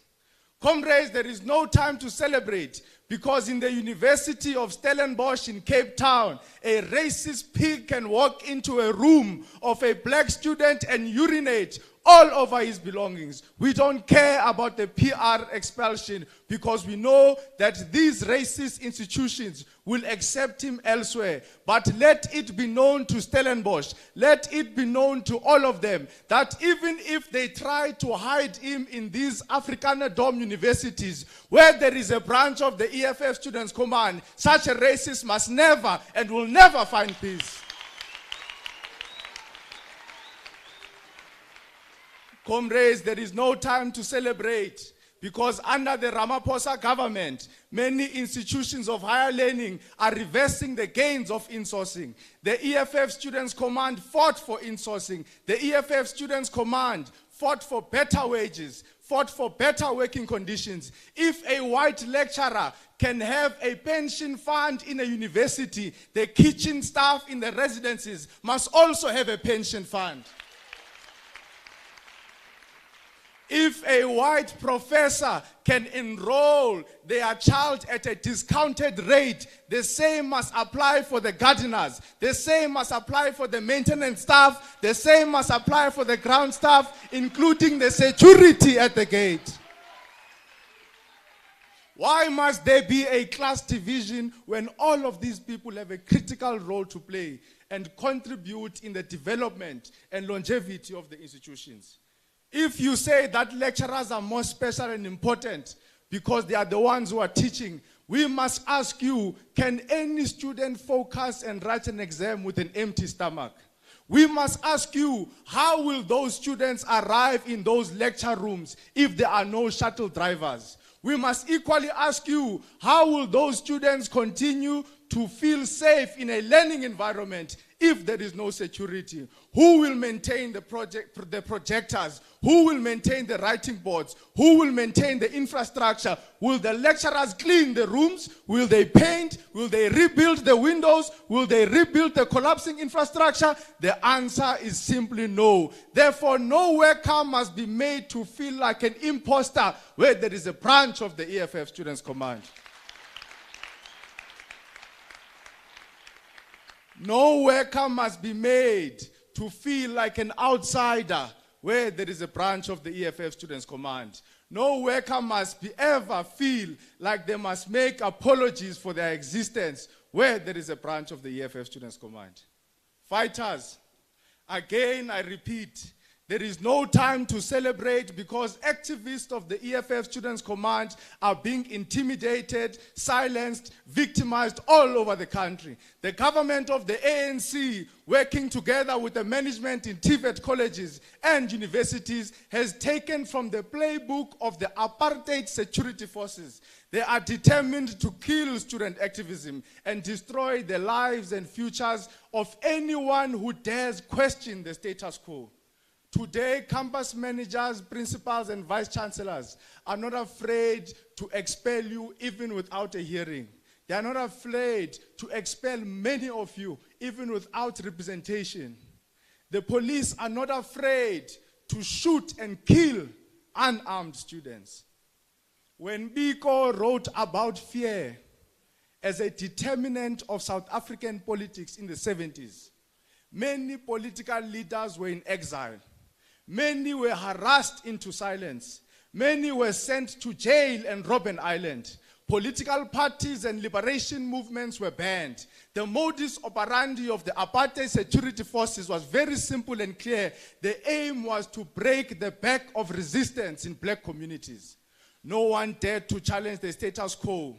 If there was any suspicion, you were arrested and harassed for the most petty crimes. When Biko reflects on those days, he says that the police were capable of arresting a group of boys playing hide and seek and charging them with high treason. Is this not similar to what the ANC government is doing? And all the administrators that it has deployed in institutions of higher learning when they want to respond to student activism. Biko, again inspired by Ami Cesar, says, when I turn on my radio, when I hear that someone in Pondoland Forest has been beaten and tortured, I say that we have been lied to. Hitler is not dead. When I turn on my radio, when I hear that someone in jail slipped off a piece of soap, fell and died, I say that we have been lied to. Hitler is not dead. He is likely to be found in Pretoria. Therefore, as student activists of the EFF Students' Command, we must be able to follow from Biko and say that when we learn of the concomitant action that murdered Marikana workers, we must assert that we've been lied to. Hitler is not dead. When we learn of the murder of Phumlani Sithole, Mlungisi Madonsela, Katleko Monareng, Benjamin Petla, and many other students at the hands of police brutality, we must assert that we've been lied to. Hitler is not dead. When we learn about the brutal murder of Andri Statane, who was killed killed by police during a service delivery protest. We must have said that we've been lied to. Hitler is not dead. He is likely to be found in Luthuli House. He is likely to be found in the Union buildings. He is likely to be found in the Parliament of South Africa.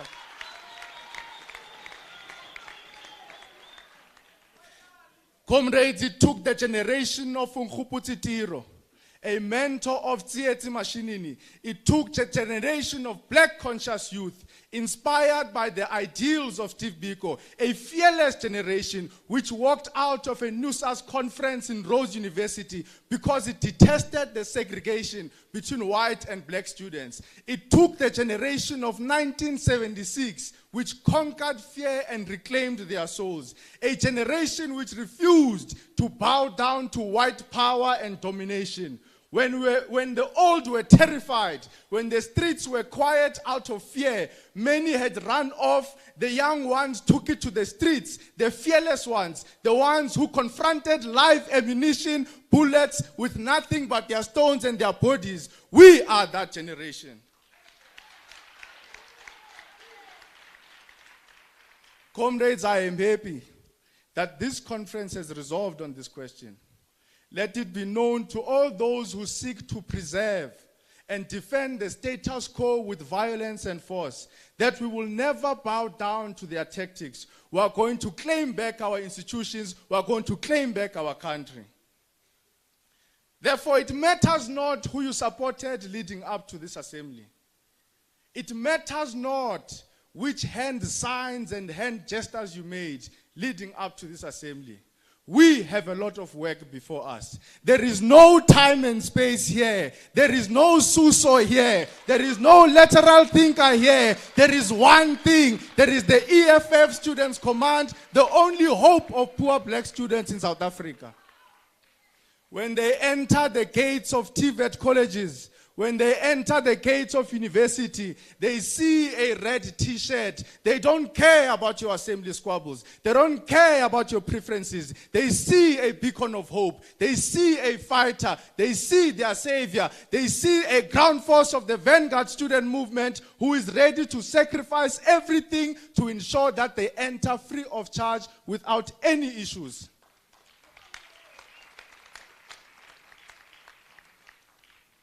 Why must it be celebrated when someone does not reach threshold? What type of a culture are we creating? The students' command must be an antithesis to the student and youth organizations of the ANC.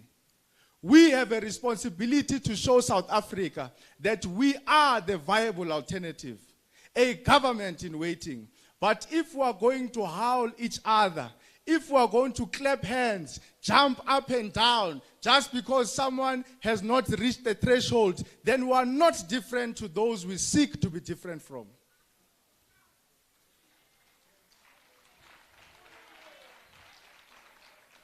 There are no winners and losers here, comrades. We are not in a game here. This is not a casino.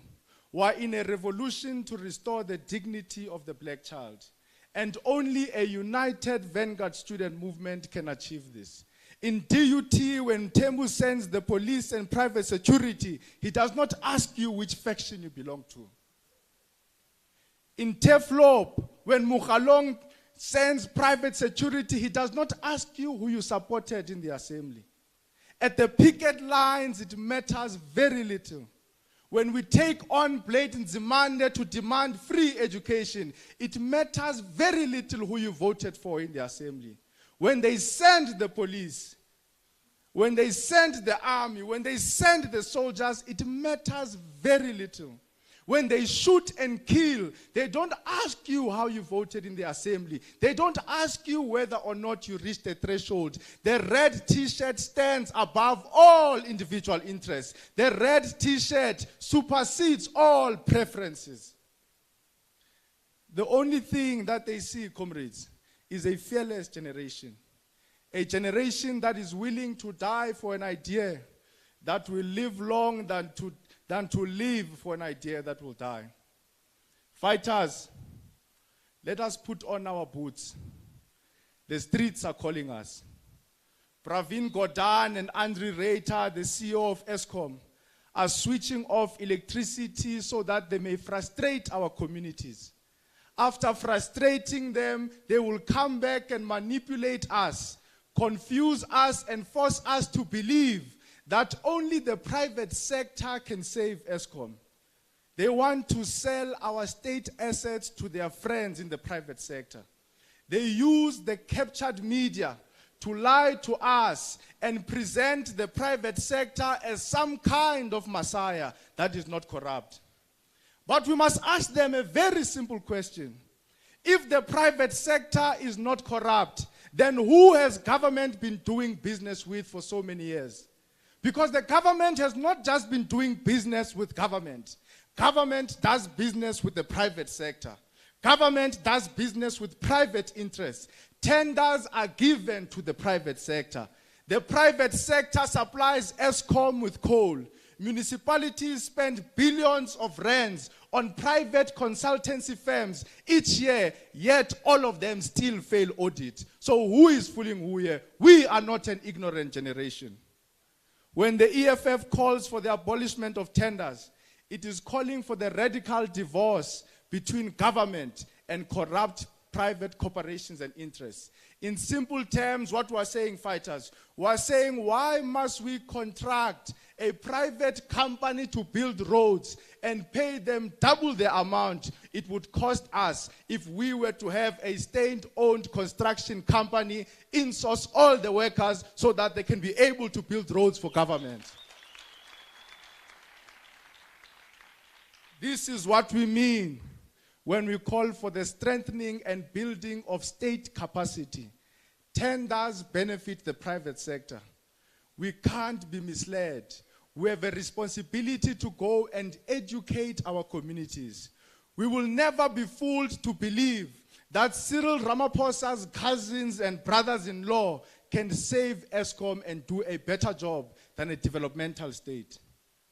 We must go to the streets because we are the future of this country. We will inherit this country. They will leave us with this mess. We do not want to inherit a country where majority of the people can't afford electricity. We do not want to inherit a country where transport from trains, buses, taxis, up to aviation is too expensive for the poor majority. Today, the blind and confused middle class, which was praising Ramaphosa for calling for the privatization of SAA, is crying more than all of us. They can no longer afford the flights. They can no longer afford the petrol. Food is getting more and more expensive. Interest rates are at an all-time high. Ziakala, not even their twang can save them from Ramaphosa's economic depression. We must join the fight against privatization. We must join the fight against senseless and illogical loans. Every time Cyril Ramaphosa goes and takes selfies with European presidents overseas, because that's the only thing he knows. Every time we're told that government has taken a loan from the World Bank or the International Monetary Fund, otherwise known as the IMF. We must reject these fly-by-night loans because many of these old people will either be dead or nursing arthritis in retirement and leave us with uncontrollable debt. When we want to take over government and wish to develop our country, there will be a global machonisa called IMF knocking and demanding that we pay back Ramaphosa's foolish loans. When we take over, industrialize and create jobs, there will be a global machonisa called the World Bank knocking and demanding that we pay back Ramaphosa's loans. When we take over and implement free education, global machonisas will be at the gate telling us about fiscal feasibility, seeking to dictate the economic outlook and policy and undermine the sovereignty of our country. We have seen what happens in many African countries, comrades, when they fail to service or pay the loans. Global and financial vigilantes enter their borders and take over their ports, take over their treasury departments, and other strategic and national key points. But let it be known to them that they must rather kill us now because we are not going to comply with illegal loans. We will never succumb to economic dependency. We will never comply with financial imperialism or economic policy which seeks to undermine our sovereignty. We will send them to Ramaphosa's grave to demand their loans. We will send them to Phala, where Ramaphosa hides millions of dollars under mattress, pillows, and couches. Comrades, as young people, the DP said, we have a responsibility to conscientize and educate society. We must never allow our intelligence to be undermined by people who want to trick us into believing that there was no crime committed in Phala. When they say and want to zombify us and our communities and hypnotize us, they say that no, Ramaphosa is better than Zuma because Zuma stole state money. Ramaphosa was just hiding his own dollars. But tax evasion is theft. Tax evasion is corruption. Undermining the fiscal, the financial disclosure laws and regulations of South Africa is thuggery.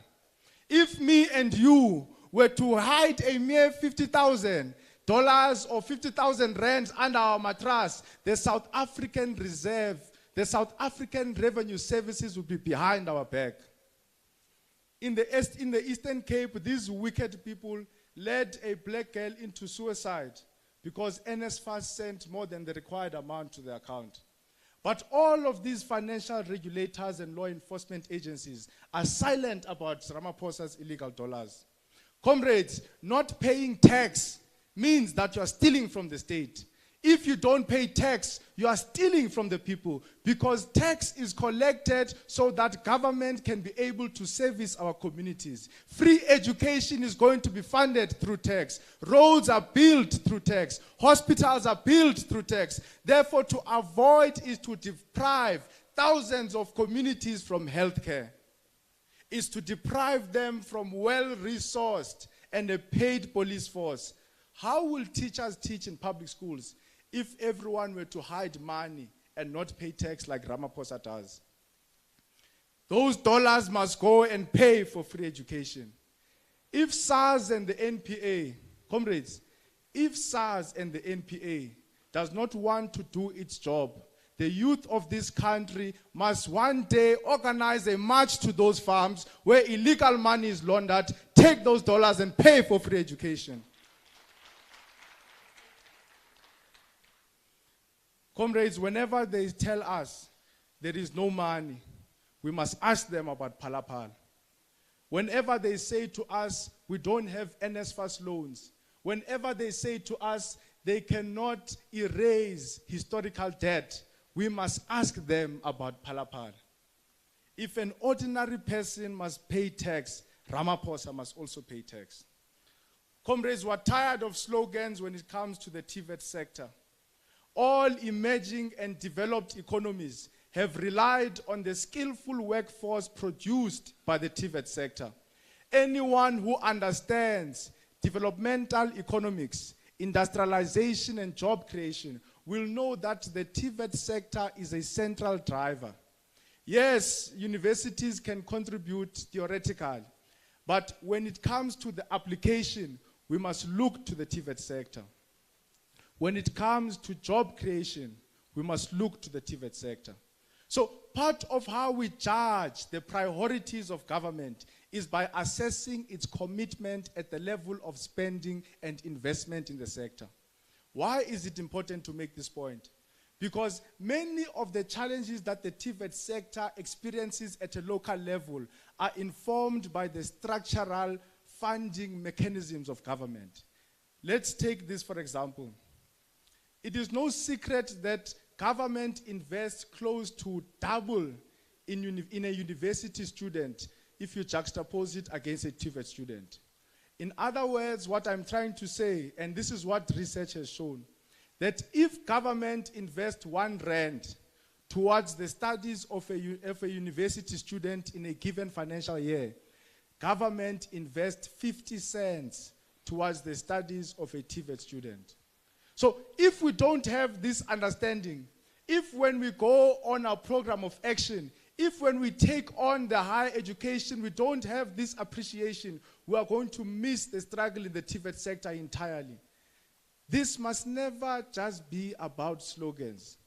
This CSCT must begin to draft a national program of action that will speak to the sector specifically so that the structural issues can be able to inform the local issues. Comrades, we have a Sector Education and Training Authority, otherwise known as SETA.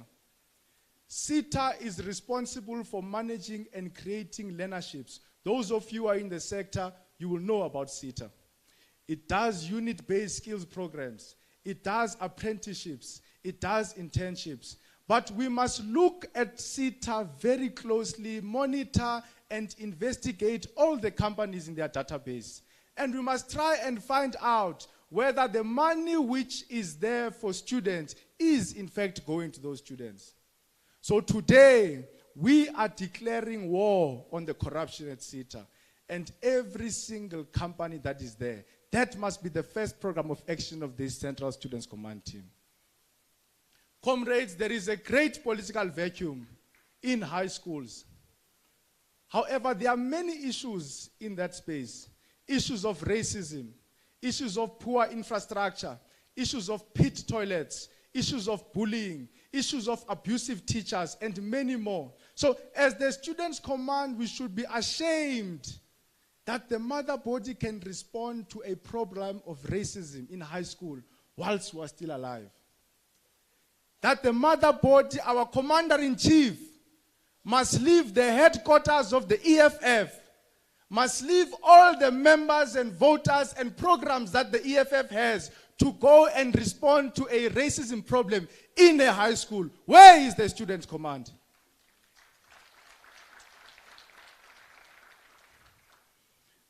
When they arrive in universities, we must have already given them the necessary consciousness and political education so that they can be motive forces in the struggles to liberate the youth of this country. I am happy because this assembly, through commissions and many of the representations which were coming from the floor, had discussed this point of mobilizing high schools at great length.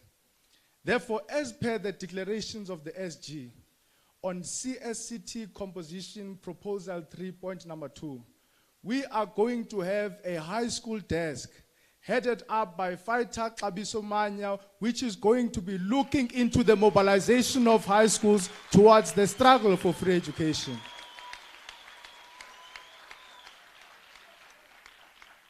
Comrades, I am also happy that this assembly has finally put to rest the question of EFF Students' Command membership with respect to the EFF.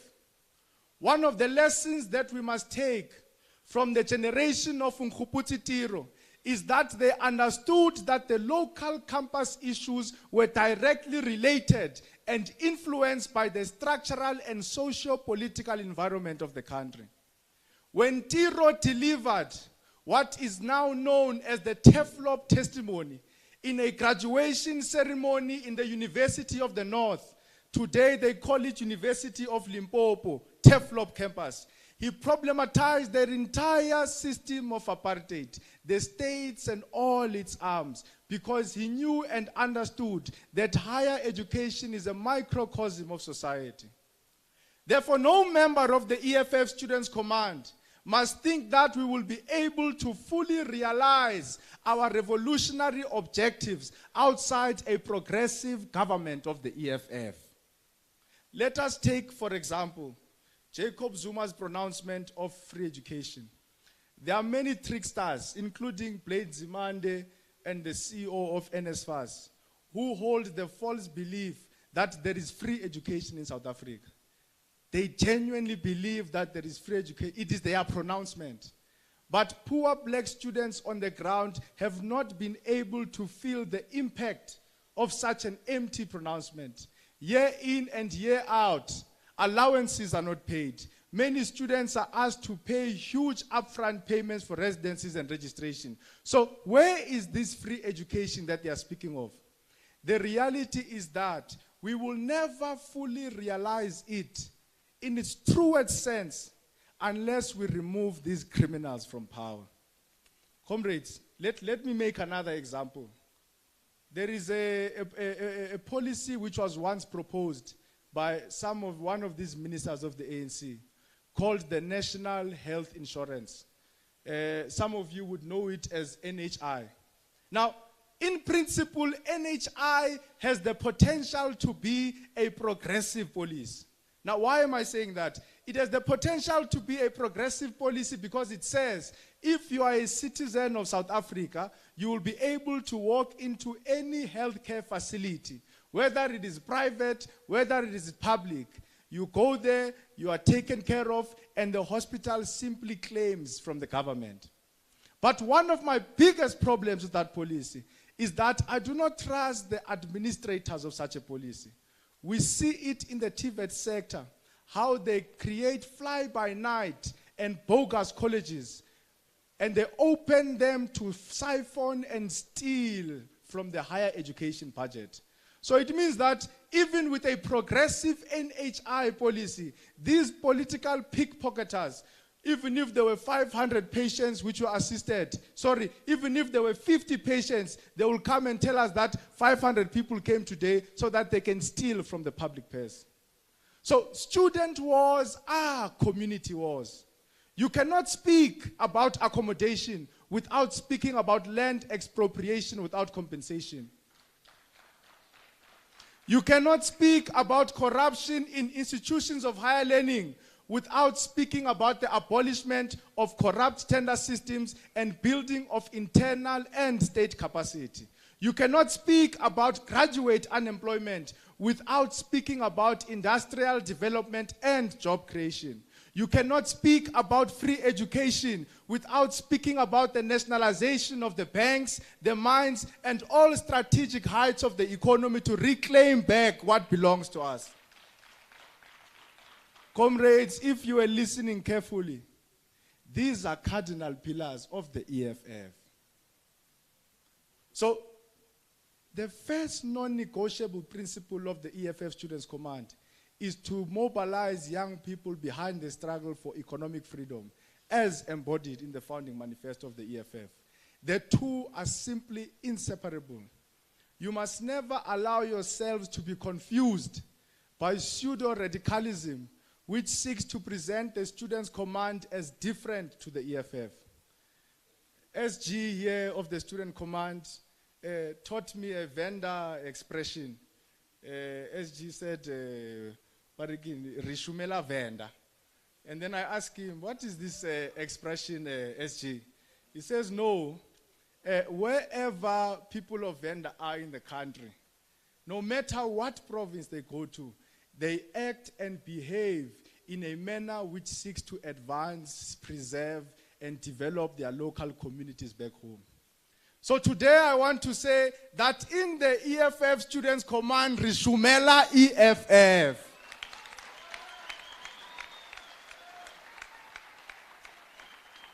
Anyone who is a member of the EFF-SC and is not a member of the EFF must be declared a spy. Anyone who is a member of the EFF-SC and is not a registered voter must be declared an infiltrator. It ends today. Rishumela EFF more.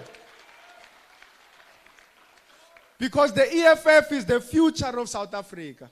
A future that we, the young ones, the brave ones, the agitators, must begin to inherit. Comrades, we have a long overdue appointment with the struggle for free education in South Africa. There is no free education in South Africa. In the national shutdown, which the Commander-in-Chief will soon pronounce for Ramaphosa to step down, the EFF Students' Command must take a decisive decision that whether Ramaphosa steps down or not, we are going to continue because we want to reclaim the dignity and the future of that black child. Whether Ramaphosa steps down after that national shutdown, institutions of higher learning must remain shut until we realize free education in South Africa. Comrades, the EFF Students' Command must begin to register material victories. Cabral teaches us that always bear in mind that the people are not fighting for ideas or things in anyone's head. They are fighting to win material benefits. They are fighting to live better, to live in peace, to see their lives go forward, to guarantee the future of their children. We must begin to register material victories as the EFF Students' Command. A graduate stipend is a material victory. An unemployment grant is a material victory. Free sanitary towels in all campuses is a material victory. Free education, accommodation, but of course we must not do this and lose sight of our generational mission, which is to deliver free decolonized education in South Africa. Fighters, when I opened here, I said that there is no time to celebrate. So I want to send a message to the chairperson and the secretary of the EFF Students' Command in the Free State. Before you arrive in your province, a command will follow because we want to register the presence of the EFF Students' Command in the Free State in celebration of the anniversary of the only revolutionary movement in the Southern Hemisphere. Comrades, from Monday morning, all members of the EFF-SC in that province must be on the ground, mobilizing towards the anniversary of the EFF. There is no rest. The mother body better arrive early there because the student command is going to fill that stadium to capacity. There must be no young person in the Free State province roaming the streets aimlessly on that day. Bloemfontein must come to a standstill. In closing, comrades, let us go and spread the message of economic freedom and free education. Those who stand to benefit from the gains of the EFF Students' Command are the children of the poor and the working class. But ours is not only a class struggle, it is also a racial and colonial one as well.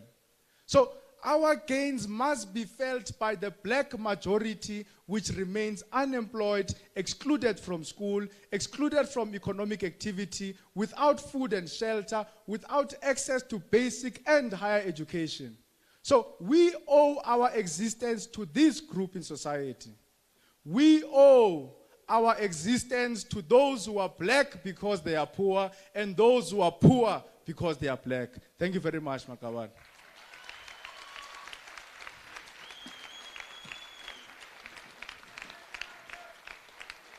Oh, itelele, itelele telaye, itelele, itelele telaye. Ongakale fighter yamiwo, ongakale sizolwa. Ongakale fighter yamiwo, ongakale sizolwa. Heya o, heya o, heya o, heya o, heya o, heya o, heya o, heya o. Oh, itelele, itelele telaye. Oh, itelele, itelele telaye. Oh, la bafana babulalo mlonge sebona batala isono. Aula bafana babulalo mlonge sebona batala isono. Heya o, heya o. Songakhale sizolwa. Hey ah oh. Songakhale sizolwa.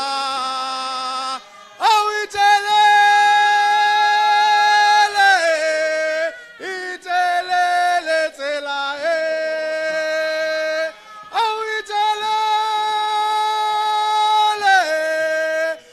itelele tsela amandla awethu. Thank you very much.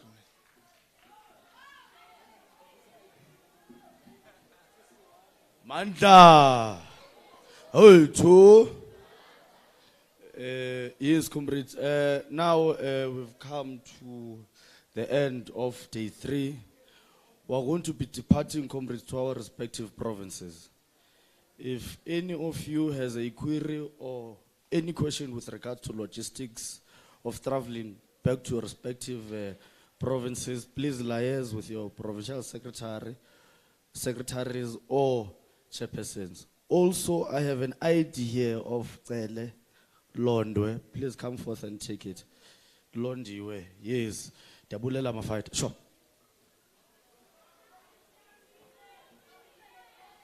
Also, there's an ID of Ngwenya Sanata. So it's Ngwenya no Sanata no Tsele Londiwe. Cool.